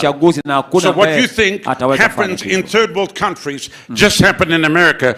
America is a banana republic, whether you realize it or not. And that's the way it is. America, as you know it, is finished. It's gone. It's gone forever. Without God's hand, it will never be what it was. You'll never see America. It is sinking right now below the waves. And there's nothing you can do about it, because all the preachers are quiet. They're all ashamed. They're all afraid. And all the government people are on the payroll of the globalists and being paid under the table. Chini ya meza watu pale. And it's wickedness. Na wahubiri wamenyamaza pia na don't let me go back to Washington, because I'll take a whip and I'll turn over every table and I'll beat every single one of them. Because that's what Jesus did. Yesu alifanya hivyo. Can you say amen? Hebu sema amina. Somebody said, I want to be like Jesus. Then read the Bible then. Soma Biblia. Read the Bible. Soma Biblia. I'm about to flip over some tables. Nataka kugeuza meza zingine hapa. And I feel an anointing to do it too. Na nasikia upako wa kugeuza meza hapa kama Yesu alivyofanya. All that has to happen for wickedness to prevail is for good people to do nothing. Kile kinafanyika ili uovu uendelee ni wakati watu wazuri wamenyamaza na hawafanyi chochote. Uovu unakita mizizi pale. I'm fine. I live in my house. I've got food. Na chakula iko sawa. Nasema niko sawa tu. My wife, my children are okay. Wako sawa, mke wangu unatoka pia. Well, that's fine for you, but other people are suffering. Kwako ni sawa, lakini wengine wanateseka. Wacha kusema tio una chakula, mke wako wako sawa, mambo yako sawa. Wewe uko sawa, lakini kuna watu wengine ambao wanateseka. Don't allow outside people to come in and dictate to you. Siruhusu watu wa nje wakuje kuwatawala, ni watu wa nje. I heard this, and I'm going to find out the details, but this happened yesterday. Nitapata maelezo zaidi, lakini fanyika jana. While we were in the service, katika ibada, in the courts here, they just passed the whole gay thing. And some of the people are preachers that are involved in this. How can you call a preacher? And you passing gay laws in the country? Alafu unapitisha sheria za mashoga kwenye taifa. Ifanyika jana. So they pass abortion, kill the babies. Sasa tu wanapitisha pia. How can you kill a baby? Avya mimba unaua mtoto kwa njia gani? In America they're killing the seniors. There's hospitals, they just put them this Amerika kuna hospitali ambazo wana sheria ya kuua wale wazee. I don't want to frighten you, but they harvest organs from people's bodies. Lakini nakwambia wanatoa viungo kwenye mwili ya watu. They put you to sleep because your heart's already sold. Your liver's sold, your kidneys are sold. Yani wewe unawachwa ukufe, tayari washauza moyo wako na viungo vya mwili. Wanakuwa tayari kwa maana wanataka viungo vyako wauze. They're not doing it. They're doing it. Wanafanya. Wacha kusema ati hawafanyi hivyo. And men of God have to draw a line in the sand. Na lazima watu wa Mungu wachore mstari leo. And say not on my watch. Na useme la. Not on my watch. Lazima watumishi wa Bwana waseme la. You're not doing this to my country. You're not doing it to our schools. You're not doing it to our university. You're not doing it. Utakataa. You are not going to do it. Lazima watumishi mchore mstari leo. Useme hapana. Tosha ni tosha. Hawatavamia shule zetu ama chuo vikuu, na useme hapana, kama niko hawatafanya hivyo. We are the Elijahs of God. Lazima tuwe watumishi wa Bwana waliosimama msimamo wetu. Oh, hallelujah. Hallelujah. Romo rabakasa. Shandala gadabasa. Now these people, they say Rodney, he's crazy. Wanasema Rodney ni mbaya.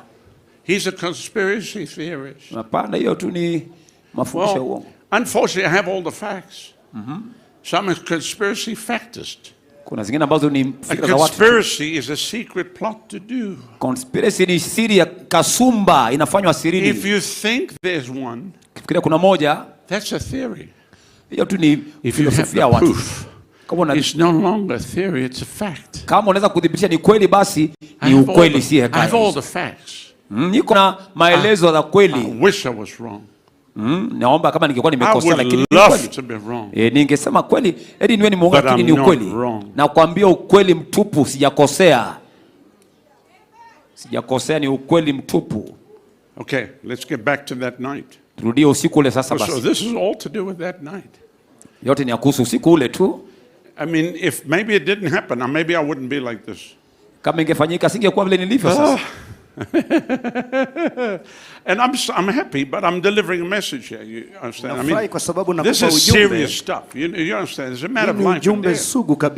So people say, I don't understand. You can have joy. And then you serious. Because the joy of the Lord is my strength to be serious to deal with the problem. The joy of the Lord is my strength. Furaha ya Bwana ni nguvu zangu. To be serious. Kuwa nimemakinika. To deal with the problem. Kushughulikia shida. Because it's not a joke. Sio jambo la mzaha. People's lives hang in the balance. Maisha ya watu imening'inia mahali inahitaji kushughulikiwa. So he says the end of days. Sema nyakati za mwisho. And as he said it. Kama vile alisema. There was a flash of light. Like that. Ulikuwa akisema hivyo kaona mwanga. And I looked. As I looked.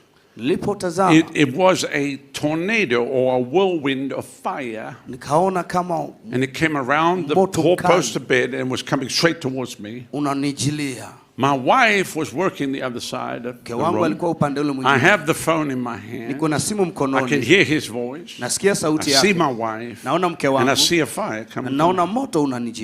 And my head says to me, this is not real. You've fallen asleep and you're having a dream. Which that could be a possibility. Because how many have had dreams and you saw things and stuff? But it wasn't. It was real. The moment the fire crossed over my feet, my whole body was shaking uncontrollably. My whole bed was shaking. And I looked at the fire, and the fire is coming straight towards me. And the only way I can describe to you, I can only use these words now. In the beginning, I couldn't talk. If I tried to tell you, I couldn't speak. I couldn't talk. But the Lord has graced me now to actually explain what happened. And it was the very essence of God. So it was, if you say God, concentrate, love, joy, peace, goodness, grace, mercy, kindness, everything that was God was that in that fire. And as the fire came over me, it took my breath away, so I was like this. I couldn't breathe because I was in the presence of the creator of heaven and earth. It was the greatest royalty I've never been in the presence of anything like that. And it was so holy. It was so holy. There's no words to describe it. And as it's coming towards me, I knew things that I never knew before. I knew things at the speed of light. It was like months and months and months of instruction that I received. Because the whole thing happened in about 90 seconds. Because it was 10 minutes past 2 a.m. March the 17th, 2020. 2020. And when I hung up, it was probably 2 minutes later. So I figure it was 90 seconds. But a lot can happen. And the fire came. And as it was crossing over me, I just knew things. I felt a boldness come on me like I never ever felt before. And I've always been bold, but this was different. Dr. Robert, this was a boldness that I would protect the body of Christ. That it didn't matter if I took the bullet, I would take the bullet. I would put myself in harm's way for that. There's not even a question about it. You know, like a bodyguard? I felt like I was a bodyguard for the church. That we will protect the church. I felt that. I felt that responsibility. You know, and we have security. But there were things happening at the church where I pushed the security away and I grabbed the person and I marched them to the end of the property. You know, only later I thought of the consequences. But somebody said, "Why did you let security do it?" I said, "I wasn't trying to protect the security. I don't want them to get hurt." It was like that. It was like that. You know? So security there, you can let them do it. But no, I'm doing this. And I told one guy, I'm throwing you out of here because if my security throw you out, then you mad at them and you still like me. I'm throwing you out and I'm kicking you out of here myself. Ninakuondoa katika So mali this has hii. got nothing to do with, you can like my security, but I'm kicking your butt out of here. Naweza usipende walinzi wangu lakini mimi And I'm nakuondoa the mwenyewe. pastor. Mimi ni And I mchungaji. marched him then, threw him out, and walked right back, picked the Namuondoa, microphone, carried on preaching, and had a great service. Can you Karudi say kuendelea that? na kuhubiri. Hallelujah. Hallelujah. Hey, sing a song while I take care of this. Imba wimbo Yeah, just sing a song. I'll be back now. I just have to throw somebody out of here. Imbeni wimbo No, I'm not doing nitashughulikia it now. jambo liko Relax. hapa. I'm just giving an example. He was Ninatoa like, mfano. oh my God, what's he going to do? It's okay. Mungu tufanya nini? Everything's fine. Kila jambo liko sawa. But as a leader, you have to take care of business. Kama kiongozi lazima ushughulikie mambo hayo ya dharura. How many understand? Lazima uelewe. A leader is not afraid. A leader doesn't hide. Sio A leader mtu doesn't mwoga run. anayejificha, anayetoroka. I heard of a pastor in America. Nisikia mchungaji Somebody fulani running kule with a Amerika. gun. Mtu alikuwa na bunduki. He crawled under the grand piano. Aliingia Here's chini ya God's man piano of faith and akajificha. power. Mtumishi With wa more Mungu power ana for the hour. nguvu. Where's pastor? He's under the grand piano. Mchungaji yuko wapi? Amejificha. Men of God don't crawl under grand piano. Watumishi wa Mungu hawapaswi kujificha chini Are ya you with kinanda. me? Are you with me? Uko nami?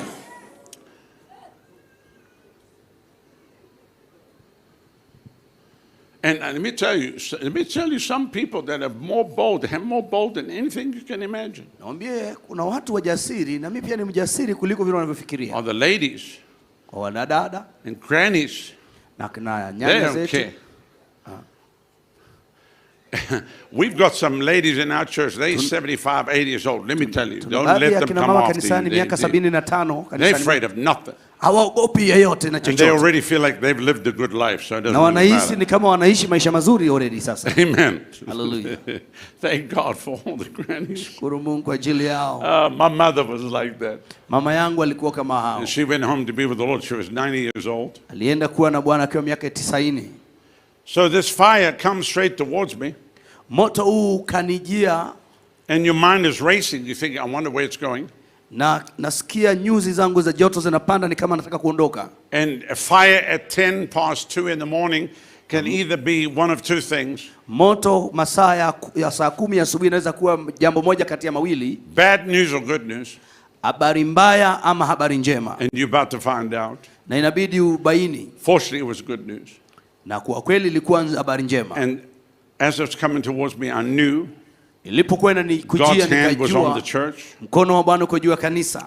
And I knew that the enemies of the cross, na nikajua maadui wa msalaba, there would be terrible problems for them if they touched the church. itakuwa shida kubwa kwao kama wataliguza kanisa. So the Lord had me go on television and warn everybody. Bwana akanipeleka kwenye runinga and I warn you now, you're watching. I don't care who you are, where you're from, what level of authority you have anywhere, in financial institutions, government institutions, or whatever.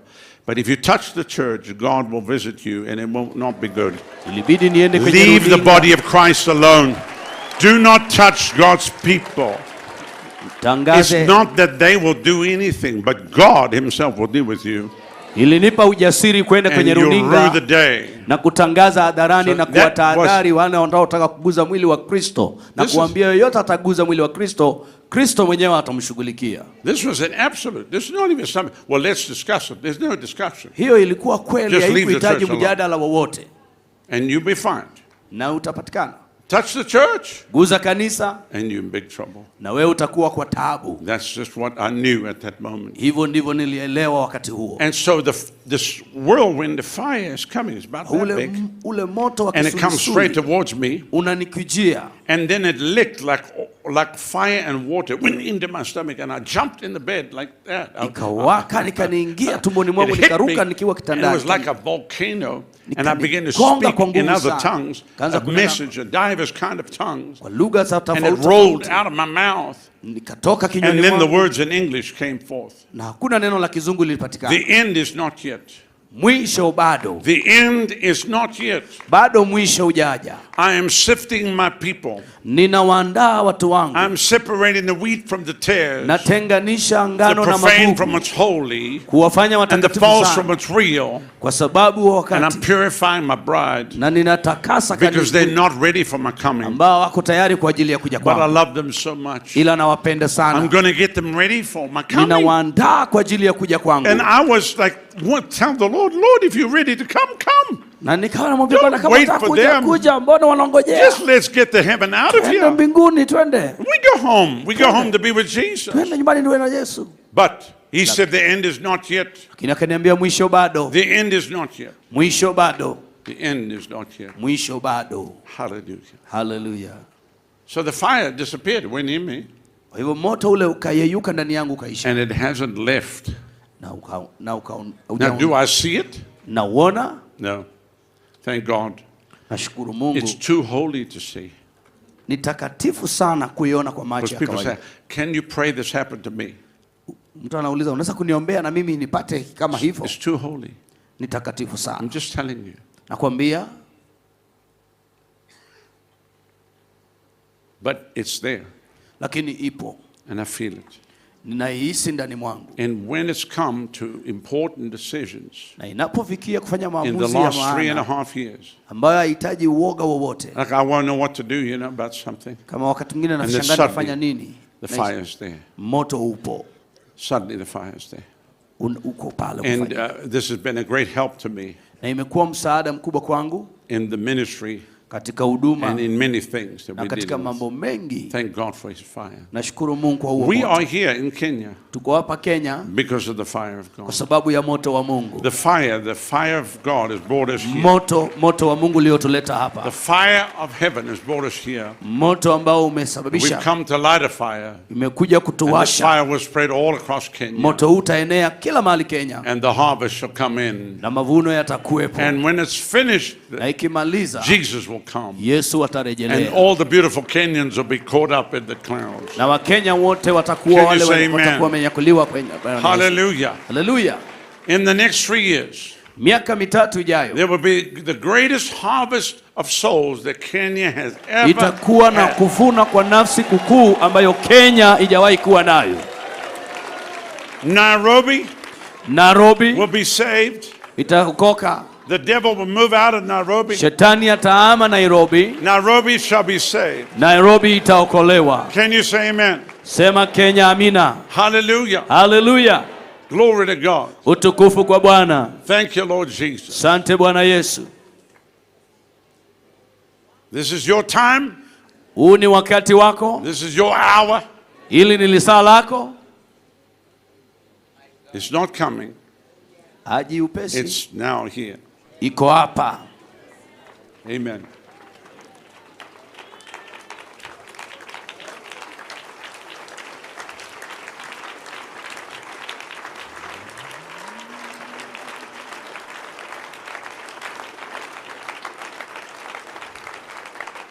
Now, I'm a person mimi ni mtu that when the Lord touches me, ambapo Bwana akiniguza, I get joy.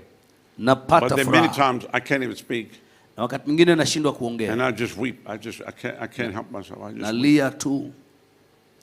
And if I tell you this, na and I'm not nikikwambia making hivi, this up, mimi sifu utengeneze that as mambo we tu. prayed over Kenya, tusipokuwa tuombee Kenya, and especially in the weeks leading up to coming here, na wiki ambazo ziko mbele there have yetu been kwa many mambo yale yanaenda times when kufanya. I've wept over this nation. Nimelia sana kabla Because kuja huku. I feel the heart of God for Maana nasikia moyo wa Mungu kwa ajili ya taifa hili. That's why I tell you, when I'm standing here right now, I actually am a Kenyan. Ndio maana nakwambia, nilipokuja nilikwambia mimi ni Mkenya. I'll be a Kenyan for another 24 hours. That's it. Then nitakuwa Mkenya masaa mengine 24. I'll become a Malawian. Do you understand what I'm ndio saying? kisha niwe Malawi. But I feel that you can feel the burden of the nation, the burden of the people. Unaweza kuhisi mzigo ulio ndani ya taifa hili na kwa watu. And the cry of the people. Na kilio cha watu. And the Lord wants you to know. Na Bwana anataka ujue. That's why he sent me here today. Ndio maana alinituma hapa usiku to tell you. Siku ya leo nikwambie. Kenya, I love you. Nawapenda. I have not forgotten you. Sijawasahau. Kenya, I love you very much. Nawapenda ni sana. He has not forgotten you. Bwana Mungu hajawasahau. And I'm not just, somebody said, well, you're just saying that just because you, I am not. You can ask my staff. Mimi siongei tu, naweza Because the uuliza Lord told wafanyakazi me, wangu. every Bwana place you aliniambia go, kila mahali unaenda, you tell them how much I love them. uambie ni jinsi gani I want you nawapenda. to tell them from me Nataka uambie kwa that I ajili love yangu them very, very much. kwamba nawapenda dhati, And that my hand is upon na them. mkono wangu uko juu yao, And that I'm going to use them. naenda kuwatumia. Hallelujah.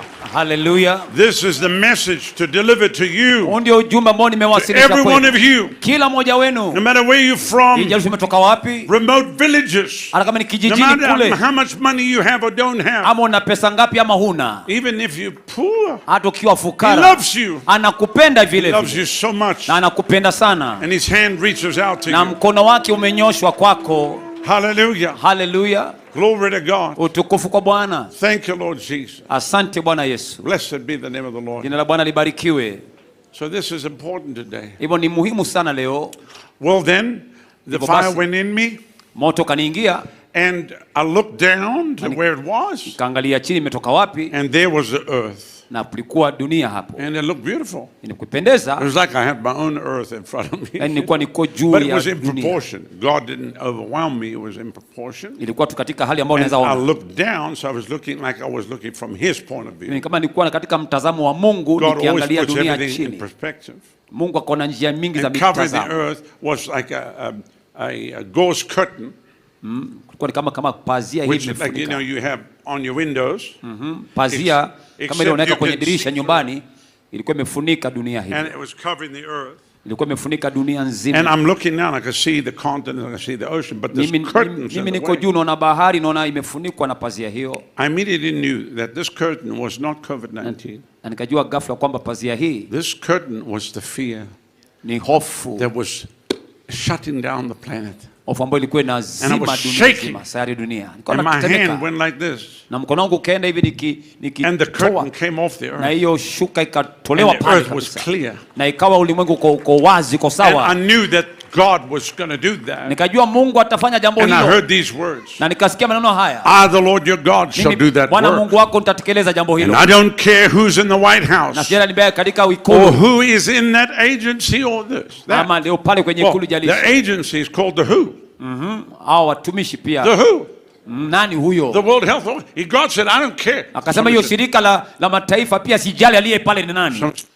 Ama aliye katika You would ikulu. say something about the WHO. Nikwambie kitu kuhusu Let me shirika. tell you what God says about the WHO. Shirika God la said afya la He taifa. doesn't care. Mungu anasema hajali shirika hilo, hajali nani aliye pale kwenye shirika la afya la kimataifa. You can take that to the UN. Hiyo unaweza peleka kwenye Umoja You wa can take Mataifa. that to Davos. Unaweza peleka kwa You mashetani. can take that to the World Economic Forum. Peleka katika ulingo wa watu wa Tell them uchumi. God doesn't care what Klaus Schwab thinks. Waambie Mungu God hajali. doesn't care what Bill Gates thinks. Mungu hajali kile Bill Gates God anafikiria. doesn't give any concern Hajali about what Mungu. any president says Kwa rais yote that's anasema not nini? submitted to him. Ambayo He hajali. does not care. Hajali Mungu. God sits on the throne. Mungu anakaa kwenye enzi. And he who sits in the heavens Anayeketi laughs. pale juu. He laughs Anacheka. and laughs and laughs. Na anacheka kabisa. And his enemies run in derision. Amen. Amina. To the dear brother blowing the vuvuzela, please don't. It's good for a soccer match, but not for here. Naomba vuvuzela usipulize hapa, ni If you make nzuri a kwa noise, let it be with your mouth. na lakini si hapa, lakini hapana. But do not blow that vuvuzela. Tafadhali hiyo vuvuzela usipige If sauti you hapa blow it one tena. more time, Ukipuliza tena, I will come down to where you are. nitakuja mahali ulipo, I will find the vuvuzela. nitachukua vuvuzela, I will surgically insert it to where they have to have an operation to remove it. Do not blow that thing again. vuvuzela usipulize hapa I tena. love you, Nakupenda, but put it down. lakini vuvuzela wachana nayo. Amen. Ni ya michezo kule kwa kandanda, lakini si And hapa. don't test me, Usinijaribu, for you'll find out. utagundua. Amen.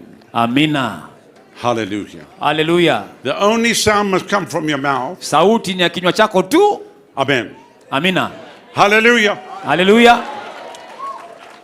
So, Kwa hivyo So what are they planning for the next 3-4 years? Who cares? Ni mipango ya miaka 4 ni vipi? Nani anajali? People are asking me, who's going to be the next president of America? Watu wanauliza, nani atakuwa rais ambaye atatulia usukani? Who cares? I don't. Nani anajali? Sijali. Do you think Biden will get in again? Do you think Trump will? I don't care. Biden ama ni Trump? Doesn't bother me. Yeye ni sumbui. Somebody said, what do you mean you don't care? Mbona ujali wewe? Well, I spoke to headquarters and headquarters doesn't care. Niongea na kituo kikuu na pia wakasema because God says, I bring kings up and I bring them down. Mungu anasema aniinua wafalme na pia wanawashusha. My authority is with the church. Mamlaka yangu kuna kanisa. The government rests on the shoulders of Jesus. Serikali imetulia kwenye mabega ya Yesu. And the kingdoms of this world will become the kingdoms of our God and of His Christ. And He shall reign forever and forever and forever. Hallelujah. Falme za dunia atazitawala milele. Zitakuwa zake Mungu na Kristo wake. Now, before we pray and break, kabla tuombe tuende kupumzika kidogo, you don't want to miss the next session. Hautaki kukosa kipindi kijacho. Somebody said, what's going to happen? Unashangaa kutafanyika nini? You don't want to miss it. Wewe usikose. We'll break at least by 1 and start at 2, but I want to start moving into something right now. Hebu nianze kitu fulani hapa sasa. What is so important to realize kilicho muhimu kutambua is that we have a window. Ni kwamba tuko na dirisha. If you looked at the hourglass of time, ukiangalia lisaa la wakati huu, the final grains of sand are going through the glass. You know the hourglass? You know an hourglass? Unajua ile kule ile glasi ambayo inapima saa. The final grains of sand. Zile zilizo ndani pale kwenye glasi ambazo uteremuka zimefika chache kidogo sasa zinamalizia. The closing of the ages. Na ni kumaanisha ni tamati ya miaka ya mwisho. Think about this. Sasa tafakari hili. That the Lord has allowed you and I kwamba Bwana amekukubalisha wewe nami to be alive. Tuwe hai. To usher in. Na tuchochee ili akwaje the return of the king. Mfalme wetu Yesu aje. Think about that. Hebu tafakari hilo, nafasi ya heshima kama hiyo. God has honored this generation. Mungu ameheshimu kabisa kizazi hiki. To be the one.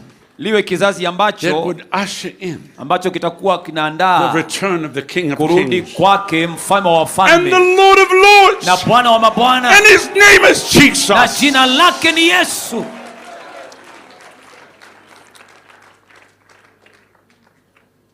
So we feel that urgency in our spirit. Hivyo unahisi udharura huo rohoni mwako. For me, kwangu mimi is to run to as many nations as I can. Ni kukimbia mataifa mengi jinsi ninavyoweza. Listen, nobody in their right mind of thinking hakuna mtu katika fikra timamu zake goes to 10 countries in 6 weeks. Anaenda mataifa 10 kwa majuma 6. One or maybe 2. Labda unapata moja ama mbili. And then wait for 3 months. Alafu ngoje miezi 3 uende taifa zingine. My wife said to me, "Isn't that a little too many countries?" I said, "We have to run." Nikamwambia hapana, lazima tukimbie. I want to get through 30 countries of Africa in the next 3 years. Nataka kufikia mataifa 30 ya Afrika kwa miaka chache inayokuja. At least, are you with me? Au kwa pamoja nami? Plus I've got to hit Europe. Taenda Europa. Plus there's places in Central America. Kuna sehemu katika we don't have enough time in the day. Hatuna wakati. We don't have enough weeks in the month. Hakuna majuma nyingi. We don't have enough months in the year. Hakuna miezi nyingi katika mwaka. Are you with me? Pamoja nami? There's an urgency. Kuna udharura. We have to work while it's still day. Tufanye kazi kukiwa mchana. Because the night comes when no man can work. Usiku waje ambao hakuna atakayeweza kufanya kazi. Let any moment go to waste. Hatuwezi wacha nafasi yote ipotee hata moja. This is very, very important. Ni muhimu mno. So I want to charge everybody here. Nataka nipe amri kila moja hapa. Time to keep your hand to the plow. Ni wakati wa kupalilia sasa. And to work. Na ufanye kazi. Somebody said I'm tired. Nasema nimechoka. You will go for the long sleep one of these days. Wewe utalala tu. Amen. Amina. And then you'll rest. Utapumzika. In his arms. Anapokuja utapumzika. You're not finished yet. Lakini bado uko hapa hujamaliza kazi. And there's more work to be done. Na kuna kazi zaidi ya kutenda. And so God will use you. Mungu atakutumia. By his spirit. Kwa roho wake. Now, sasa I want to share something with you because this was so powerful for me. Kuna jambo ambalo lilikuwa ni la nguvu sana kwangu. I have 4 big conferences here. Niko na kongamano 4 kubwa sana hapa. One in May and one in October are ministers' conferences. Moja Mei, ingine Oktoba, ambao ni ya wahuduma. It's open to everybody, of course. Mtaanza hudhuria mtu yoyote. Because we find a lot of people becoming ministers. Napata watu wengi ambao they just didn't know they were amua kufanyika wahuduma, walikuwa hawajua nafasi. But they received the call. Lakini wakapokea mwito. And at 2019, the conference, na mwaka 2019 kongamano, I was standing and speaking by the Spirit of God. Simama nikiongea kuhusu Roho Mtakatifu. I told everybody. Nikawaambia kila mmoja. Now next October, katika mwezi wa Oktoba, I'm going to tell you about the next 10 years. Nitawaambia kuhusu matukio ya miaka 10 And when I said it, niliposema hivyo, I thought, what? Akasema what do you mean the next 10 years? Wamaanishaje miaka 10 I've never done anything like that. Kwa sijafanya jambo kama hilo. Normally I'll speak about the next 36 months because people can relate to 36. Mimi naongea kuhusu miezi kadhaa kama 36 kwa maana watu wanaweza kuelewa haraka. Maybe 9 months ama miezi 9 inayokuja, 24 months, 26 months, ama miaka miwili. So 36 months is something you put as a target. Miaka 3 ni kama But out of my spirit came the next 10 years. I'm going to tell you. Miaka 10 niwaambie. This is 2019. Mwaka 2019. Next October, I will tell you about the next 10 years. Oktoba nitawaambia matukio ya miaka 10 inayokuja. So we finished the service. Kamaliza ibada. My wife says to me, Longa kaniambia, what about the next 10 years? Miaka 10 kuna nini? I'll tell you next October. Nitawaambia Oktoba, nitakwambia Oktoba ikifika. Because it came out by the Spirit of God. Maana ilikuja kupitia Roho wa Bwana. I had no clue what was going to happen. Mimi sikuwa na dokezo ya matukio hayo. Pastor Eric said, Pastor, what about the next 10 years? Akaniambia, hii miaka 10 kuna nini mchungaji? I can't tell you right now. Nikamwambia siwezi kuambia sasa, nitakwambia Oktoba ikifika. If I said I'll tell you tomorrow, then I'm under pressure. Nitakwambia kesho, utakuwa But I'm not under pressure. I said next October. Kwa hivyo Oktoba ikifika nitakwambia. So 2020 happens. Basi 2020 mwaka ukafika. COVID. Corona ikaja. And then the open vision. When the fire came in. Moto ulipokuja,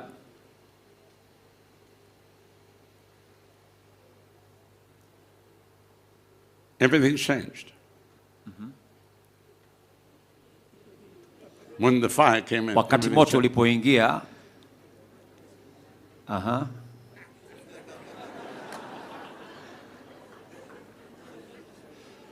But I was praying.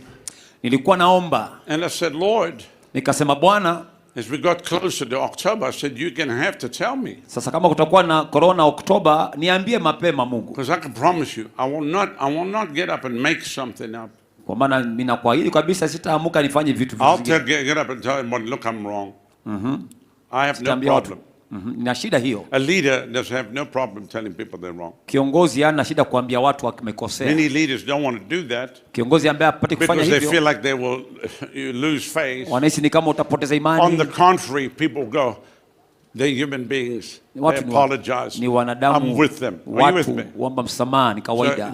So don't feel I can't tell people I'm sorry. Usihisi kwamba tuwezi ambia watu pole, unaomba msamaha. A true leader can say they're sorry. Kiongozi wa kweli anaweza kuambia watu pole. Amen. Si hapo ni sawa? Amina. How many know you're not always right? Si wakati wote unakuwa uko sawa. How many have always been right? Wangapi umekuwa wewe ukoseange unakuanga sawa wakati wote? Hebu nione mkono. Somebody tried to raise their hand. Aya, kuna mtu anainua down. Mkono pale juu, mke wake akamwambia inamisha mkono wako chini, shusha. The wife pulled it down. Kuna mtu pale mke wake amwambia waacha kuinua mkono na kujua. Kashusha mkono wake.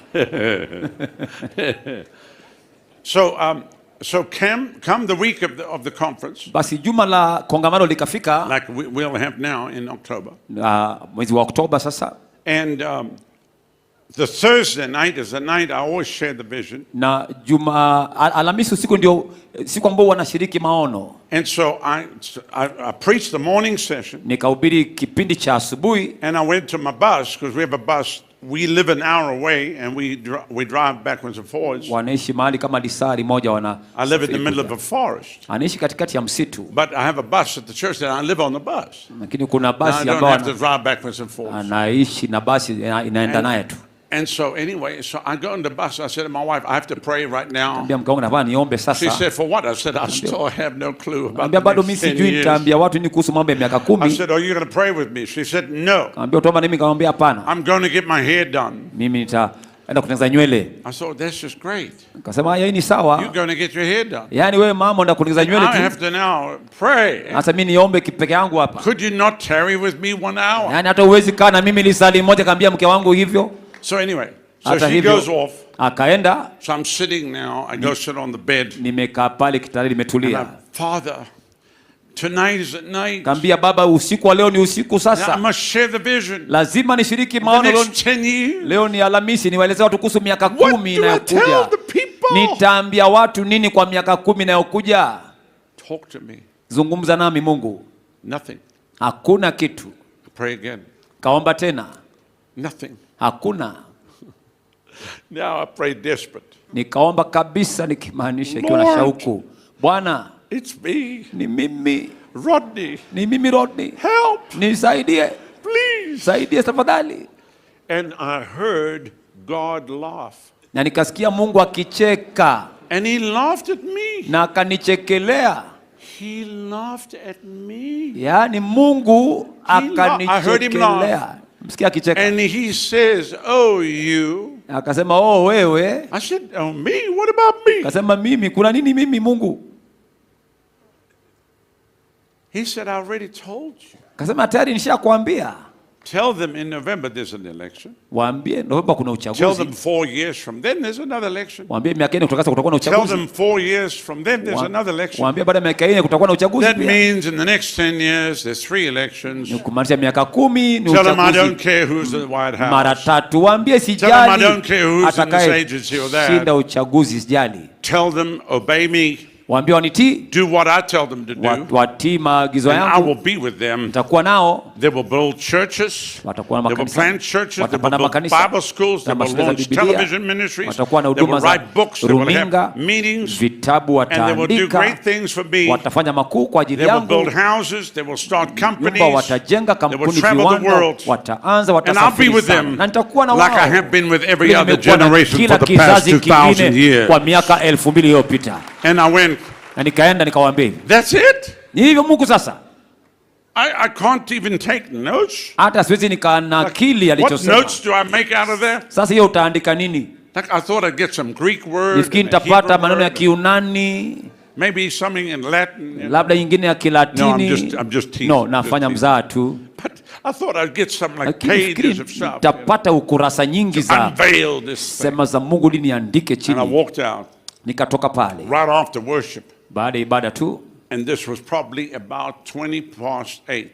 Ilikuwa kama saa 2:20. And I preached and the gift of faith hit the place. Nikahubiri kuhusu kipawa cha Roho Mtakatifu. Nobody left. Hakuna aliyetoka. People were hanging on. Watu wakawa pale wametulia. And I was hanging on because the power of God was wall to wall throughout the place. Nguvu za Bwana zilikuwa zimetanda kwenye mkutano. And I looked at the clock at the back. Nikaangalia saa kule nyuma. It was 20 minutes to 2 o'clock in the morning. Ilikuwa karibu saa 8 ifike dakika 20. Kasema it's in the morning. Ni asubuhi tayari. How? Kwa njia gani? I said, did you play trick with me and nikauliza that clock? Watu nyinyi mmebadilisha saa kwa maana niliacha ikiwa saa 2 dakika 20. And I looked at my watch, it was 20. Kaangalia kweli saa yangu. I had preached for hours. Nilikuwa nimehubiri masaa. It was standing room only. So now I felt sorry for the people. Nikahurumia watu. Because I'm drunk, I'm high. Maana nimelewa tayari. I feel nothing. Mimi sisikii kitu. Mimi niko mbinguni, niko ulimwengu wangu wa roho. Nasikia upako wa Roho Mtakatifu. So I said, okay, I'm going to bring this to the close here. Basi nitatamatisha sasa. In the morning, na asubuhi we'll carry on because our service is at 9:30. Maana ibada iko saa 3:30. So but we hadn't taken an offering that night. Tulikuwa hata sadaka tujachukua. Just quickly, ushers get the buckets ready. Sema haraka maboabu chukueni mikoba ya sadaka. Do whatever the Lord tells you to do. Nafanyeni kile Bwana atawaeleza. I love you, we'll see you in the morning. Na wapenda tunani asubuhi. They took the offering that night. Wakachukua sadaka hiyo saa. At 20 to 2. Na saa 8 kabla dakika 20. It was $285,000. Kulikuwa na dola 1295. Kwa njia gani? How do you get an offering at 20 to 2 of $285,000? Sasa unapata dola sadaka dola 1295 kwa njia gani? All I said was we just give and then you go sleep. Mimi nilisema tu nyitoeni alafu muende. Friday morning. Ijumaa asubuhi. I just said everybody give 300,000. Nikamwambia watu toeni. Friday night another. Wengine tena wakatoa. And everything blew up in the ministry. Na kila kitu ikalipuka kwenye huduma. With the power of God and provision. Nguvu za Bwana na Mungu because the word of the Lord, you see, the word of the Lord came to the people. Bwana lilikuja kwa watu. And so faith came to the people. Na imani pia. And they realized it's going to be okay. So we can plant and we can go and we can do. Tupange na tuendelee na mambo yetu. So as a leader you have to speak faith into your people. Kama kiongozi jifunze kuwa na imani kwa watu. Even leaders of nations must stand and speak faith to the people. Hata viongozi wa mataifa. Even though we might be dealing with problems over here. This is where we're going. This is what we're going to do. Tunafanya hivi, tunaelekea hapa. Speak the word of the Lord. Neno la Bwana kwa watu. I believe the word of the Lord is going to explode in the mouths of the leaders. Kwenye midomo ya viongozi. This Sunday will be a release of the itakuwa word of the na Lord mwachilio wa neno la Bwana across Kenya, Kenya mzima like you've never seen hujawahi before. ona hapo awali. Because there's a fire in your Kuna mouth. moto ndani yako. I said there's a holy Sema fire kuna in your mouth. moto wa Roho ndani And you will yako. speak as an oracle of Utanena God. kama And you will see it. mdomo wa You're going to see Mungu. it. Supernatural things Utaona are going mambo to ya kiungu happen. yakifanyika. That's why we came to Kenya. Tumekuja kufanya Kenya And hivi. that's what God will do Mungu anafanya hivyo. as you yield yourself to the Holy Bwana kwa Roho Ghost. Mtakatifu. Can you say amen? Sema amen. Hallelujah. Hata Jumapili ya leo watumishi wa Glory to Bwana, God. Bwana atakutumia kunena Thank you, mausia yake. Jesus. Asante Yesu. Thank you, Jesus. Asante Yesu. Thank you, Lord. Asante. The Bible says he makes his servants flames of fire. Inasema anafanya watumishi wake kuwa You miali ya are moto. Wewe ni mwale wa moto. Flame of fire. Wewe ni mwale wa moto. Can you say amen? Amina. And God has made his servant Mungu amefanya mtumishi wake mwale wa moto. no fear. Hakuna hofu. Boldness. Jasiri. Amen. Amina. For you and your husband. Wewe na mume wako. Amen. Amina. And for your nation. Na kwa taifa lenu. Kenya will be saved. Kenya itaokolewa. Kenya will be saved. Kenya itaokolewa. Amen. Amina. So sasa that was till 2029. Ilikuwa ni mwaka huo 2020. So here we are. Sasa tuko hapa. What's it, 23? Mwaka 23. 24. Twende mwaka kesho, mwaka 26. Kesho kutwa mwaka 26, 27, 28, 29. 29. So I'm kind of chilled about the next 6 years. Sina kaka kuhusu miaka 6 ambayo inakuja. Somebody said, well, what about the 10 years after that? Nasema je, na miaka 10 baada ya hapo? I will tell everybody about the next 10 years. Tuambia watu kuhusu miaka 10 inayokuja. In October of 29. Oktoba wa 29. Amen. Amina. But you have to be in Tampa. Lazima uwe kwa ibada at hiyo. the conference in October. Uwe kwenye kongamano la And Oktoba. then I'll let you know. Alafu nitawaeleza. Or you can watch on revival.com. Ama utazame kwenye mtandao or wao. Rodney Brown YouTube. Revival.com ama katika mtandao wa YouTube. Find out. Amen. Na utagundua pale. But God wants you to be at peace. Mungu akipenda uwe na amani. He doesn't want you to worry about tomorrow. Usiwe na wasiwasi kuhusu kesho. Take no thought for tomorrow. Mawazo ya kesho achana nawe, sikusumbue. Focus on him. Wewe makinika na Mungu. He will take care of you. Usisumbuke kuhusu kesho. Mungu atakushughulikia. Maana anakupenda. Can you say amen? Hebu sema amina. Amen, amen. Amen, amen. Amen, amen, amen, amen. Amina, amina, amina. Amen. Amen. I want everybody to bow your heads across this place. Taka kila mmoja animisha kichwa chako kila mahali. I need to do this right now. Nifanye jambo hili sasa. Everything else we will continue this afternoon. Kila kitu tutaendelea wakati baadaye. As we close out this wonderful 2 days together. Tukitamatisha siku 2 za ajabu hizi pamoja. I want your heads bowed and eyes closed. I want to give an invitation. Kila mtu funga macho, inamisha kichwa. Nataka nifanye mwaliko. Because we have new people here today. Kuna watu wamekuja leo mara ya kwanza. And new people watching by television. Na watu wengine wapya watazama kupitia runinga na mtandao. If you are here today. Kama uko hapa leo. And you've come under this great beautiful tent. Na umekuja chini ya hema la pendeza hili. And you say, Pastor Rodney. Unasema mchungaji Rodney. I'm sitting here today. Nimeketi hapa leo. And I don't know Jesus as my Lord and Savior. Na simjui Yesu kama Bwana na Mwokozi wangu. I've never given my life to him. Sijawahi mpa maisha yangu. I've gone around church. Nimeenda makanisani. But I've never personally said, dear Lord Jesus, come Sijawahi in my heart. Kibinafsi nimwambie Yesu, Yesu ingia moyoni mwangu. They took me as a child and they baptized me. Ndio kama mtoto waliniweka wakfu, wakanibatiza. But personally, I have never lakini kibinafsi sijawahi come to the place fika mahali where I said, Jesus, please come save ambapo me. Nilisema Yesu, tafadhali ingia moyoni mwangu. But today I must get right with God. Na kileo lazima niwe sawa na Mungu. I know that my life is here for an eternal purpose. Najua maisha yangu yako hapa kwa kusudi la umilele. The devil has lied to me. Shetani amenidanganya. He told me I wasn't worth anything. Akaniambia mimi ni kitu bure, sifai. And made me almost feel like, what's the use? Kanifanya nihisi ni kama hakuna maana yoyote. But as I've been listening to you preach lakini today, nilipokuwa nimekusikiza ukihubiri leo, I realized that God has an eternal purpose for my nimegundua life. Mungu ana kusudi la umilele la maisha And I yangu. realized that it all begins Nikatumbua yote inaanza as I surrender to Jesus ninapojisalimisha kwa and Yesu allow him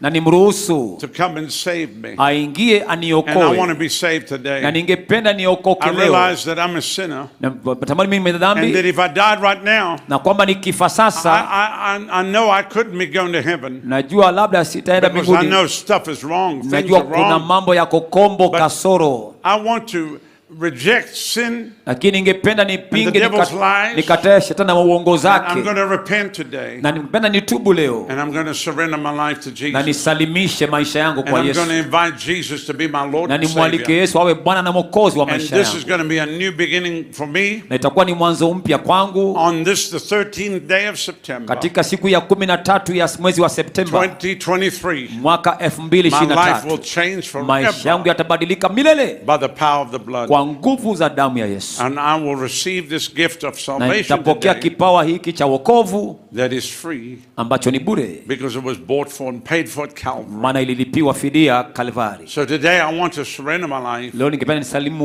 and I amri, want to give my heart to Jesus. nimpe Yesu maisha yangu na moyo wangu nimpe pia. Secondly, maybe you've come here today Jambo la pili pia, mwaliko wa pili, labda and you umekuja hapa say, leo Pastor, wasema, mchungaji, I gave my heart to Jesus nilimpa Yesu maisha yangu ndio, and I loved him, na nikampenda, but I don't love him like I used to. lakini upendo wangu kwake si kama wa kwanza. I lost that first love. Nimepoteza upendo wa I kwanza, lost that passion, nimepoteza and jazba it has bothered me, ambayo imenisumbua, and I don't know how to get back. na sijui jinsi ya kupata upendo wa There kwanza. was a time when I was radically on fire for God. Kuna wakati nilikuwa nimewaka moto sana kwa ajili ya My Mungu, life has been consumed by fear, na maisha yangu imebanwa and na I'm worried hofu about the future. na wasiwasi kuhusu I'm worried kesho. about my life, my safety. Ina masumbufu ya usalama And wangu I na don't maisha yangu. have the trust that I used to have. Sina imani iliyokuwa nayo pale And mwanzo, I feel that I've grown cynical. na nahisi ni kama nimekuwa And vuguvugu, I've grown critical. nimekuwa mtu wa But kuondoa I feel makosa today the Lord is lakini calling me to come back. nahisi leo Bwana ananiita nirudi, And I'm going to surrender my life na nitapeana maisha yangu afresh to Him today. upya kwake leo. I don't want to be lukewarm. Sitaki niwe vuguvugu, I don't want to be cold. wala sitaki kuwa baridi. I want to be on fire for God. Nataka niwake moto kwa ajili ya Mungu, And today na leo I will surrender my life. nitapeana maisha yangu yote.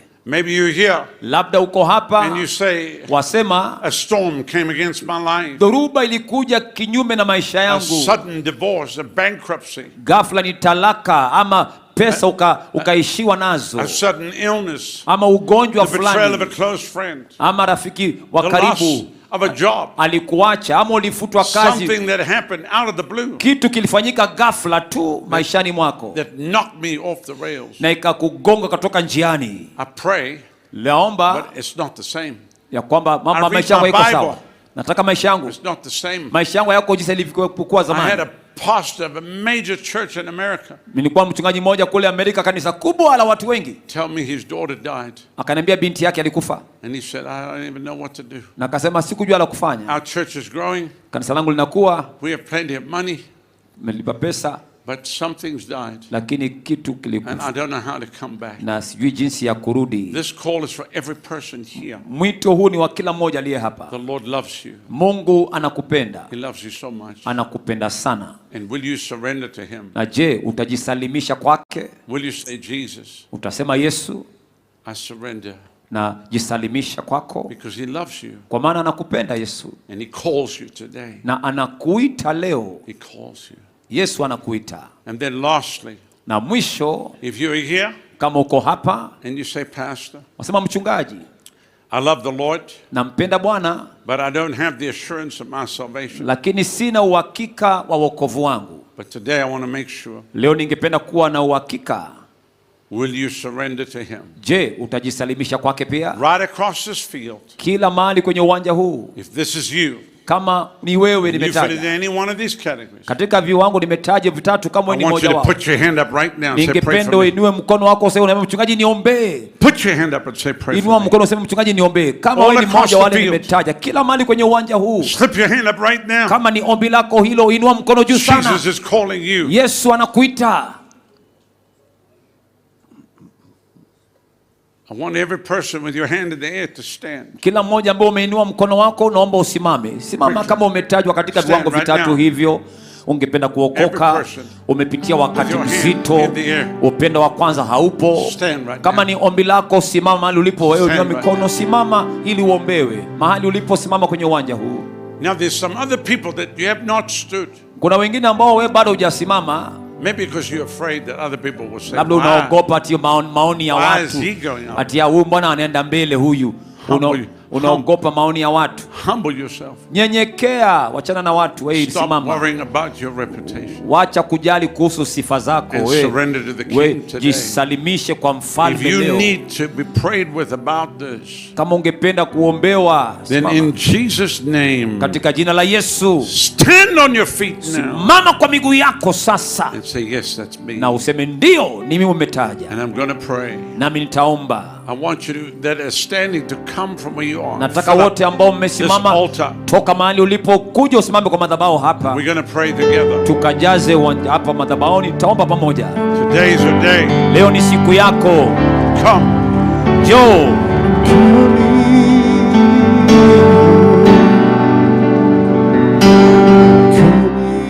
Come now. Kuja sasa, kuja kutoka mahali ulipo. Ungependa kuokoka, umegongwa na dhoruba za aina mbalimbali, ungependa upendo wa kwanza wako urejeshwe, tembea na uje mbele sasa.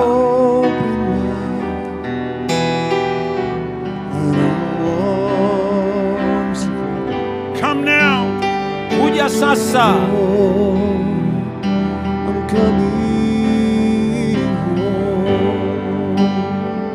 Come now. Kuja sasa.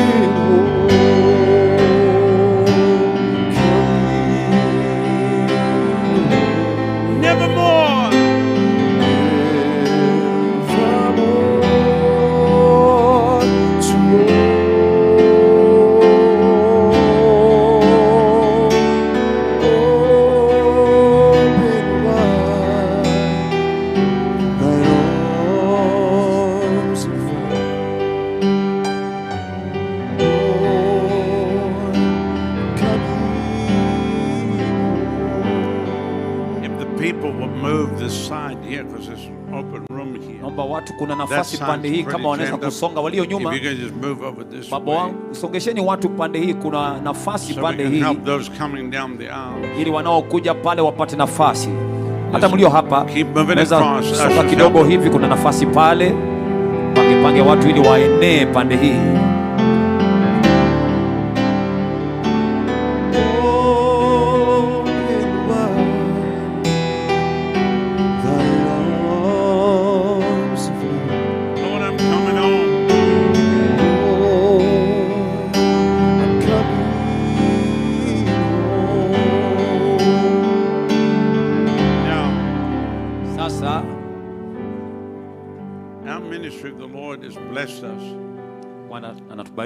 With huge response in the altar for calls for salvation.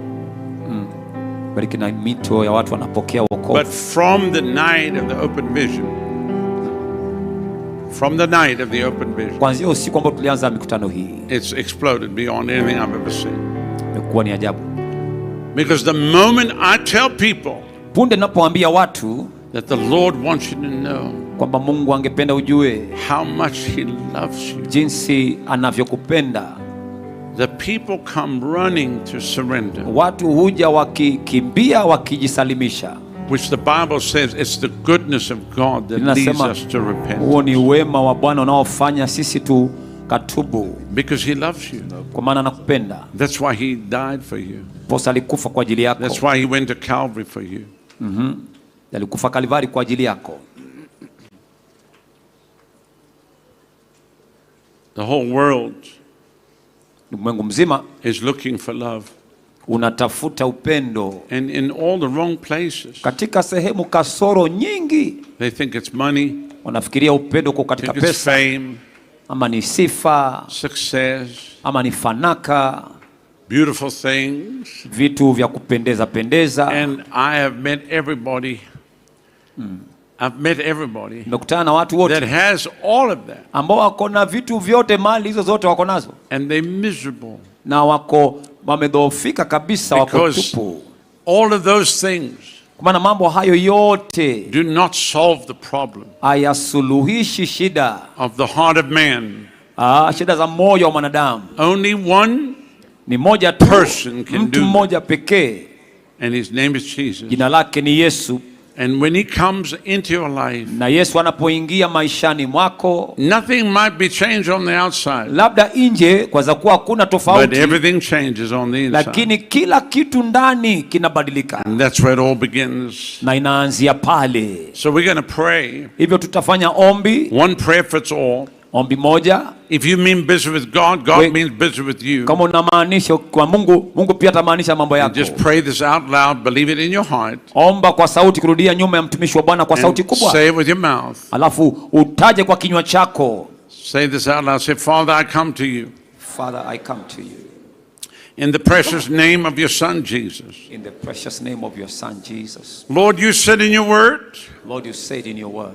If I confess with my mouth, Jesus is my Lord and my Savior, and I believe in my heart that God raised Jesus from the dead, I will be saved. So Father, right now, I confess Jesus is my Lord and my Savior. Come into my heart right now. Take out the stony heart. Put in a heart of flesh. Wash me. Cleanse me. Change me. Fill me. Use me. Let me never be the same again. I turn my back on the world. I turn my back on sin. And I follow you, Lord Jesus. From this day, I don't belong to the devil. I don't belong to his world. I belong to Jesus. And right now, I thank you that you died for me. You were buried for me. You rose on the third day for me. And you're coming back again for me. From this day on, I'll serve you. I'll go where you want me to go. I'll do what you want me to do. I'll say what you want me to say. And I'll be what you want me to be. Not my will, but thine be done. I thank you now for your blood that seals me until the day of redemption. And I receive this now by faith in the finished work of the cross, by the power of the gospel, the power of the Holy Spirit, and the power of the blood. I'm born again. I am saved. I will never doubt it again. And I thank you, Lord. I thank you for saving me. Now just lift your hands and thank him right now. Let me pray over you. Father, I pray that you would seal them now by your blood and by your spirit. Naomba utawafunika kwa damu yako, waweke siri. That on that day let no one be missing. Kwamba hata moja hatapotea. Lord, Bwana, I'm asking you now. Nakuomba sasa. Let not one of these precious people be missing. Hata moja nafsi hizi isipotee. If one's missing, I'm going to ask you where they are. Bwana, kama moja itakosekana na kulilia, because I ask you to carry them now. Naomba uwabebe sasa. By your Holy Spirit. Kwa Roho wako Mtakatifu. Don't let them move to the left or to the right. Usiwaache waende kulia wala kushoto. But let them be on fire believers. Waache wawe kwa moto, waumini wenye moto. Fill them with your word. Wamejaa neno lako. Raise them up by your power and your anointing. Wameinuliwa kwa nguvu zako na upako wako. And let them carry your fire. Na wakaubebe moto wako. Across Kenya and the region beyond. Kenya na maeneo yote ya mbali. And we pray this now. Naomba sasa. In the name that is above every name. Jina lililojuu majina yote. The name of Jesus. Jina la Yesu. And we give you praise. Nakupa sifa. And we give you honor. Nakupa utukufu. And we give you glory. Nakupa utukufu. In Jesus' name. Kwa jina la Yesu. Hallelujah. Hallelujah. Hallelujah. Hallelujah. Now lift those hands. Inua hiyo mikono juu. Now Father, Baba, fill them with your joy. Wajaze kwa furaha yako. Tickle your children today. Ukawatekerenye watoto wako leo. And fill them with your peace. Wajaze na amani yako. As only a father can do. Yale tu ambayo ni baba anaweza kufanya. Touch them now. Waguze sasa Baba. With your joy. Kwa furaha yako. In Jesus' kwa jina la Yesu. Kwa jina la Yesu. Go ahead and receive that right now. Pokea hiyo sasa, furaha ya Bwana. Jesus. Pokea furaha kwa jina la Jesus. Yesu. That's peace. There's peace. There's a peace of God coming on people right now. Kuna amani ya Bwana. You haven't had peace for a long time. Hujakuwa na amani kwa muda mrefu. But peace is coming on you. Amani inashuka juu yako. There's joy coming on people right now. Furaha ya Bwana inawashukia watu. You haven't had joy. Furaha ambayo hujakuwa nayo. But your mourning inakuingia. Is turned into dancing. Furaha inashuka kwako. And the joy shall be heard. Furaha. The joy will be heard in the villages of Kenya. Itasikiwa vijijini. Joy shall be heard in the villages of Kenya. Furaha itasikika katika vijiji vya nchi ya Kenya. Yeah. Ndiyo. He's filling your cup now. Anajaza kikombe chako. He's filling it to overflowing. Anajaza kwa furaha.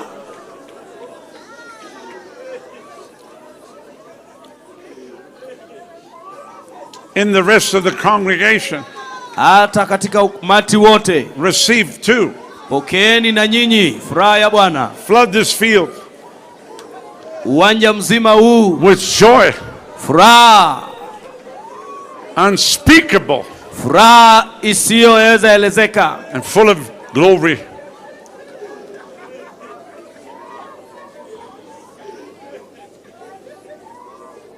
Every chain is broken. Kila nira inavunjika. Every yoke is destroyed. Kila nira imeharibiwa. Heavy burdens are lifted. Mizigo mizito inanyanyuliwa, inaondolewa. Healing comes to sick bodies. Uponyaji unashuka. Freedom comes. Ukombozi na uhuru. People are delivered from addictions. Watu wanakomolewa kutoka vileo mbalimbali. People are being filled with gladness. Wanajazwa na furaha na mwanga. A joy unspeakable. Furaha isiyoweza elezeka. And full of glory. Kwa utukufu wa Bwana. Ushers, help that lady, she's drunk. Kuna mama yuko pale. Help that lady, she's drunk. She's wandering all over the place. She's drinking new wine. Anakunywa divai mpya. Amen. Ndiyo. Get an usher in there, yeah. Mama aliyevalia miwani. Hallelujah. Hallelujah. Hallelujah. Hallelujah. Now lift both hands. Inua mikono yote juu. Receive the power now. Upokee nguvu sasa. The Holy Ghost. Inua mikono, upokee nguvu ya Roho Mtakatifu. Ranamarikatala soprabande borikaya. Ratando reposapa. Ranamarika poronombo borieta. Prebambo sabatia. Be filled with the Holy Ghost. Jazwa na Roho. Be filled with the Holy Ghost. Jazwa na nguvu za Roho Mtakatifu. Be filled with the Holy Ghost. Jazwa. Ranido. Ranina nerobo sapa. Jazwa. Sandino. Prapande. Jazwa kwa Roho Mtakatifu. Kabroma maganda de dando. Sabramanganda dando dondo. Brebamba bando bando ba. Bande bonde. Mena manderiba. Paranamba redo dambaranda nanderida denururu no murema rika. Soprava burne. From the top of your head to the soles of your feet. Kichwani mpaka unyayoni. From the top of your head.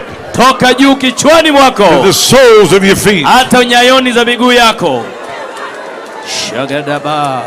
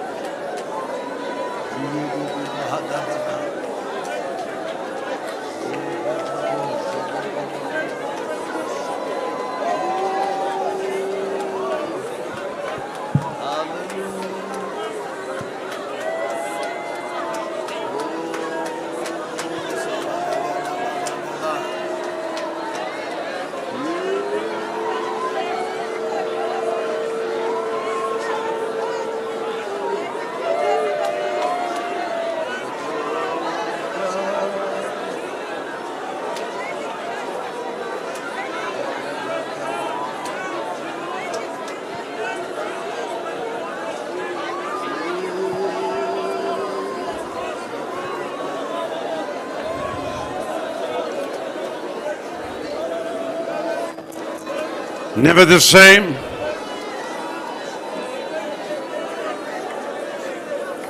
Never the same again. Hautabakia kama ulivyokuwa tena. Fresh oil. Mafuta mabichi. Fresh anointing. Upako mbichi.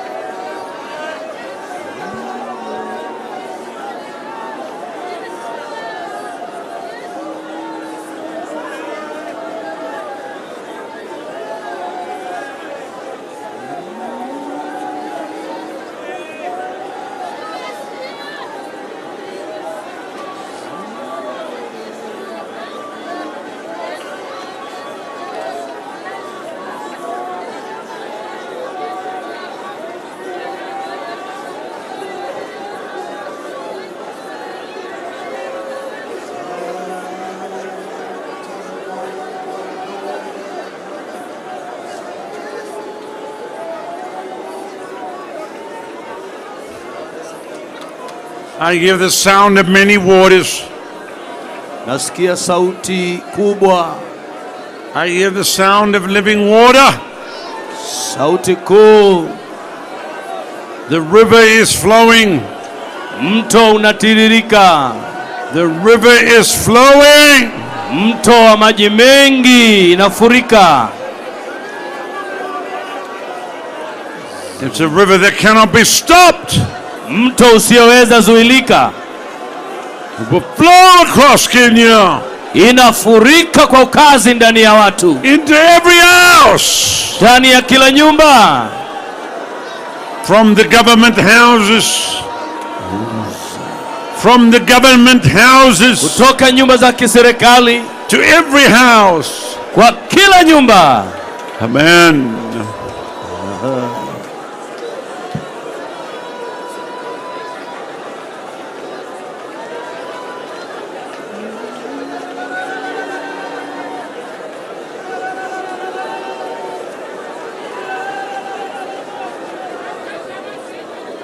Now, I want you to look at me. Tembeo mkuu wa nguvu. I know there's people being touched. Watu wengi wanaguzwa by the Holy Ghost. Kwa nguvu za Roho Mtakatifu. And that's what this is. Ndio. A Holy Ghost and fire meeting. Roho Mtakatifu anawahudumia. But you're going to carry this fire. You're going to carry this fire everywhere you go. Moto pia unapenya ndani.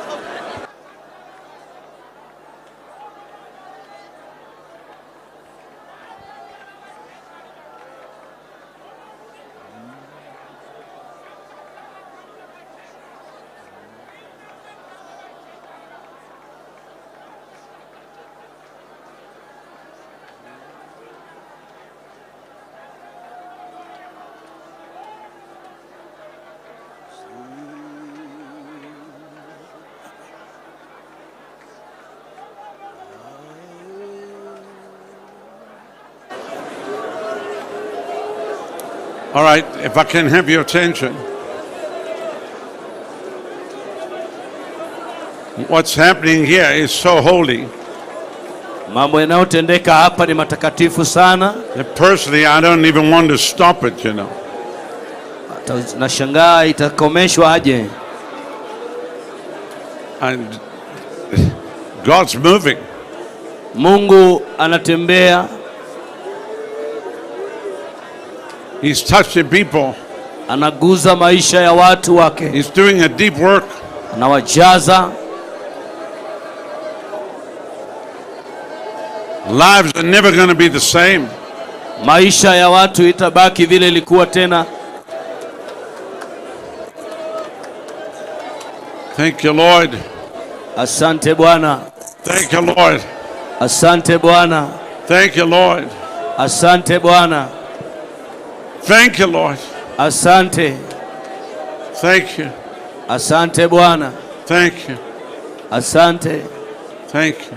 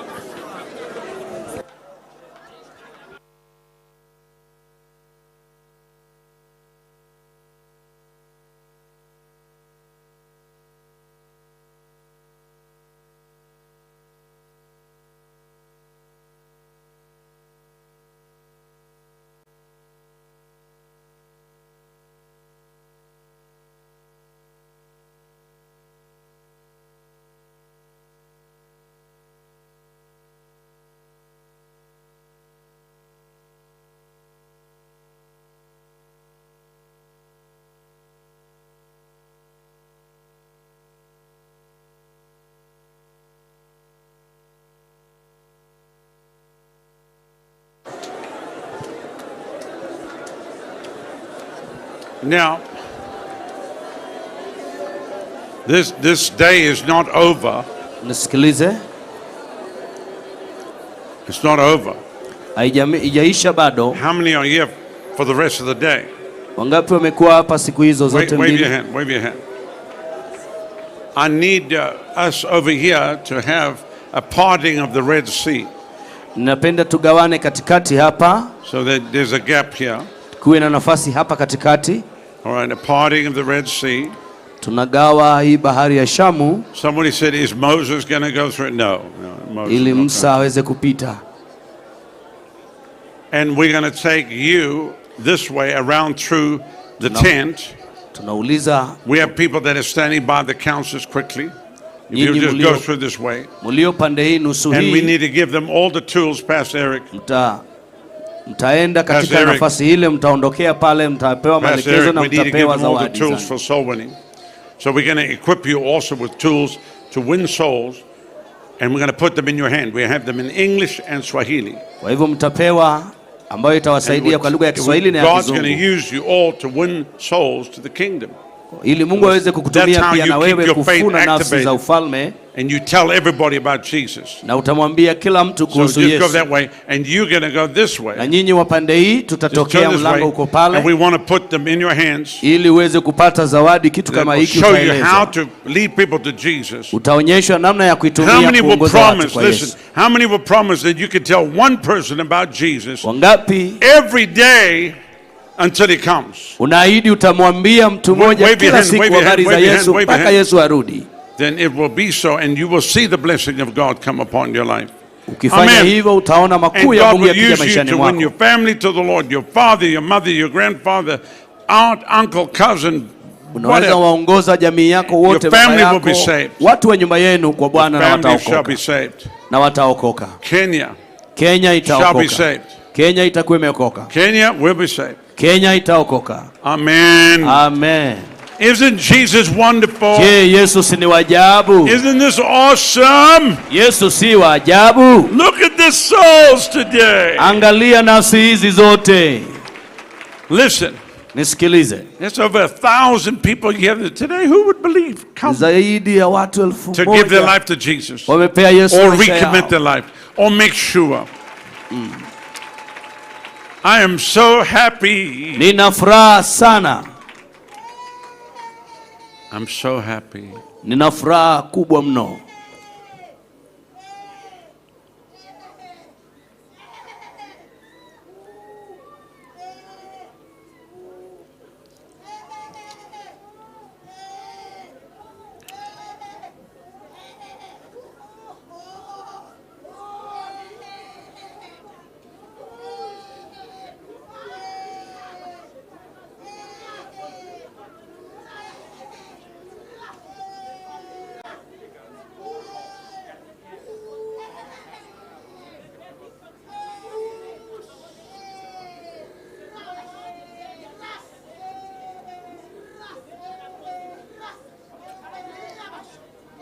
Yeah, I grew up in the sound of Pentecost.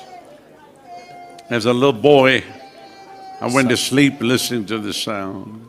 So, to some people, this is unnerving, you know, but to me, it's like peaceful. It takes me back to when I was a child. The sound of heaven. The sound of heaven. The sound of hearts being touched. Sauti ya mioyo inaguzwa. Amen. Hallelujah.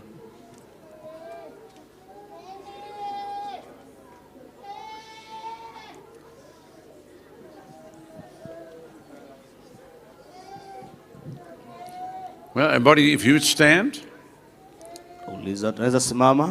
Everyone stand, if you would. Simame. And we're going to break. Tutaenda kwa break. And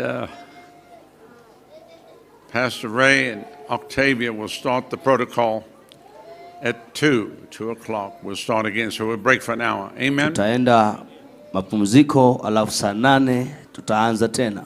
And then we'll complete everything this afternoon. Na tutaenda kutamatisha kila kitu adhuhuri ya leo. I'm going to be very sorry to go. Na nitakuwa kweli nasikitika kuondoka. I might just take you all with me. Just you all coming with me. Naweza tamani kwenda na nyinyi nyote twende pamoja. Amen. And Pastor said they're ready, but we'll have to fly with a fleet of planes. Amen. Amen. Amen. Hallelujah. Are you happy? Na furaha? Are you happy? Ngapi wana furaha?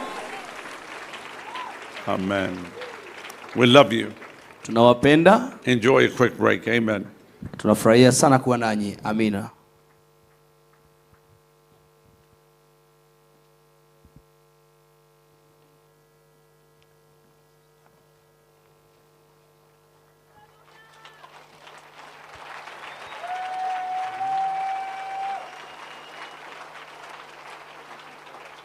Wow. Mpigie Bwana makofi mazuri. Hallelujah. I thought you can do better than that. Naamini unaweza fanya bora zaidi ya hayo. I thought you can do better than that. Nadhani unaweza piga makofi mazuri kuliko hayo. After such a great harvest. Baada ya ibada kama hiyo nzuri ya Roho Mtakatifu. This is harvest time. Huu ni wakati wa mavuno. Somebody say this is harvest time. Sema ni wakati wa mavuno. Siangalia mtu muimbie wimbo moja, moto umewaka leo, moto kazi ya Yesu. Hawa wako mbele hawa. Oye, speakers hapa siliachwa, wacha tu catch up.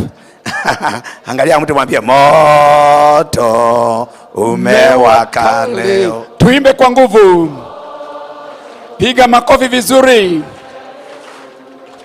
Moto umewaka leo. Tuimbe haleluya, moto umewaka. Amen. Amen. Hao ni wale wa kitambo. Wa hivi majuzi atawaliba. Wanatoroka. Inaitwaje hiyo diribo ama let's leave it at that. Somebody say amen. Amen. When you see people getting saved, unapoona watu wakiokoka in great numbers like that, katika idadi hiyo, we need to give glory to God. Tunahitaji tumpatie Bwana utukufu wote. We need to declare this is harvest time. Maana huu ni wakati wa mavuno. We need to declare this is harvest time. Tunahitaji kutangaza huu ni wakati wa mavuno. Revival is already here. Na uamsho tayari umeshafika. I say revival is already here. Uamsho uko hapa. We are not waiting for revival. Hatungojei uamsho. Revival is here now. Uamsho uko hapa sasa. Amen. Amen. Let's have a seat for a moment. Naomba ukae kwenye kiti chako kwa dakika kidogo. We give some orderliness. Ili tuweze kupeana utaratibu. As I say the few things I'm going to say, let all the organizing committee that was doing this meeting join me up here. Kama vile nisema pale mwanzo, kikundi ambacho kinapanga mkutano. Wakuja hapa wale walikuwa na organize so that a lot of people wants to get some information, they know who to talk to after this, because we don't have enough time to interact with everybody. Hatutakuwa na muda wa kutosha wa kuingilia na kila mtu. So the organizing committee will join me here. Number two, kitu cha pili, as now I want to say a few things. Number one is that we want to appreciate the presence of Her Excellency, the First Lady of this nation. Tunataka tuweze kutambua uwepo wa mama wa taifa, tupigie makofi mazuri. Madam Rachel Ruto. Rachel Ruto. She is with us. Pigie makofi mazuri, yuko pamoja nasi. Amen. Amen. Just to put the records the way they are. They say putting them straight, but the way they are. Ili niweze kuweka mambo wazi wazi jinsi inavyostahili kuwa. This meeting is courtesy of the First Lady. Mkutano huu umeandaliwa katika uongozi wa mama wa taifa. She is the one who has connected with this guest. Yeye ndiye ambaye ametuunganisha na mgeni huyu. And then now called us. Kisha baadaye akatualika, akatukaribisha sisi. To help mobilize this meeting. Ili kumsaidia katika kutangaza mkutano huu. In fact, for the last almost 3 weeks. Hakika kwa majuma matatu ambayo imepita. No, more than a month. Au zaidi ya mwezi moja. Office almost does not work. Her office does not work. Ofisi yake haijafanya kazi. Because we have to take them to start planning and to sit planning this meeting. Maana lazima tuingeingilia kati na kupanga mikakati katika mkutano huu. The people in the first, in the national altar, we are always with them. We are always with them planning this meeting. Wale washirika wa madhabahu ya kitaifa, siku zote tumekuwa na wao tukipanga mkutano huu. She gave out everything to make this meeting a success. Ametoa vyote ili kuhakikisha mkutano huu umefanikiwa. She is the one who made the connections, and brought this man, and we want to thank you so much. We are very proud of you. Sisi tunajivunia sana kuwa na wewe. Yeye ndiye amekuwa kiunganishi katika mambo haya yote. When the campaigns were going on, wakati tulipokuwa na campaign, a number of prophets said, manabii wengine wakasema that God is giving us a first lady who is going to be a connection for revival for Kenya. Mungu atatupa mama wa taifa ambaye atatumika kama chombo na kiunganishi cha kuleta uamsho na ufifio hapa Kenya. I was wondering how it will work. Nilikuwa nashangaa kitu hiki kitakuwa jinsi gani. Will enter through her. I know she's an intercessor, but now where do we connect? Najua yeye ni muombezi sana, lakini kwa nashangaa tutaunganishika wapi? But now for the last 2 meetings we have done here, lakini kwa mikutano miwili ambayo tumepiga hapa, courtesy of her and her office, katika msaada mkubwa wake na ofisi lake, we are now sure. Sasa tuna uhakika. She is in the front line. Yeye ako katika mstari wa kwanza wa uamsho happen in Kenya, ambayo inatendeka hapa Kenya. And let's thank God for a gift from above. Na wacha tumshukuru Mungu kwa kipaji hiki ambacho kimetoka juu mbinguni. Your Excellency, we are very proud of you. Mama taifa, tunakuheshimu. And now we can see it happening. Na tunakupenda sana. This team made this meeting work. Kikundi hiki ambacho kimesimama hapa ndio wametusaidia katika mkutano huu. I think some never slept some nights. Najua wengine hawajaweza kulala usiku. We don't have some of our key leaders. Tumekuwa na viongozi wengine ambao ni wanahusika sana. Ni yako ifanye vizuri. You are missing so much. Hebu sikiza hiyo vizuri. Amen, mpigeni makofi mazuri. Ama nikigere of some of our key leaders. Hatuna baadhi, samahani, ya viongozi wetu ambao ni wakuu. One of them is Julius Subi. Mmoja wao ni Julius Subi. He's one of our key leaders from office. Yeye ndiye mmoja wale viongozi wakuu katika ofisi lake. She gave, then also you have Reverend Kisotu. Pia tuko na kasisi Kisotu, who is the pastor at the National Prayer Altar. Ambaye ndiye mchungaji katika madhabahu ya kitaifa. They are part of the key people we are not with here. Wao ni baadhi ya viongozi ambao wakuu ambako hawako hapa. They are still like Subi has just gone to work a few things to do with this meeting. Bado wanafanya kazi ambazo zinastahili mkutano huu.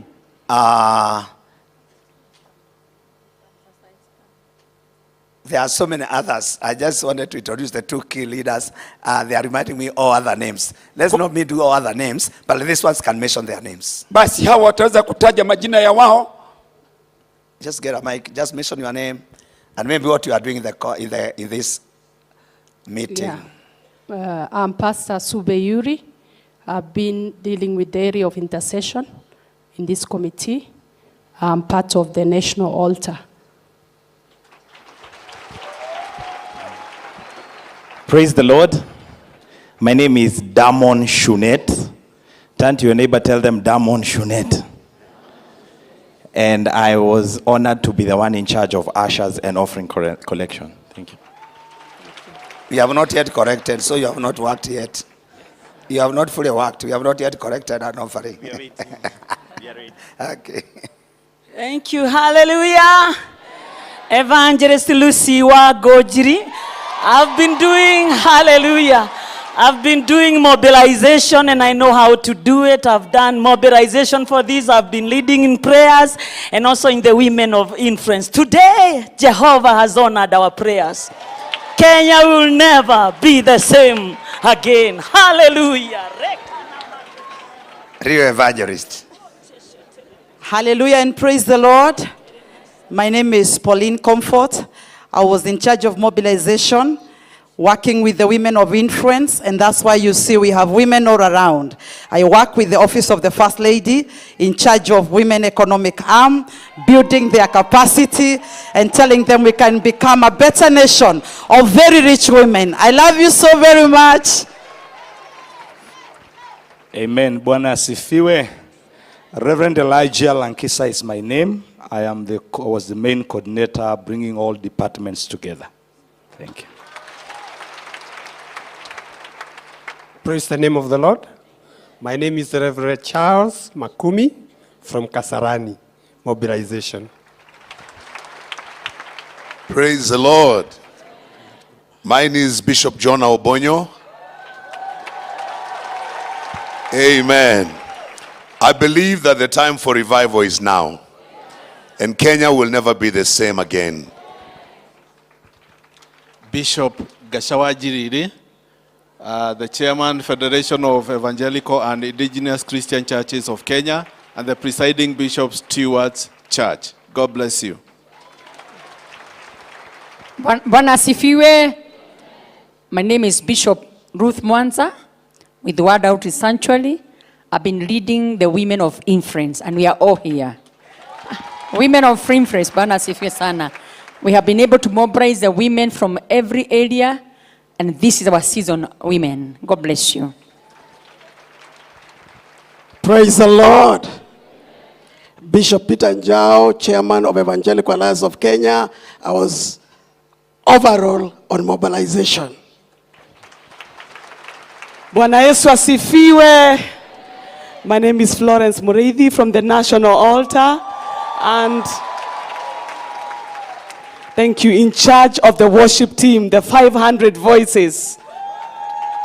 You know, Florence was able to bring over 500 people together to sing. Wow.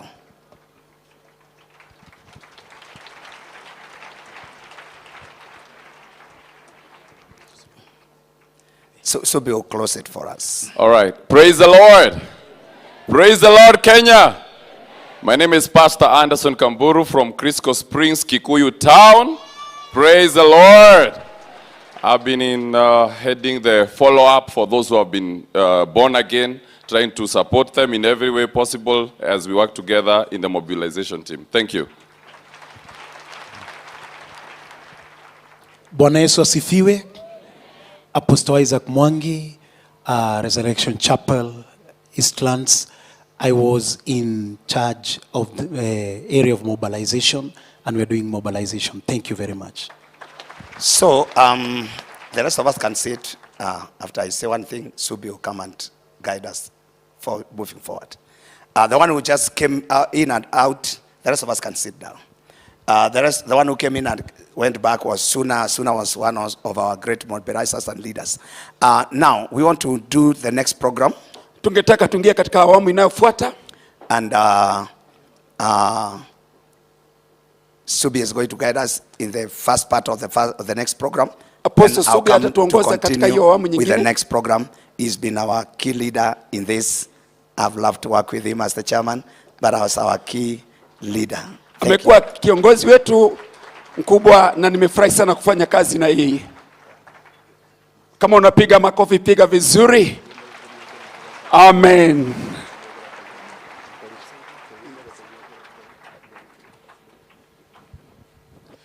Praise the Lord. Bwana asifiwe. Let's give the Lord a hand clap offering. Tumpigie Bwana makofi mazuri.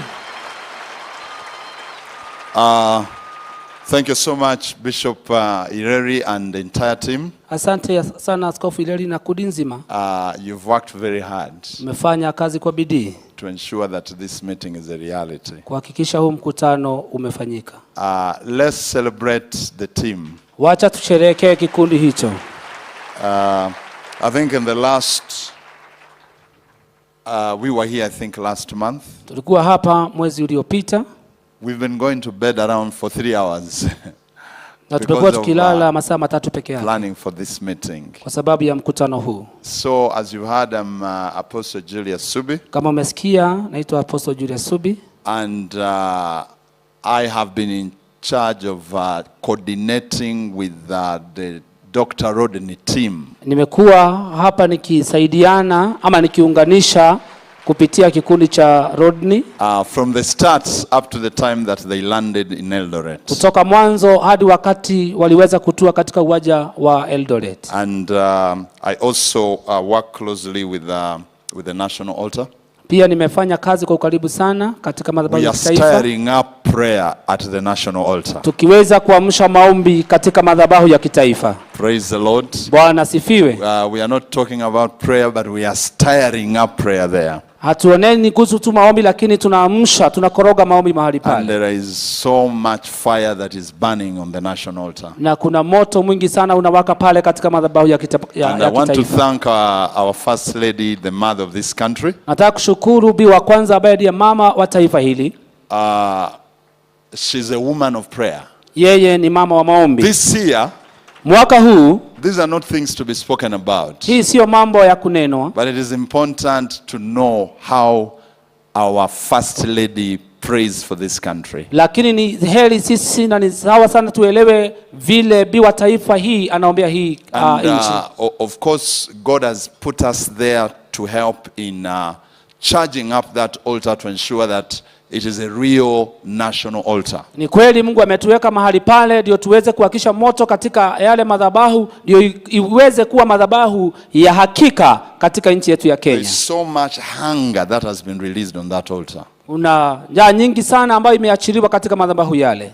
To the point that the first lady this year fasted 40 days twice. Kwa kiwango ya kwamba mama wetu wa taifa amefunga saumu siku 40 mara 2 mwezi huu mwaka huu. And one of it was on liquids. Na ingine ilikuwa tu anakunywa maji. And she's been praying for many hours. Na amekuwa akiomba kwa masaa mengi. 5 hours. Masaa 5. 3 hours. Masaa 3. I mean so we are blessed as a country. Tumebarikiwa kama taifa. Praise the Lord. Bwana asifiwe. And so we thank her and we also honor our president. Tunamheshimu, tunamshukuru na pia tunaheshimu rais wetu. Through his leadership. Kupitia uongozi wake. Openness to the things of God. Kuweza kufunguka katika mambo ya kiungu. We are able to receive this kind of meetings. Tumeweza kupata mikutano ya aina hii. And is a man that really loves the Lord. Na ni mtu ambaye anampenda Bwana. Are we together? Tuko pamoja. Now let me say this. Wacha niseme hii. I really want to say this. Ningetaka kusema hii kweli. Tell your neighbor, Apostle wants to say this. Mwambie mtume anataka kusema hii. And he really wants to say this. Na anataka kusisitiza aseme hivyo. You see, one thing jambo moja that I have observed, ambaye nimeona, there are many people in the church kuna watu wengi sana kanisani that are not convinced ambaye hawajashawishika that the president is born again. ya kwamba rais wetu ameokoka. Let me repeat it. Wacha nirudie. There are many people in the church. Kuna watu wengi makanisani. That, you know, they know he loves God, but they don't know that he has a strong relationship with the Lord. Wanajua kweli anampenda Bwana, lakini hawajui kama ako na uhusiano wa karibu sana na Mungu. But lakini I am here to say, niko hapa kusema, not through, you know, forget about the time when we had the campaigns, but the few times, you know, that I've had to meet him, he's a man, you speak the word of God, he breaks down, he begins to cry. He's not crying on media, he's crying outside, you know, there in an office. So God has blessed us to have a president that is born again, that loves the Lord, and that wants to see revival come to this country. Na anataka kuona uamsho ukiingia katika hii nchi. Amen. Amina. So with those few words, kwa maneno haya machache, we are going to go for lunch. Tutaenda katika chakula chetu cha mchana. And I also want to thank Pastor Robert Kayanja. Pia nataka kushukuru baba yangu Pastor Robert Kayanja, who has through him we got Dr. Rodney. Ambaye kumpitia tumeweza kupata Daktari Rodney. So right now, sasa hivi we are going to go out there. Tutatoka and I will request the fathers na nitauliza baba wote to just follow the first lady. Of course will go out first. Watafuatana nabii wa kwanza, na najua ya kwamba wote tutatoka pamoja. And then the fathers will follow. Wengine wataweza kufuata. Dr. Rodney Daktari Rodney is giving out 9 trucks of food today. Amepeana loli 9 za chakula leo. I think one of the trucks is like three trucks in one. Moja yapo ni ile mrefu, ni kama imebeba 3 ya hizo zingine. The food is already packed, it is outside there. Chakula kiko pale, ziko pale nje. She's going to be handing it over to the first lady. Ataenda kuipeana kwa bi wa kwanza. And the first lady, as the mother of the nation, will distribute it to where she feels that the need is the greatest. Yeye mama wa taifa ataweza kuiweza kuigawanya mahali ambapo anaona mahitaji ni mengi. Yeah, so let me request the first lady. Wacha niulize mama yetu bi wa kwanza to just leave. Ataweza kuondoka. She will speak to us, I think, in the evening as we come to the end of the meeting. Atatunenea jioni wakati let's celebrate Mama Rachel Ruto. Wacha tumsherekee mama yetu Mama Rachel Ruto. Is that the CS?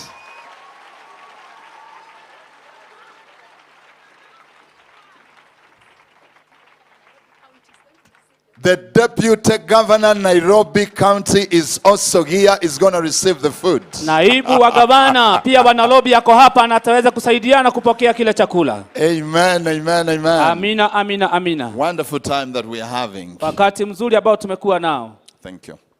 Asante. So God bless you. Bwana wabariki. As you break for lunch. Mkuwe na chakula cha mchana kizuri.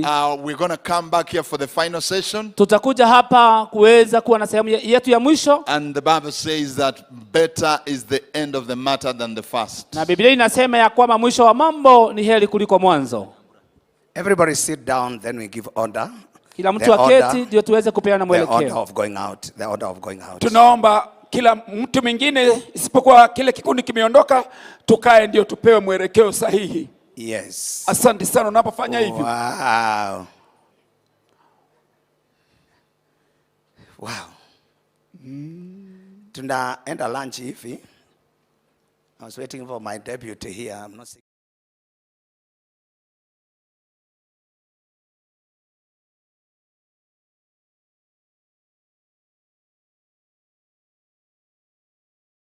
On your feet, please. Maaskofu wote naomba tumsimame na miguu yenu. All the bishops. Maaskofu wote. Naomba tusimame kama wewe ni All the askofu. bishops, all the bishops. Maaskofu wasimame. Ikiwa wewe ni askofu, simama tu. All the bishops, please. Maaskofu, umesimama. Leaders of ministries. Viongozi wa huduma. That is reverends. Makasisi.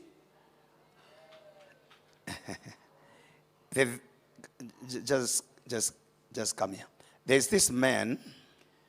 Kuna huyu mwanamume huyu ndugu. This reverend is also a reverend. Reverend huyu amesimama hapa. You follow that reverend. Mtamfuata huyu. And somebody else, don't follow them, please. Just lead the team. Utaongoza kikundi hicho.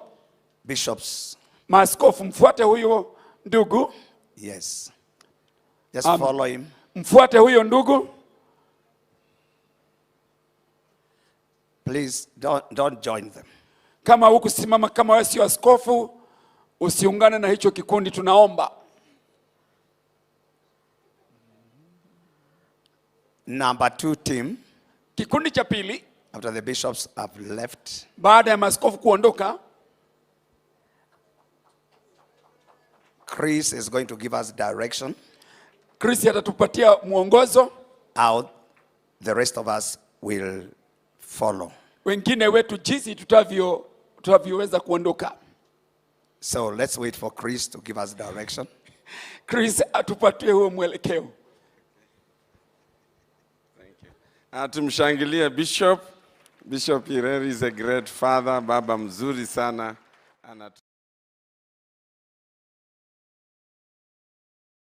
Wane kama unasikia njaa. Yeah, God is good and we bless his name. We are continuing to get blessed. So jana tulijaribu iwezekanavyo ili kila mmoja apate chakula na tutaendelea hivyo. Kwa hivyo okay. Kwa hivyo wale, what do I do with the vehicles?